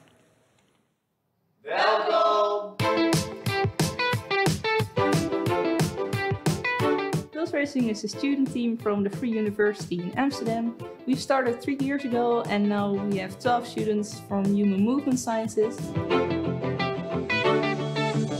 I'm racing for Pulse Racing in CYBATHLON. Due to the Berkel bike, it's for me possible again to use my legs, and that's very exciting. We've been working with Sander for 3 years right now, and he's very willing to train, so he's training almost every day. So we also see a lot of progression, and we're looking forward to the CYBATHLON to see where we can end in the race. Another team in the top 4. Claudio, what do you think? What can they do? I think they compete really good. But the wonderful thing in this team is that the students can work in practice. They have different disciplines together. They bring it together. They really learn for daily life at the university, and that's a huge thing. Now, you know quite a few of those teams, but how about the teams between each other? How good do they know each other? Do they help each other? Do they call each other? What's going on here? I think if you call someone, he will give you some answers. Really? But no, it's a small world in this field at the moment. But there are, of course, some small secrets. Which parameters do you use for stimulation? Which kind of electrodes? And it's like a competition in the end. It's a competition, but we say it's the CYBATHLON family. Robert Riener, is it a family? Yeah, in terms of knowing each other, for sure. We also meet at conferences. The competition is a bit different to competition in industry, where the people fight too much for money only. And here it's also an athletic and sportive event, I would say. So we have another team we want to share with you. This team comes from Great Britain. Hello, and a very warm welcome to Team Imperial. Johnny is an inspiring person. Having a discussion with him, I get a lot of good ideas. One idea is to create an AI that can provide personalized, optimal stimulation pattern for each user. Team Imperial is participating with an Olympic spirit. Of course, we would like to win medals at this 2020 CYBATHLON, as we did in 2016, but mainly we are here to bring together a fantastic team of pilots and world-class engineers that allow us to deliver not only new technology, but show what we can do to help people. Teams from all over the world competing here at CYBATHLON 2020 in the FES, the Functional Electrical Stimulation Bike Race. And Claudio, that really seems to be a worldwide thing, that FES. Is it like this? Yeah, this is really, we can say that. We have teams from Thailand, from USA, from Europe, from everywhere around the world. And I think it's well known in the research community. Africa, just as the continent, we don't have a team from there. Is there something going on in that field? I don't know any teams from Africa. For sure, there are many teams all over the world distributed. It's a well-established technology in labs, but it still didn't make it to a daily routine in clinical applications or as a commercial devices. There are some, but we have to work a lot to make it more popular and also acceptable in our medical society. So concerning sports, how important are sports in the CYBATHLON world, or also for rehabilitation then? Sports is one way of movement rehabilitation, or movement in general is very important to get not only fitter, but also get back functions, get back movement functions. And sports is something which is healthy, and it doesn't matter if you are disabled or not. Very good. So CYBATHLON has many supporters and partners, such as Blue Sports, and who actually helps people with disabilities to do sports, and they do a great job. Roger Bolliger lost his right leg in an accident at work in 2002. He began to cycle during his rehabilitation, and he has since won numerous Swiss paracycling championships. He's now 46 years old and trains with the Blue Sport in the Velodrome in Grenchen. Der Sport gibt für mich Lebensqualität, Lebensfreude vor allem. Der Sport gehört dazu wie die Luft zum Atmen. Im Sport sollte man, wenn man es leistungsmäßig betreibt, Ziele haben. Bei mir sind das die Paralympics in Tokio. Und von daher muss man einfach bereit sein und das Training fokussiert angehen. Here, Roger can count on the comprehensive support provided by Bluesport. Die Arbeit ist enorm wichtig, weil Bluesport die Hürden senkt, um Sport treiben zu können. Bluesport vermittelt das Fachwissen, um behindertenspezifisch Sport treiben zu können. Bluesport ist im Breitensport, im Nachwuchssport aktiv. Florina, Kaya and David are just some of the talented young cyclists. Ich fahre sehr gerne Velo und Dani Hirs, der Nationaltrainer, hat sich sehr stark sofort um mich bemüht. Und ich habe ziemlich schnell gemerkt, dass ich das liebe, das Tempo, die Möglichkeit, Strecken zurückzulegen. Ich habe ein super tolles Umfeld, Freunde, mit denen ich mich austauschen kann, die mich auffangen, die mich unterstützen. Ja, Roger als Mensch gibt uns sehr viel, oder dem Team, weil er viel Erfahrung hat, weil er uns motiviert, weil er eine positive Lebenseinstellung hat. Und das ist extrem wertvoll für ein Team. Also das Fahrradfahren gibt mir eine bessere Lebensqualität. Es ist, ja, man fühlt sich frei während dem Fahrradfahren, man ist in anderen Gedanken, man muss sich konzentrieren und schaltet einfach so den Alltag ein bisschen ab. Bluesport schaut für die Verbindung vom Behindertensport zum Nichtbehindertensport. Und von daher ist Bluesport ein extrem wichtiger Player in diesem ganzen Konstrukt Sport.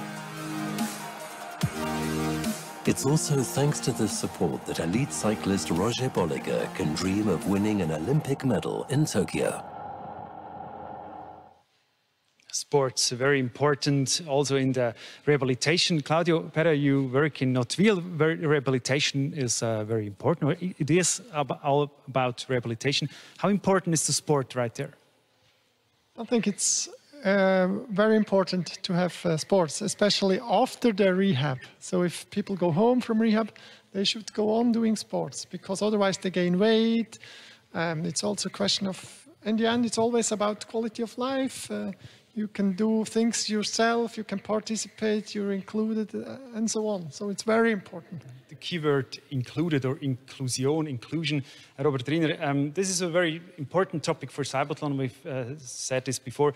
Is sports the best way to include people? Yeah, sports is always great to distract from any kind of problems in our society or in a political system. So Olympic disciplines, Olympia is very important also to move together, to make an inclusion from a political point of view. So not all the people like sports. Are there other ways to do a good inclusion for disabled people? Yes, sports is a very wide term. Also here we can call it sports, although the movements are slow. I think it's just important that people come together and do something together. And that supports, or that's the prerequisite for inclusion. We are still in the FES, in the Functional Electrical Stimulation Bike Race, and we have the last team presentation, the 4 top teams. Here's the last one. The biggest challenge is that everybody on Team Cleveland is smarter than me. That challenges me every day. My team in Cleveland is like a second family to me. Those people for the last 8 years have been a very important part of my life.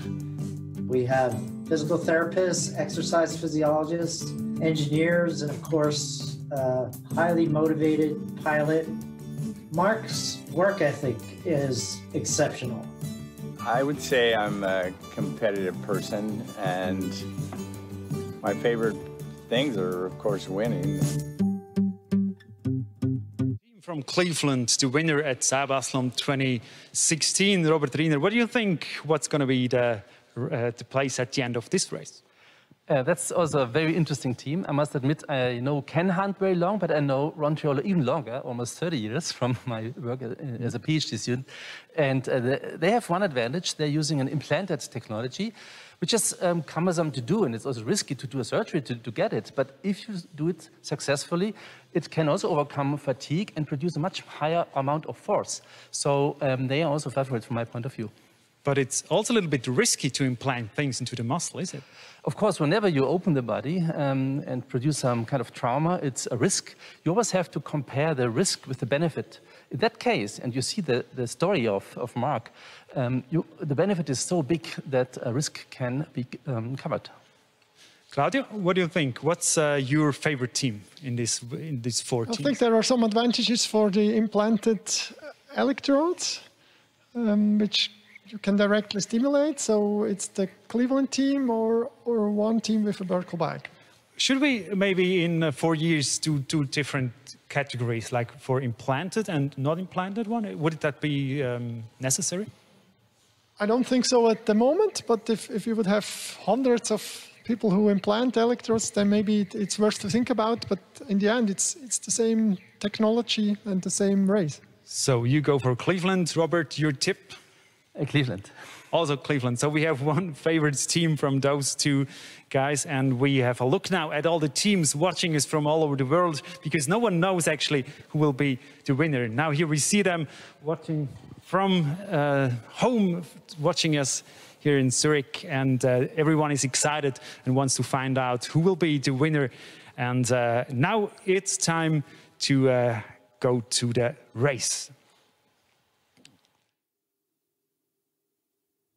Functional electrical stimulation bike race. There are 4 teams left in contention for the gold medal. 3 of the 4 won medals in the 2016 edition of the CYBATHLON. This is the big favourite, Mark Moon from the United States of America. Koeman from the Netherlands, looking very confident at the start. Then from Imperial College London, we have Johnny Beer, who took the silver medal 4 years ago, and Julien Jouffroy for Switzerland. Now let's take a quick look at Mark Moon. And a word from you, Claudio.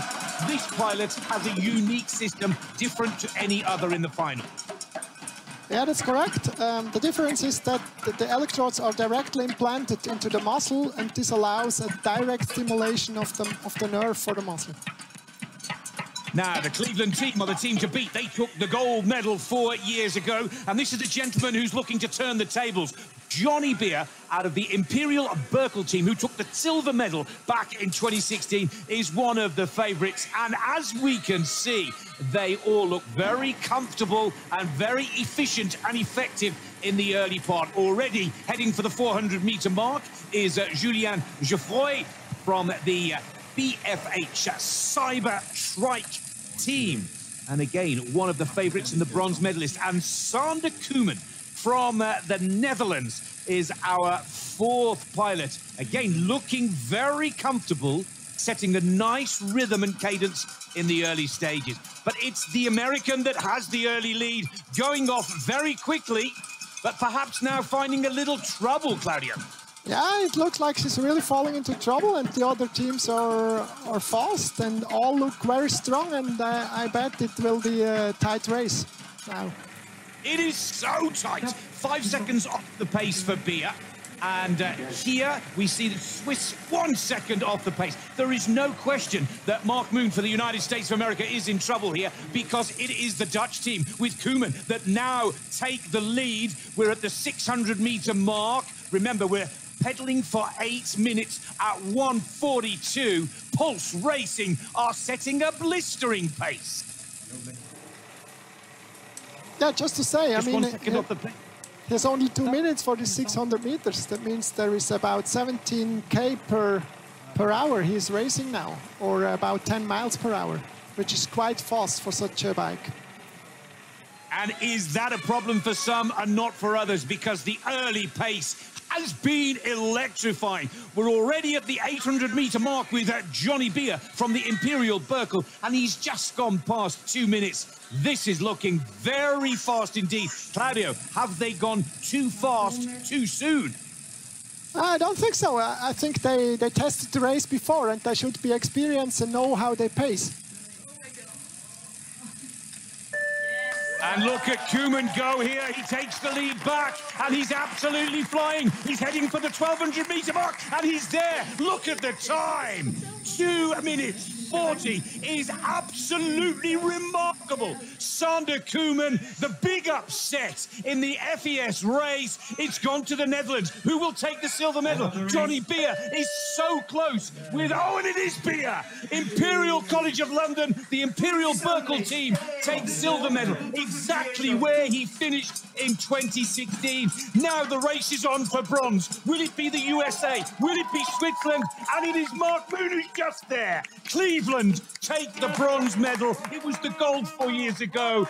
And still, with an amazing time of 3 minutes 17, the Swiss team take 4th position. What a finale. What a race. But it is Team Pulse Racing that take the gold. Groot applaus voor het team.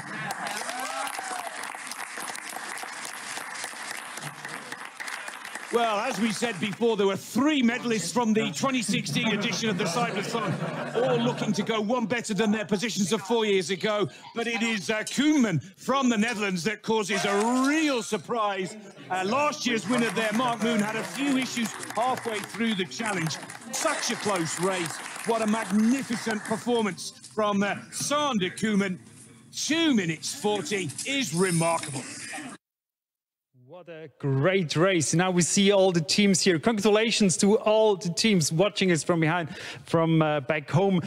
You did all a great effort. Congratulations really to all of you. And congratulations, of course, to Sander Koeman, the team from the Netherlands who made it. Actually, our 2 experts didn't have him on the radar, and you said Cleveland maybe would win. And we have a look now to the Netherlands. Here they are. Congratulations, Sander Koeman. Here is cheering. That was a great race. You did really great. And we want to talk a little bit. Now, let's have a look first at the graphics at the places 1 to 4.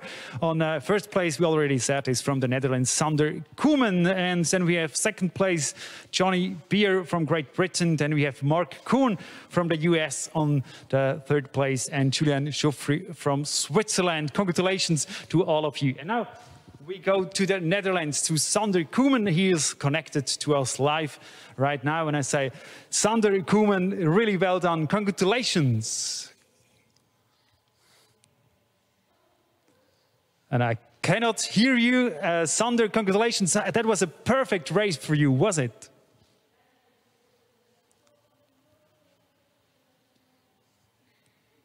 I cannot hear you. Oh, now it's maybe a little bit better. So I'll ask again, Sander, describe the race a little bit from your perspective.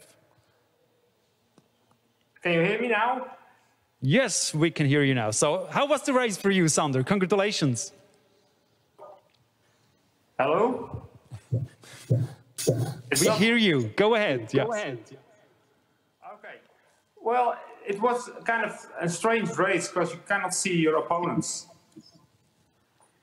Yeah, but still, it was the first place. Did you feel it during the race that you were so fast? Yeah, it was going extremely well, and the time the race took was perfect for me because after, let's say, 3 minutes, I tend to drop down in power, so it was perfect for me. Was it just a perfect day, or did you know that you were in perfect shape? No, it was a perfect day also, because I didn't do it fast like this. Yeah, I wanted to mention this. In 2016, the average speed of the winner was 15 km, and now you had around 27 kilometers per hour, which is extremely fast. Yeah, but I don't know if it's really comparable to real-life cycling and the Wahoo we used. So it's a bit of a difficult comparison. I'm sure you can say the difference. What do you think? Would you be that fast on the normal bike as well? No, not as fast as that. We tried some runs outside, and we were over 20 kilometers an hour. That wasn't too much of a difficult, but not as fast as I did in a race. But still, it was very fast, even if it was on Wahoo. So congratulations once again to the Netherlands, to Sander Koeman. Very well done. Thank you for joining us. Thank you. Let's go back here to our experts. Claudio Perret, those 27 kilometers per hour, I just mentioned it, that would be extremely fast. And he said that's maybe because of the Wahoo device. What do you think? Is it such a big difference between the normal tracks and the Wahoo? There is, of course, a difference because you have air resistance, you have friction, and this will make a certain difference. That's clear. But how much it is, it's difficult to say. But he said he can come over 20 k's. So he's still quite fast, and that's what I was surprised most, that the pilots get faster and faster this year compared to 4 years ago. Why did they get so much faster? What is it? I think they learned about technology, about stimulation parameters, but if I look at them, I think they trained harder as well, or they changed training methods. It's more competition in here. Robert Riener, you also said that the team from Cleveland maybe would be the winner. They were not, so you were wrong. What's going on here? Yeah, that was a great aha effect for me. I think that the team from Cleveland did not worsen themselves compared to 4 years ago. I think that the other teams with the more conventional technology using surface electrodes did improve so much because of the arguments, as Claudio said, better training and maybe also better stimulation technology. The team from London had a special adaptive controller, which is new. So something is going on, and that's very satisfying to see. So the fight between the teams, that's something that actually is good for results in research. Exactly, that's the idea of also organizing this competition to push the people to develop something great. And I have somebody yelling into my ear, so I could, sorry for that. So thanks very much, Claudio Perret and Roger Riener. We're gonna see you later again. Thanks, Claudio, as an expert to join us here.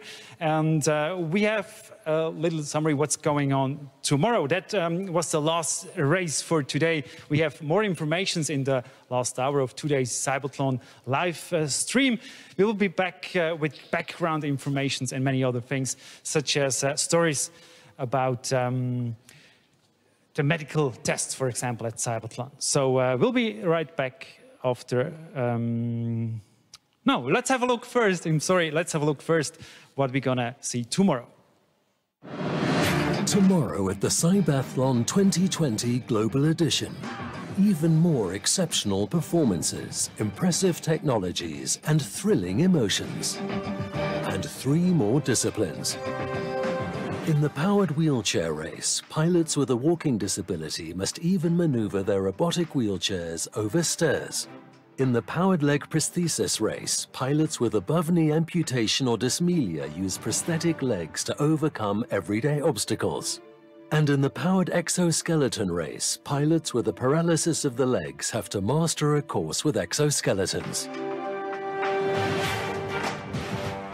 A day full of highlights and with lots of background information. To see on Saturday at the CYBATHLON 2020 Global Edition. So we will have exciting races and competitions tomorrow. I really look forward to all these races tomorrow on the stairs, on these tracks you already seen before. But we're not done yet for today. We have another hour and we'll be back with a lot of background stories and other things around the CYBATHLON. If you want to know more, go to our website, cybathlon.com, and stay tuned. We'll be right back.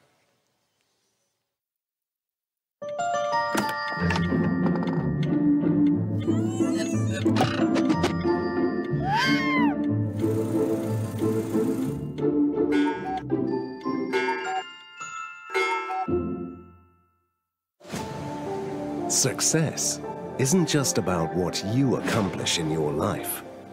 It's about what you inspire others to do. Live your version of freedom of movement. We support paraplegics for a lifetime.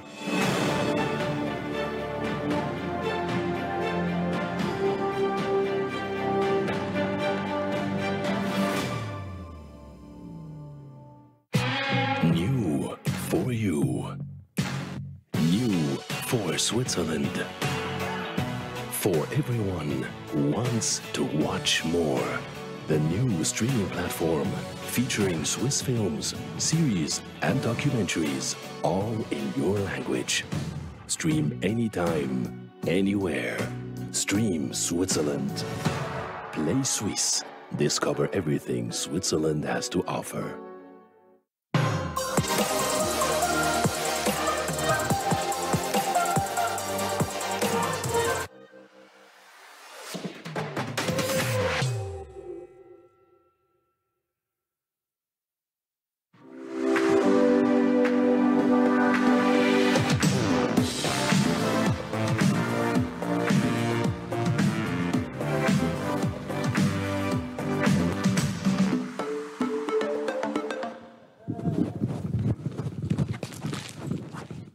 Hello everyone, we are back here live from ETH Zurich from the campus Hönkerberg. This is CYBATHLON 2020, the global edition. For all of you who are watching us since 3 hours, good to have you with us, and for everyone who just joined in, welcome. CYBATHLON 2020 Global Edition, a very special edition actually, because of the pandemic. The teams could not travel to Switzerland and compete against each other live.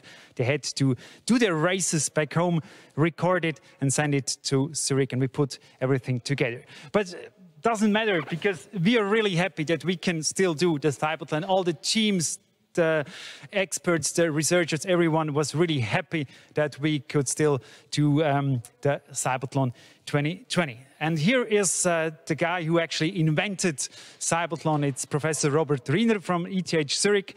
And Robert, it was quite a nice 3 hours. We had 3 races. How was it for you? It was impressive, and was amazing to see this new format. How it works. It's not directly comparable to the format we had 4 years ago, where it took place in a big stadium, but it has great new chances actually. But changes, what was your highlight in these last 3 hours? I enjoyed a lot the arm prosthesis race to see the pilots performing these many different tasks and challenges. And it's a great advantage having this technology here, having close views to the hands, seeing it with that close distance, which was great to see. About close views, actually liked all disciplines, the BCI and everything, but that little thing, or actually that scene we saw during the arm prosthesis race with our Swiss Army knife man, as they called it, the expert, we can see it right now. He just changes his hand on the prosthesis to do other things. Here we can see him, Beat Grossen, cutting the paper, which is actually very hard to do with the prosthesis. So we have tomorrow more disciplines, like the leg prosthesis race, the powered wheelchair and the exoskeleton. What you expect from the day tomorrow? Again, very challenging and exciting technologies. I look forward to seeing the pilots, how they solve some of the new tasks. For example, they have now to open and close a door with a wheelchair, but not using their own hands, but a robotic device. We have new technologies with exoskeletons, new teams compared to last year's, and I'm very much looking forward to that. I'm looking forward too. And looking back at today's races, there is one guy who actually saw all of it, and it's Nick Fellows from England who commented all the races. And I want to ask now, Nick, how was the day for you? Thank you, Stefan. It was my first time as a commentator for CYBATHLON, and I thought all of the events were exciting. You can see that the concept of the CYBATHLON is developing from 4 years ago. And there were some fabulous stories. Each and every one of the winners, deservedly so. The story for me was the one that you just touched on, the FES race, with everybody expecting the Americans from Cleveland to win the competition like they did 4 years ago, only for the first-timer from Pulse Racing at Sander Koeman to win the race there. So that was one highlight for me. But I think the whole day has been a success under very difficult circumstances, not only for the performers themselves, but also for the behind the scenes, the crews. Everybody is dealing with this unique competition under very difficult circumstances, and I thought it was a great show.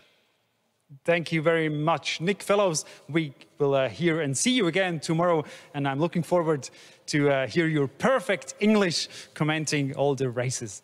Now we go back to Robert Riener. How important is it, like, if commentators like Nick, you can feel he's excited about the races. How important is this for CYBATHLON? Of course, it's important that somebody is not only explaining details to the audience, which do not understand everything because it's so new. And it's also important to motivate the audience and to produce or to support to the production of excitement. I'm very much impressed how much they know about the details of the races, about the pilots. They can remember the names of the pilots, where I always had the problems if I don't know them personally. So it's a great job, and I'm happy that we have such a professional commentator here. Yeah, now, Robert, you actually invented the CYBATHLON in 2013, and in 2016, it was the first CYBATHLON who actually took part quite close here in a Swiss arena in Kloten with an enthusiastic audience. It was a fantastic event for everybody involved, and so let's have a look back together to the CYBATHLON 2016. Welcome to the CYBATHLON. This is the world's first bionic games. Ich möchte jetzt den CYBATHLON ganz offiziell eröffnen. The first CYBATHLON fascinates and inspires the world. C'est assez fascinant, une épreuve expérimentale qui repousse un peu plus loin encore les limites du corps humain. Regardez le CYBATHLON. Weeks before the actual competition, numerous media are already interested in people with disabilities and their stories. So I lost my leg when I was 19. Yeah, it was hard for me, definitely. Did not really know what to do.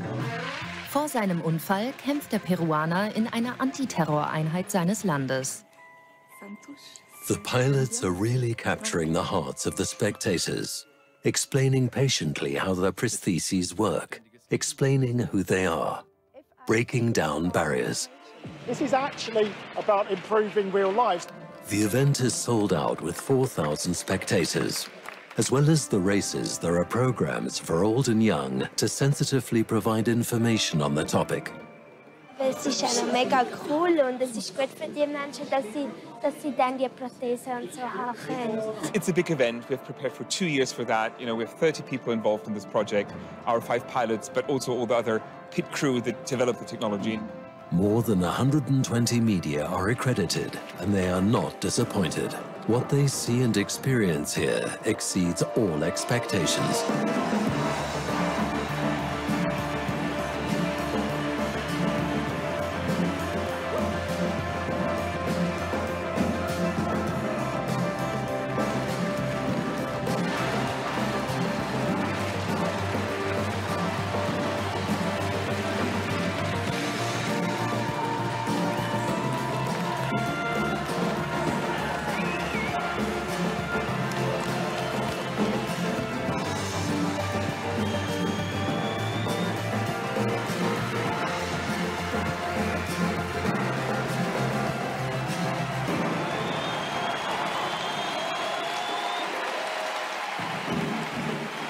People who fight, cry, laugh.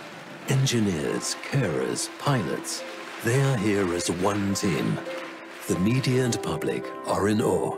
Ein neuer Sportler ist geboren, der Cybathlet. Wie schwierig ist es? Ja, am Anfang cool down, ruhig bleiben. Wie sagt man so schön? Don't crack under pressure. It's a combination of technical people, nerds, and athletic people. So this is a team effort I've never seen before. A community is born, which will be connected through this event forever. I have made a lot of new friends. Ich würde nie vergessen, dass ich mit der ersten CYBATHLON da war. I'm grateful. The technology will improve year on year, and there is always one eye on the future. CYBATHLON is here to stay. What fantastic pictures from CYBATHLON 2016. And I welcome now the director of CYBATHLON, Roland Sigrist. Roland, when you look back at these pictures, do you get goosebumps? Yes, I always get goosebumps when I look back to 2016, when I see the highlights of 2016, because it was such a nice and also surprising event. What those pictures, what do they do more with you when you look at them? So I'm looking back to the teams that we met there, to the efforts we had to organize it, and also to the feelings we had before the event. We had no idea how it will turn out because it was the first time. And in the end, everyone was so emotional, and this was really a once-in-a-lifetime experience. That event in 2016, the first CYBATHLON, what did it change in the world? I think the pictures that the people saw were completely new. It was a combination of competition and technology and the people that were involved. So I think it opened the eyes of many people all around the world. Now, Robert Riner, you invented actually the CYBATHLON in 2013. 2016 was the first CYBATHLON. How was it for you when you realized that it's such a big success? It was also surprising, actually, that it finally worked. An idea which I had just during vacation, coming from nothing more or less. And when I presented it the first time to my lab, I didn't believe it myself that it would work. But thanks to the good people we have at ETH Zurich and in my lab, we were successful to organize it. And we attracted many more pilots and media and audience than we expected, and many more emotions watching the races. Yeah, one. Okay, so there's we had to change the program a little bit, so that's why I'm confused. It doesn't matter at all. What impresses you the most when you look at that audience again? Because the pilots, they're kind of stars right there, are they? Yeah, that's right. And it's important to say, since we have just a rather small numbers of pilots who can benefit from such races and emotions, we have to say they're a representative of all the people with disabilities.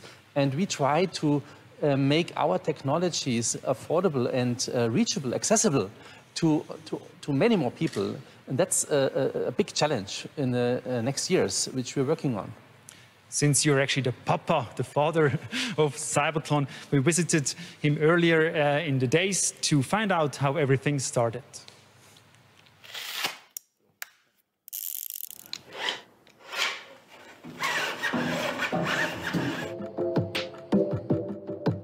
Robert Riner considers the ETH Zurich Sensory Motor Systems Lab, located in the center of the city, his home. Today, the CYBATHLON creator and initiator is in to test a flexible exoskeleton of the latest generation. Mich fasziniert an dem Forschen, dass wir hier Geräte und Robotik entwickeln, die mit den Menschen interagieren. Mit einem Athleten, mit Sportlern, aber auch mit Menschen mit Behinderung oder Patienten. Und auf die Weise wir dann eine körperliche Funktion verbessern können oder wieder zurückgewinnen können nach einer Verletzung zum Beispiel.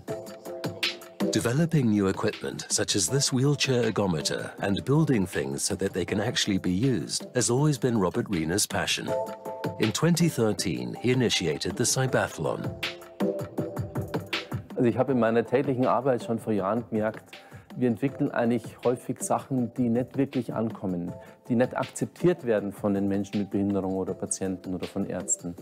Und die negative Konsequenz ist, dass die Geräte dann nicht gekauft werden oder nicht verschrieben werden für die Menschen.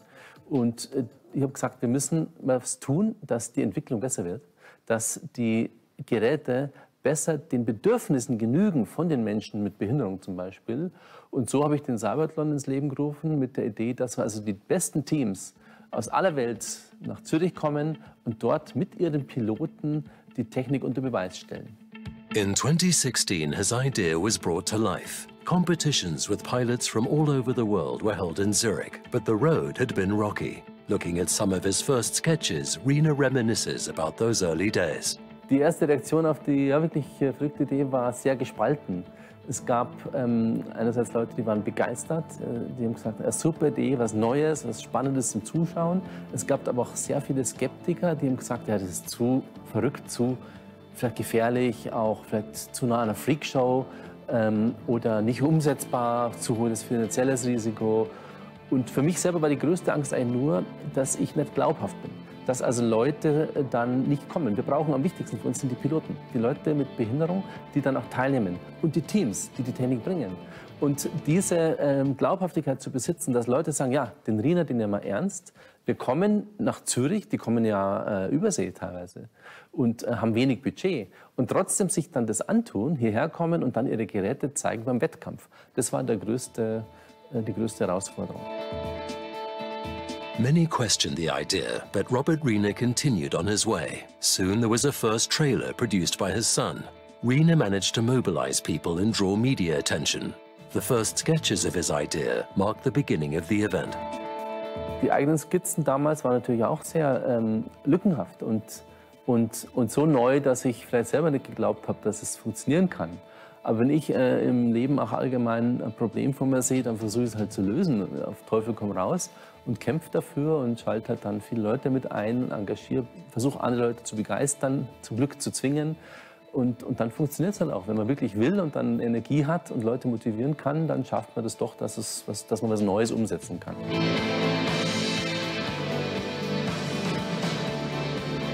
The CYBATHLON is Robert Riener's brainchild.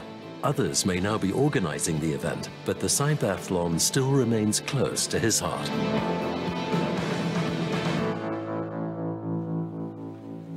An impressive story, and we also know now how he really looks like. You have a beard under your mask. That's what we learned out of this video. No, just kidding. To have an idea, that's one thing, but to really do it, that's something else. How much courage was needed to do it? Of course, you need a lot of courage and maybe maybe you need to be a little bit of crazy that you have these ideas.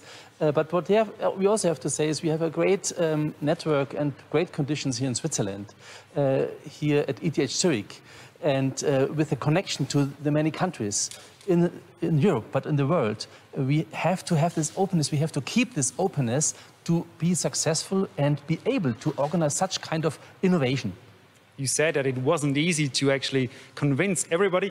And someone told me that you used a trick to convince actually everybody. You told the medias, I have the teams, I have the pilots, and you told the teams, don't worry, the medias will be there, so you have to come. That was a little bit risky, was it? Yes, but it was not like lying. It was just half-truths. Yeah? So knowing that the media is ready to come, but they didn't sign anything, but knowing that the many teams I know from the conferences since 20, 30 years are also potentially ready to come, helped me to convince them and tell them, yeah, everyone comes, so you have to come as well. Very good trick. I have to remember this one. Roland Zigrich, the director of the CYBATHLON, how important is Robert as a thinker, as a figure, as a person as itself? Of course, he's very important. I know Robert since a long time already. I was a student in his lab already. So he always motivated me and pushed me. Also, when we were developing the races for the first CYBATHLON, where I was the competition director. So he's inspirational also when he motivates us to go on to create new ideas, which we also did this year. So this is what I learned also from Robert. Robert, it's your baby, the CYBATHLON. How hard was it to let the baby grow and run away and give it in the hands of others? It's of course a lot of work behind it, and you must know that I do not only organize competitions, I also have a research lab and do teaching. So partly this work had to be done at night and additional time. But what has to be said most importantly is that there's a great team behind all this.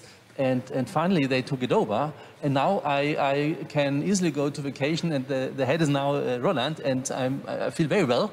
It worked well.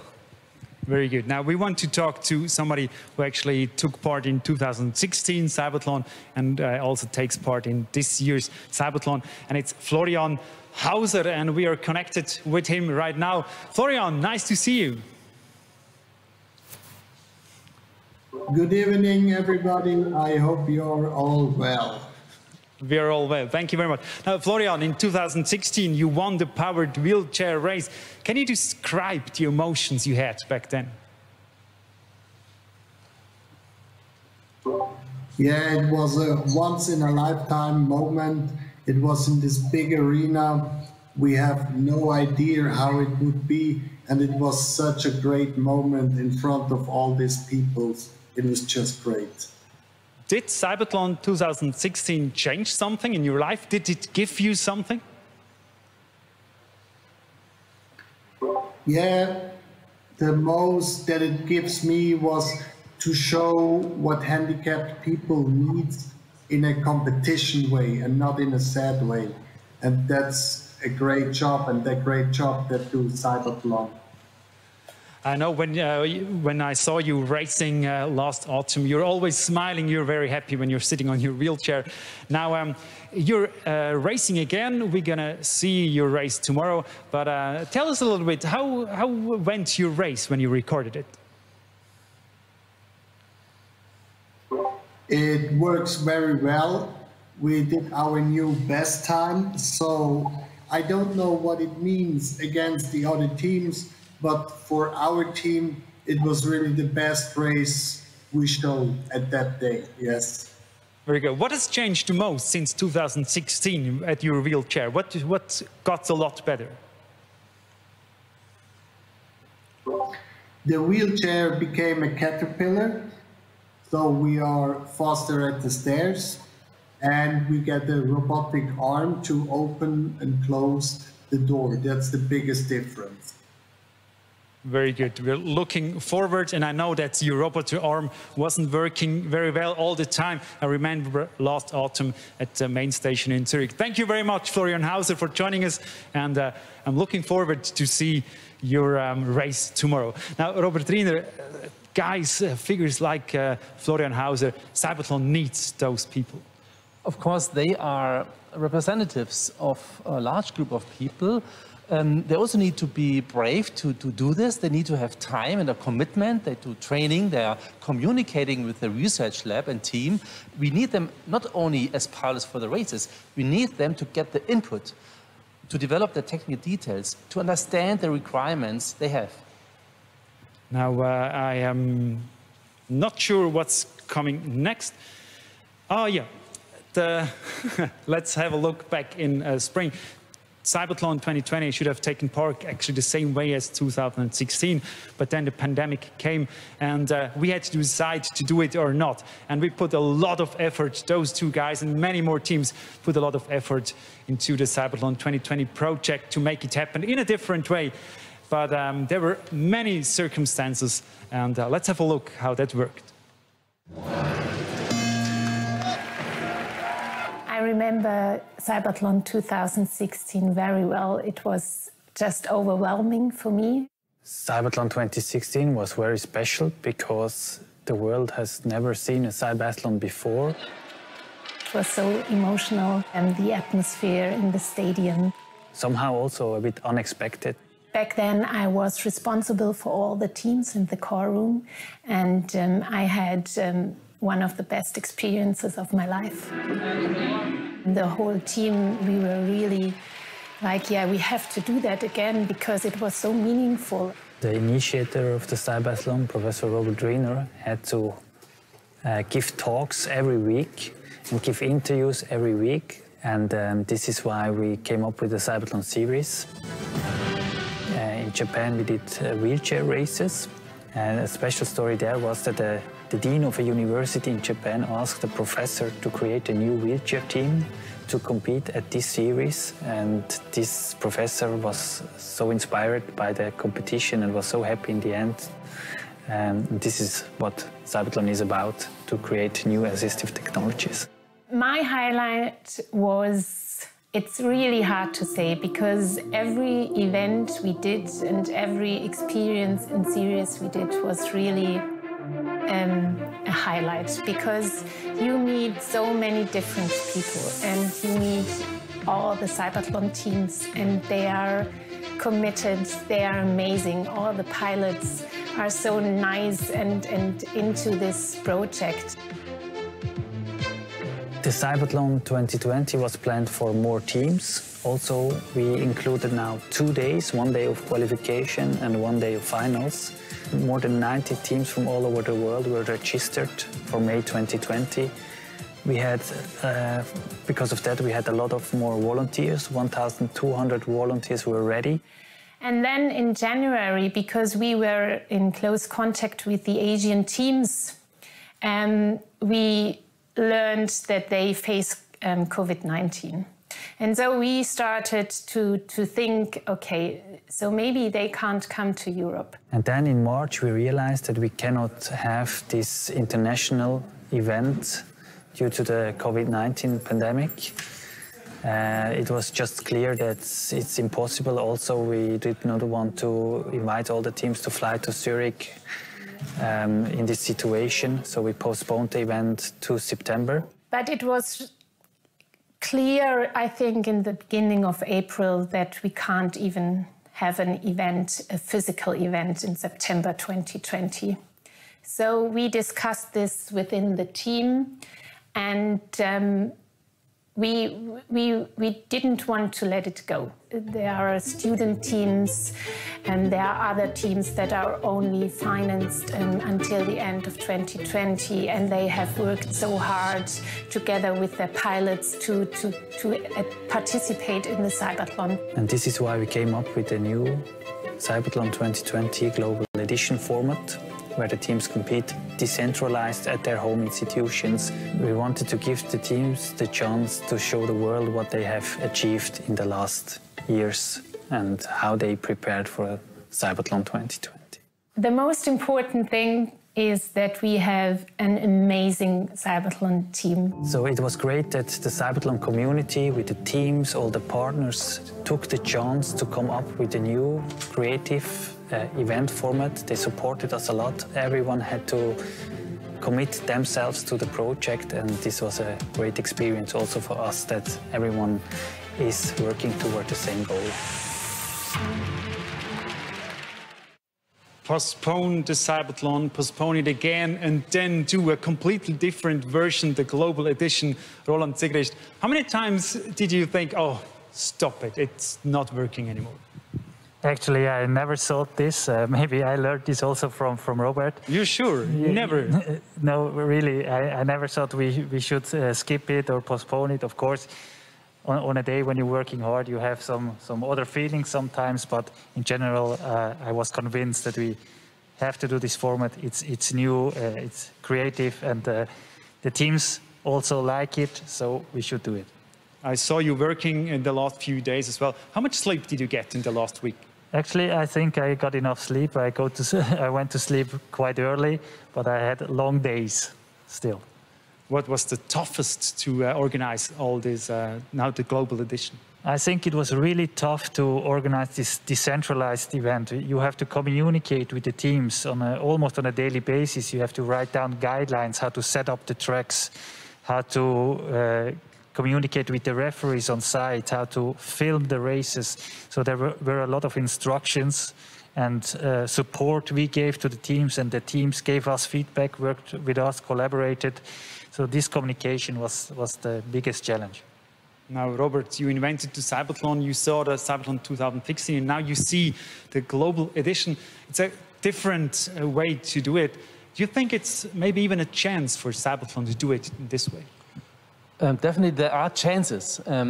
It's not directly comparable.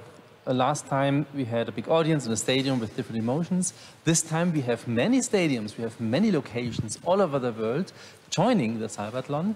And I think what we learn, and Roland he can say maybe more about this, is that we have a new format which adds to the old format.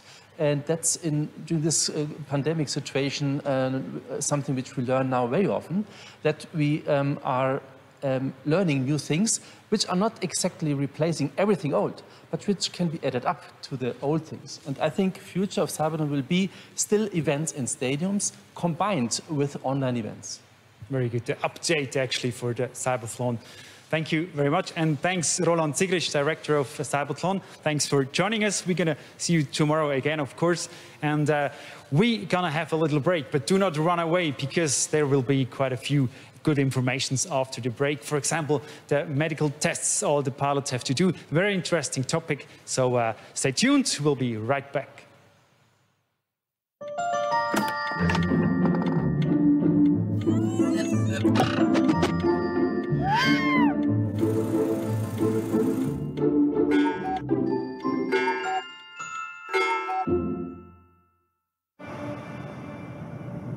Mein Name ist Michel Fornacier und für mich hat die Zukunft längst begonnen. In dieser Hinsicht ist EKZ für mich ein verlässlicher Partner. Zuverlässig, ökologisch und günstig mit Strom versorgt. EKZ, stolzer Partner des CYBATHLON.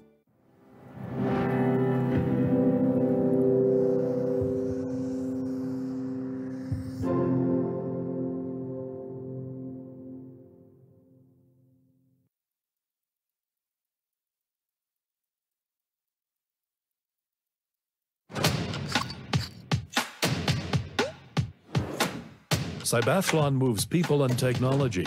Schultes Clinic is medical partner.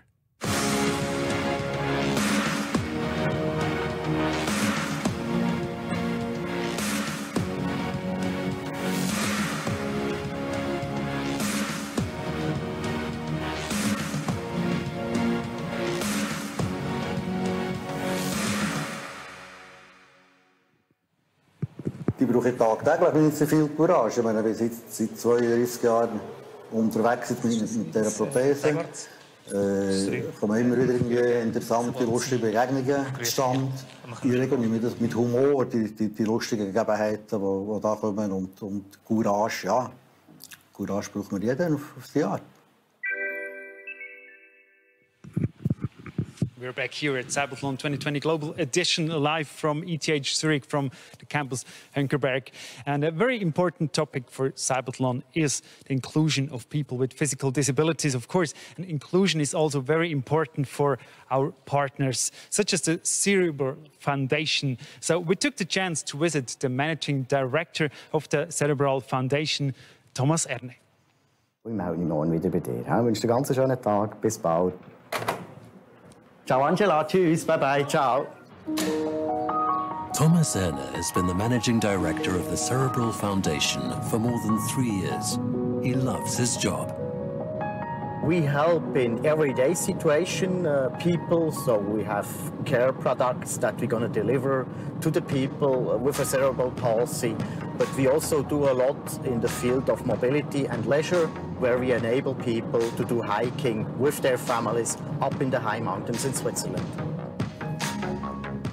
And he's on his way to the mountains, up to 2,190 meters to the Stockhorn. Salut Res, schön dich wieder mal zu sehen. Salut Thomas, schön bist du gekommen. Herrlich hier bei diesem Wetter auf dem Stockhorn. Fantastisch, super. Und du hast die ganze Flotte hier bereit für uns heute. Sehr gut, super. These fantastic off-road wheelchairs enable really the people to discover the natural. Actually, we have 7 destinations in Switzerland, as well as leisure parks, where these off-road wheelchairs are in service. A wonderful service we can provide all over Switzerland. The next station is the Bönningen campsite, where a disabled access toilet will be delivered. Salut Marcel. Salut Thomas. Schön, dass das klappt. Perfekt. Ja, wirklich pünktlich angekommen hier mit den behindertengerechten Toiletten. Wir sind sehr froh, wir sind sehr dankbar. The Cerebral Foundation organizes disabled access toilets for events and public spaces. A very important service. Sehr gut, Marcel. Also recht herzlichen Dank, dass wir auch jetzt hier wieder diesen Sommer das Angebot anbieten können, dass Menschen mit Beeinträchtigung auch die sanitären Anlagen nutzen können. Hier die Kajakvermietung oder Kajakschule hier im Brienzersee. Sit on this, okay. One leg on the left and one on the right. Excellent. What do you want to? It's amazing to see these people here happy on the boat in the natural. You brought kayaking for people with disabilities to Switzerland a couple of years ago. Yeah, so we've been working on the project for the last 5 years and it's been a great success.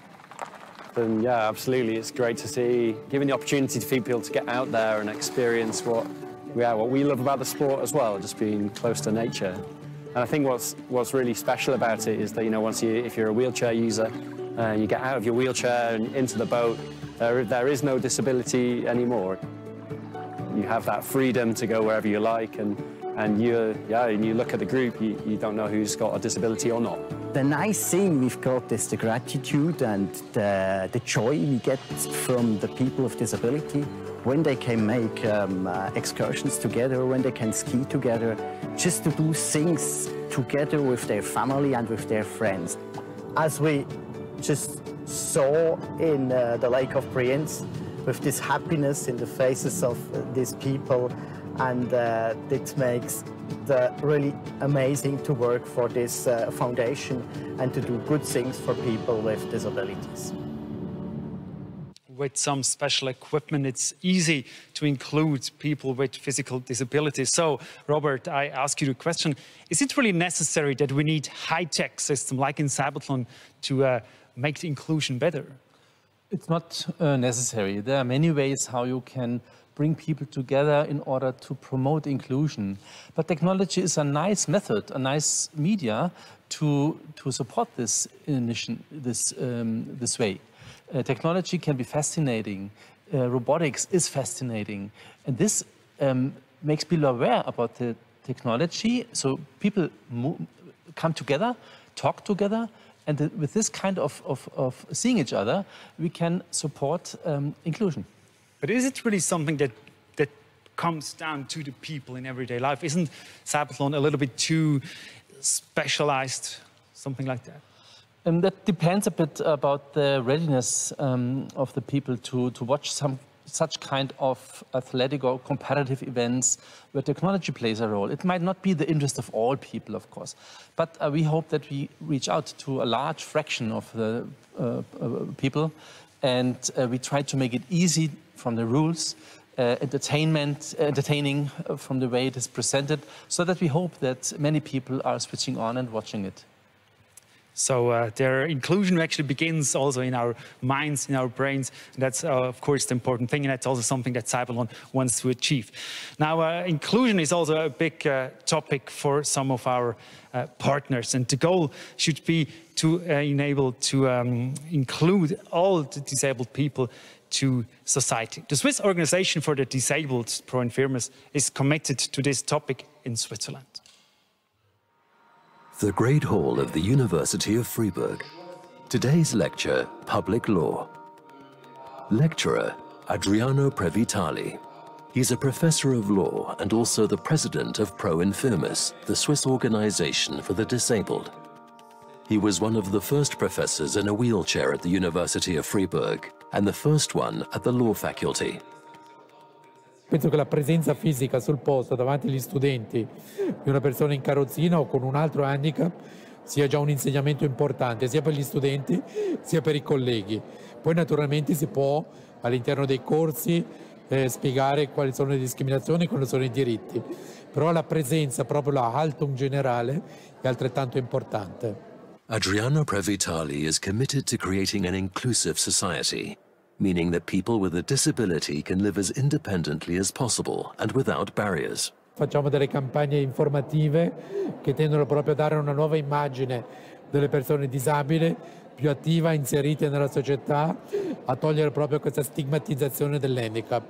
Questo è il nostro messaggio e le nostre varie campagne vanno in questa direzione. Not far out of Freiburg, this inclusion is reality in a project called Accompanied Living. Simeon Chenot has been receiving support for about a month because household chores are challenging for him. Philippe Storny from Pro Infirmis visits him once a week to help out. Ok. Voilà, regarde, t'as vu la différence? Ouais, c'est plus propre. C'est propre, c'est net. Each week, the two men focus on a different room in the apartment to keep things tidy. Ouais, comme vous voyez, c'est pas une partie vraiment rangée, la chambre encore. Mais ça va venir. On a eu un très bon feeling et c'est justement ça qu'on arrive à faire des choses bien. En 2 heures, on travaille super bien et à la fin, je suis hyper content quand il part. The support works thanks to Pro Infirmis. Everyday life is much easier for many people. But there is still a lot for society to do because mental barriers towards disabled people still exist. They stand in the way of inclusion. Quelques barrières que certaines personnes peuvent avoir, c'est pour des gens handicapés qui n'arrivent pas à trouver d'appartement, qui n'arrivent pas à s'intégrer dans un sport, qui ne soit pas si bien accompagnés. Non credo molto che le leggi possano influire su questo, ma c'è proprio un approccio culturale nuovo, un dialogo, una partecipazione più attiva delle persone disabili nei vari ambiti, a livello politico, a livello sociale, a livello professionale, e attraverso l'esempio e il contatto con le altre persone si possono ottenere veramente dei progressi culturali. Merci pour le travail. Merci à toi. There is still a demand for action when it comes to inclusion. This is exactly where Pro Infirma steps in. Direct contact can be a key to breaking down barriers that still exist in society's minds. À la prochaine. Ciao. Merci. Merci. Very interesting clip here, and I want to introduce you now to our new guest. It's Sina Maria Magnali. She's a neurologist in the Schultes Clinic. We're gonna get known to you a little bit later more and know more about your work. Actually, we've talked before that inclusion begins in the mind. Would you agree? Oh, I would completely agree. I think even in medicine, when we are there, we always have this barrier in our head that we don't think really that there are different things, but they're really in the middle of society, those people, or these pilots, and CYBATHLON is an event which really promotes this. And where do you think, where are the biggest barriers in life for disabled people? I think it's probably defining everything on their disability. People with spinal cord injuries function completely normal, except that they have problems walking or using their arms. And I think that one reduces one on this physical disability is one of the main aspects, I would think. And I want to ask now Robert. Robert, we are talking about inclusion. So in Switzerland, if we are a scale from 1 to 10, how far is Switzerland? 10 would be best, perfect inclusion. 1 is not so good. Where are we right now in Switzerland? Maybe somewhere in the middle or a bit better than the middle.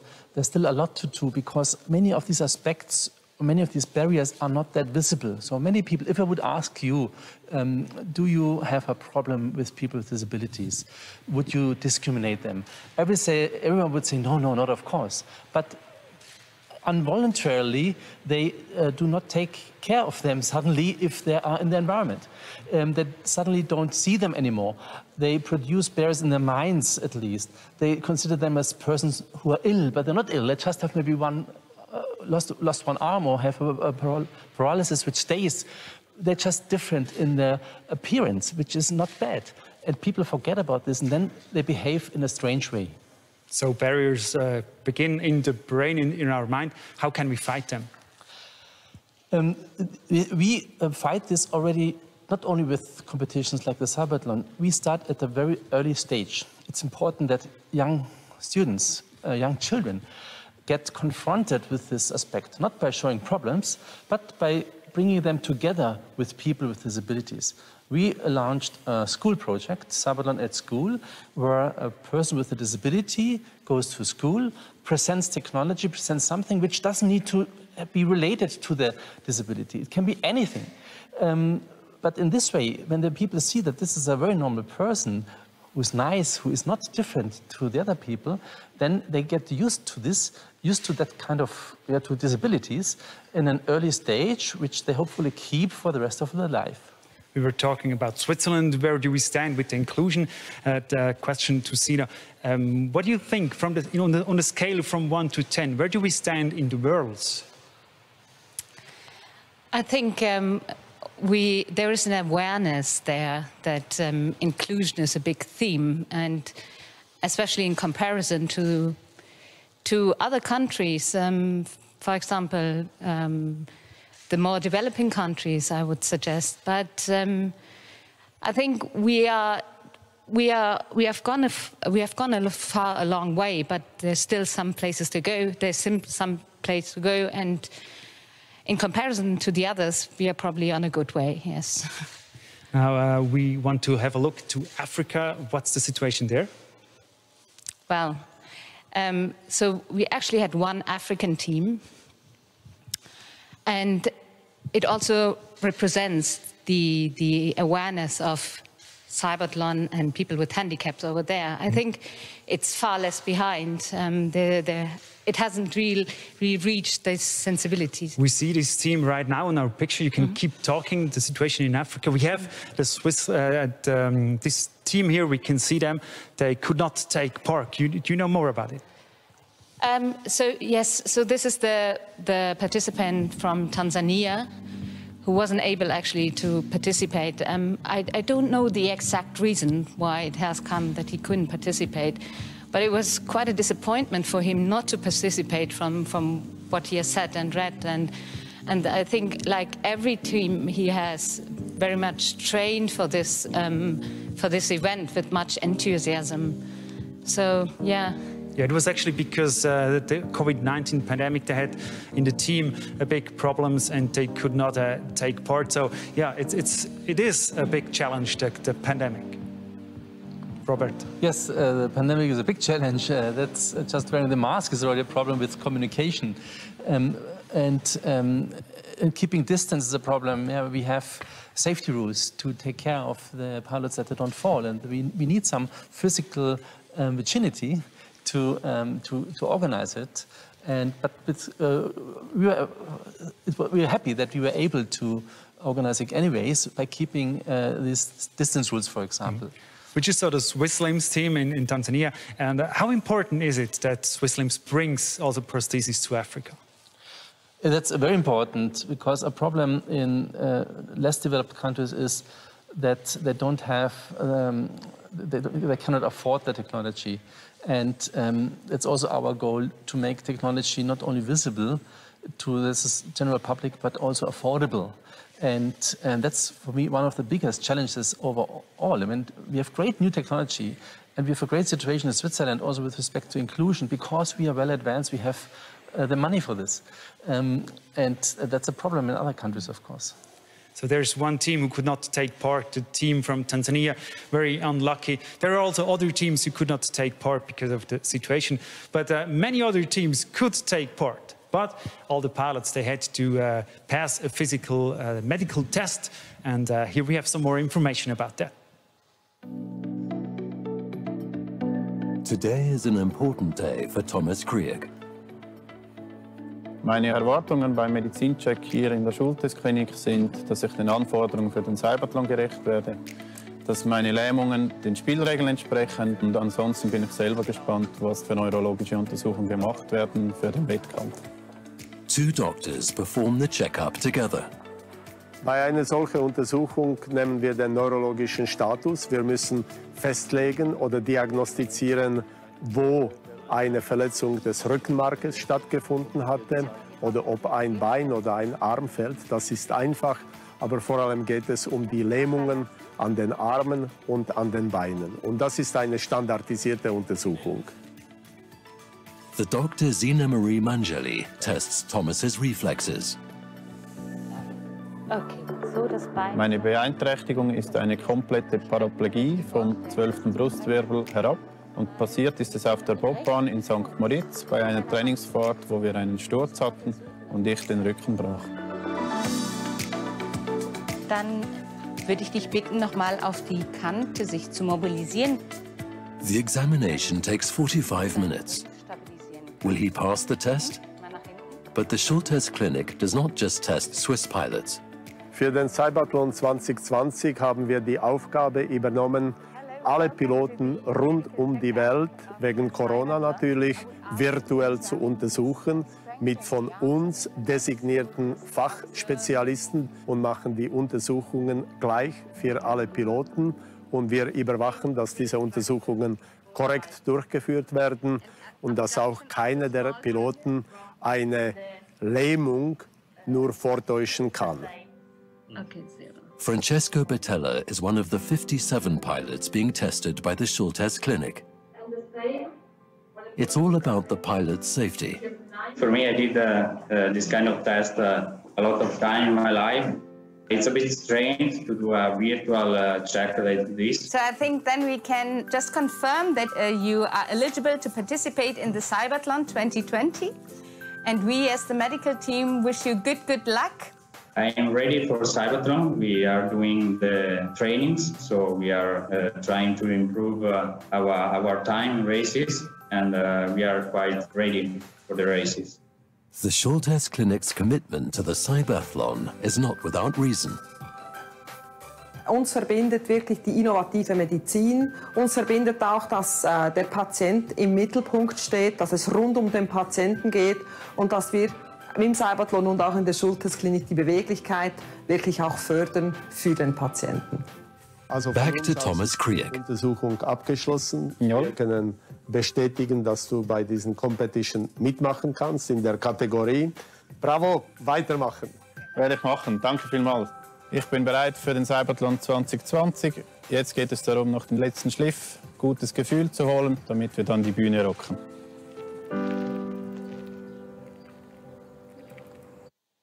I hope he has a good feeling tomorrow. Thomas Krieg, we're going to see him racing tomorrow with the exoskeleton. And back to Sina Maria Magnali, you're a neurologist at New York. You say what you are. A neurologist. Thank you very much. At the Schultes Clinic, we just saw it in the video, you made over 60 tests with people all over the world. How tough was that? Well, it was a challenge all over the world to organize it, but it was so rewarding for us as well. So tough in the terms, not only because there were so many teams, but also because of the challenge that it has to be done online. What was the biggest challenge?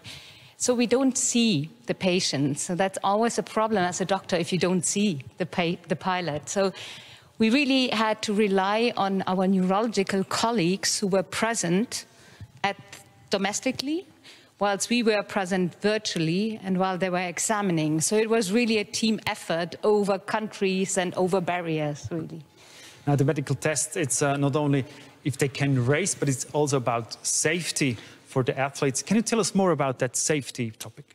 Yeah, so the safety issue is it's quite a high impact sport they are doing while they're racing. So what we first want to check if they are actually, if they have a lesion, but also if they fulfill the inclusion and exclusion criteria, and then if they are safe in terms of, do they have enough trunk stability, for example, to race all this time, if they have enough cardiovascular fitness to participate over this period of time and after this training effort. So it's really about like checking that again and seeing the patient physically or virtually. Yeah, that's really the problem. So, but that's actually the chance to CYBATHLON, because only now it's even possible to do all these checks worldwide. Yeah, that's what we learned now. It's a great learning effect of the CYBATHLON. We can organize remote events. We can provide medical support over distance with, of course, also support from the local providers. And sometimes it's even an advantage. I know from one team, the Brazilian FES team, they could participate at the CYBATHLON because they did not need to travel that long distance and pay the money for it. So it's a great chance for many people. Very good part. Just one last short question. Were there cases where you could not leave the pilots take part?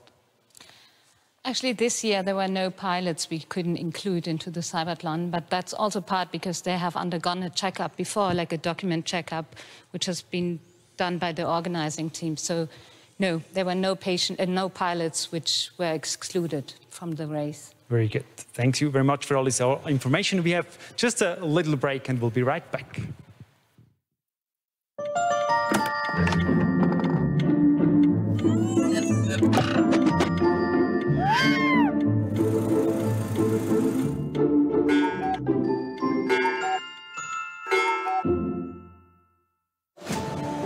Success isn't just about what you accomplish in your life. It's about what you inspire others to do. Live your version of freedom of movement. We support paraplegics for a lifetime.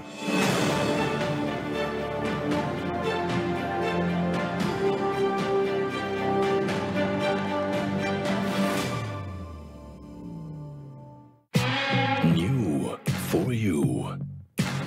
New for Switzerland. For everyone who wants to watch more. The new streaming platform featuring Swiss films, series and documentaries, all in your language. Stream anytime, anywhere. Stream Switzerland.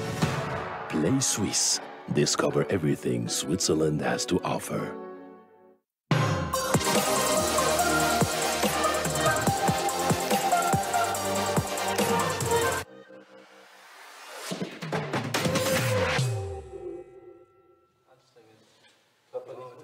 After all of the exo stuff and seeing where this technology is going and fully understanding what it's like to be in a wheelchair and, you know, or just to have the disability situation, what really is kind of turned into a happiness for me is seeing other people be able to regain abilities that they thought they once lost, or being able to accept the fact that they may not have those abilities, but being able to understand why, or, you know, or get through that.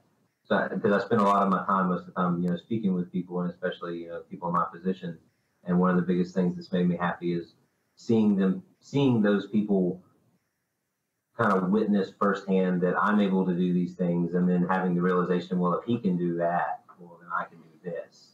And seeing the transition from the I'm lost and I can't do it phase to the, you know, I'm going to figure out a way, you know, mentality. So seeing that come around with people has been a big helper for me over the years. We are almost at the end of the first day of CYBATHLON 2020 Global Edition, and there's one more day to come. Tomorrow we have 3 more races, and Sina Maria, the highlight. What time will you for sure join our live stream to watch? I think I will be actually present for the whole afternoon tomorrow. Even better. Yes, but I think the exoskeleton is what really it made such a difference for these pilots. So I really want to watch that race, and so that's what I'm looking forward to very much. I think everybody's looking forward to the exoskeleton race. Robert, exoskeleton race, is that your highlight as well? It's maybe the most advanced technologies being involved in that kind of discipline. On the other hand, the prosthetic race is also interesting. It might look a bit more simple. It doesn't need to be even powered, the device. And it's a fast race as well. So I think each of the disciplines and races has some kind of interest tomorrow. Yeah, there's not only the exoskeleton race or the powered leg prosthesis race, there's a lot more. And here, what you can look forward to for tomorrow. Tomorrow at the CYBATHLON 2020 Global Edition. Even more exceptional performances, impressive technologies, and thrilling emotions. And 3 more disciplines. In the powered wheelchair race, pilots with a walking disability must even maneuver their robotic wheelchairs over stairs. In the powered leg prosthesis race, pilots with above-knee amputation or dysmelia use prosthetic legs to overcome everyday obstacles. And in the powered exoskeleton race, pilots with a paralysis of the legs have to master a course with exoskeletons. A day full of highlights and with lots of background information. To see on Saturday at the CYBATHLON 2020 Global Edition. Yes, is that what you can look forward to tomorrow? And I say thank you to Robert Riener. Thanks for joining us today. We're going to see you again tomorrow, and we'll keep talking about your baby, the CYBATHLON. Thank you very much, Sina Maria, for joining us. Thanks for the very interesting information about the medical tests that all the pilots actually have to do. Thanks for being here. Now, we are almost done, but do not run away, because now we have the best pictures of the day for you. And remember to join in tomorrow at 1 p.m. At 1 p.m. we will start the live stream. Depending from where we are watching, I say good morning, good afternoon, or good night. This is CYBATHLON 2020 Global Edition. Thank you very much for watching. See you tomorrow. Good night.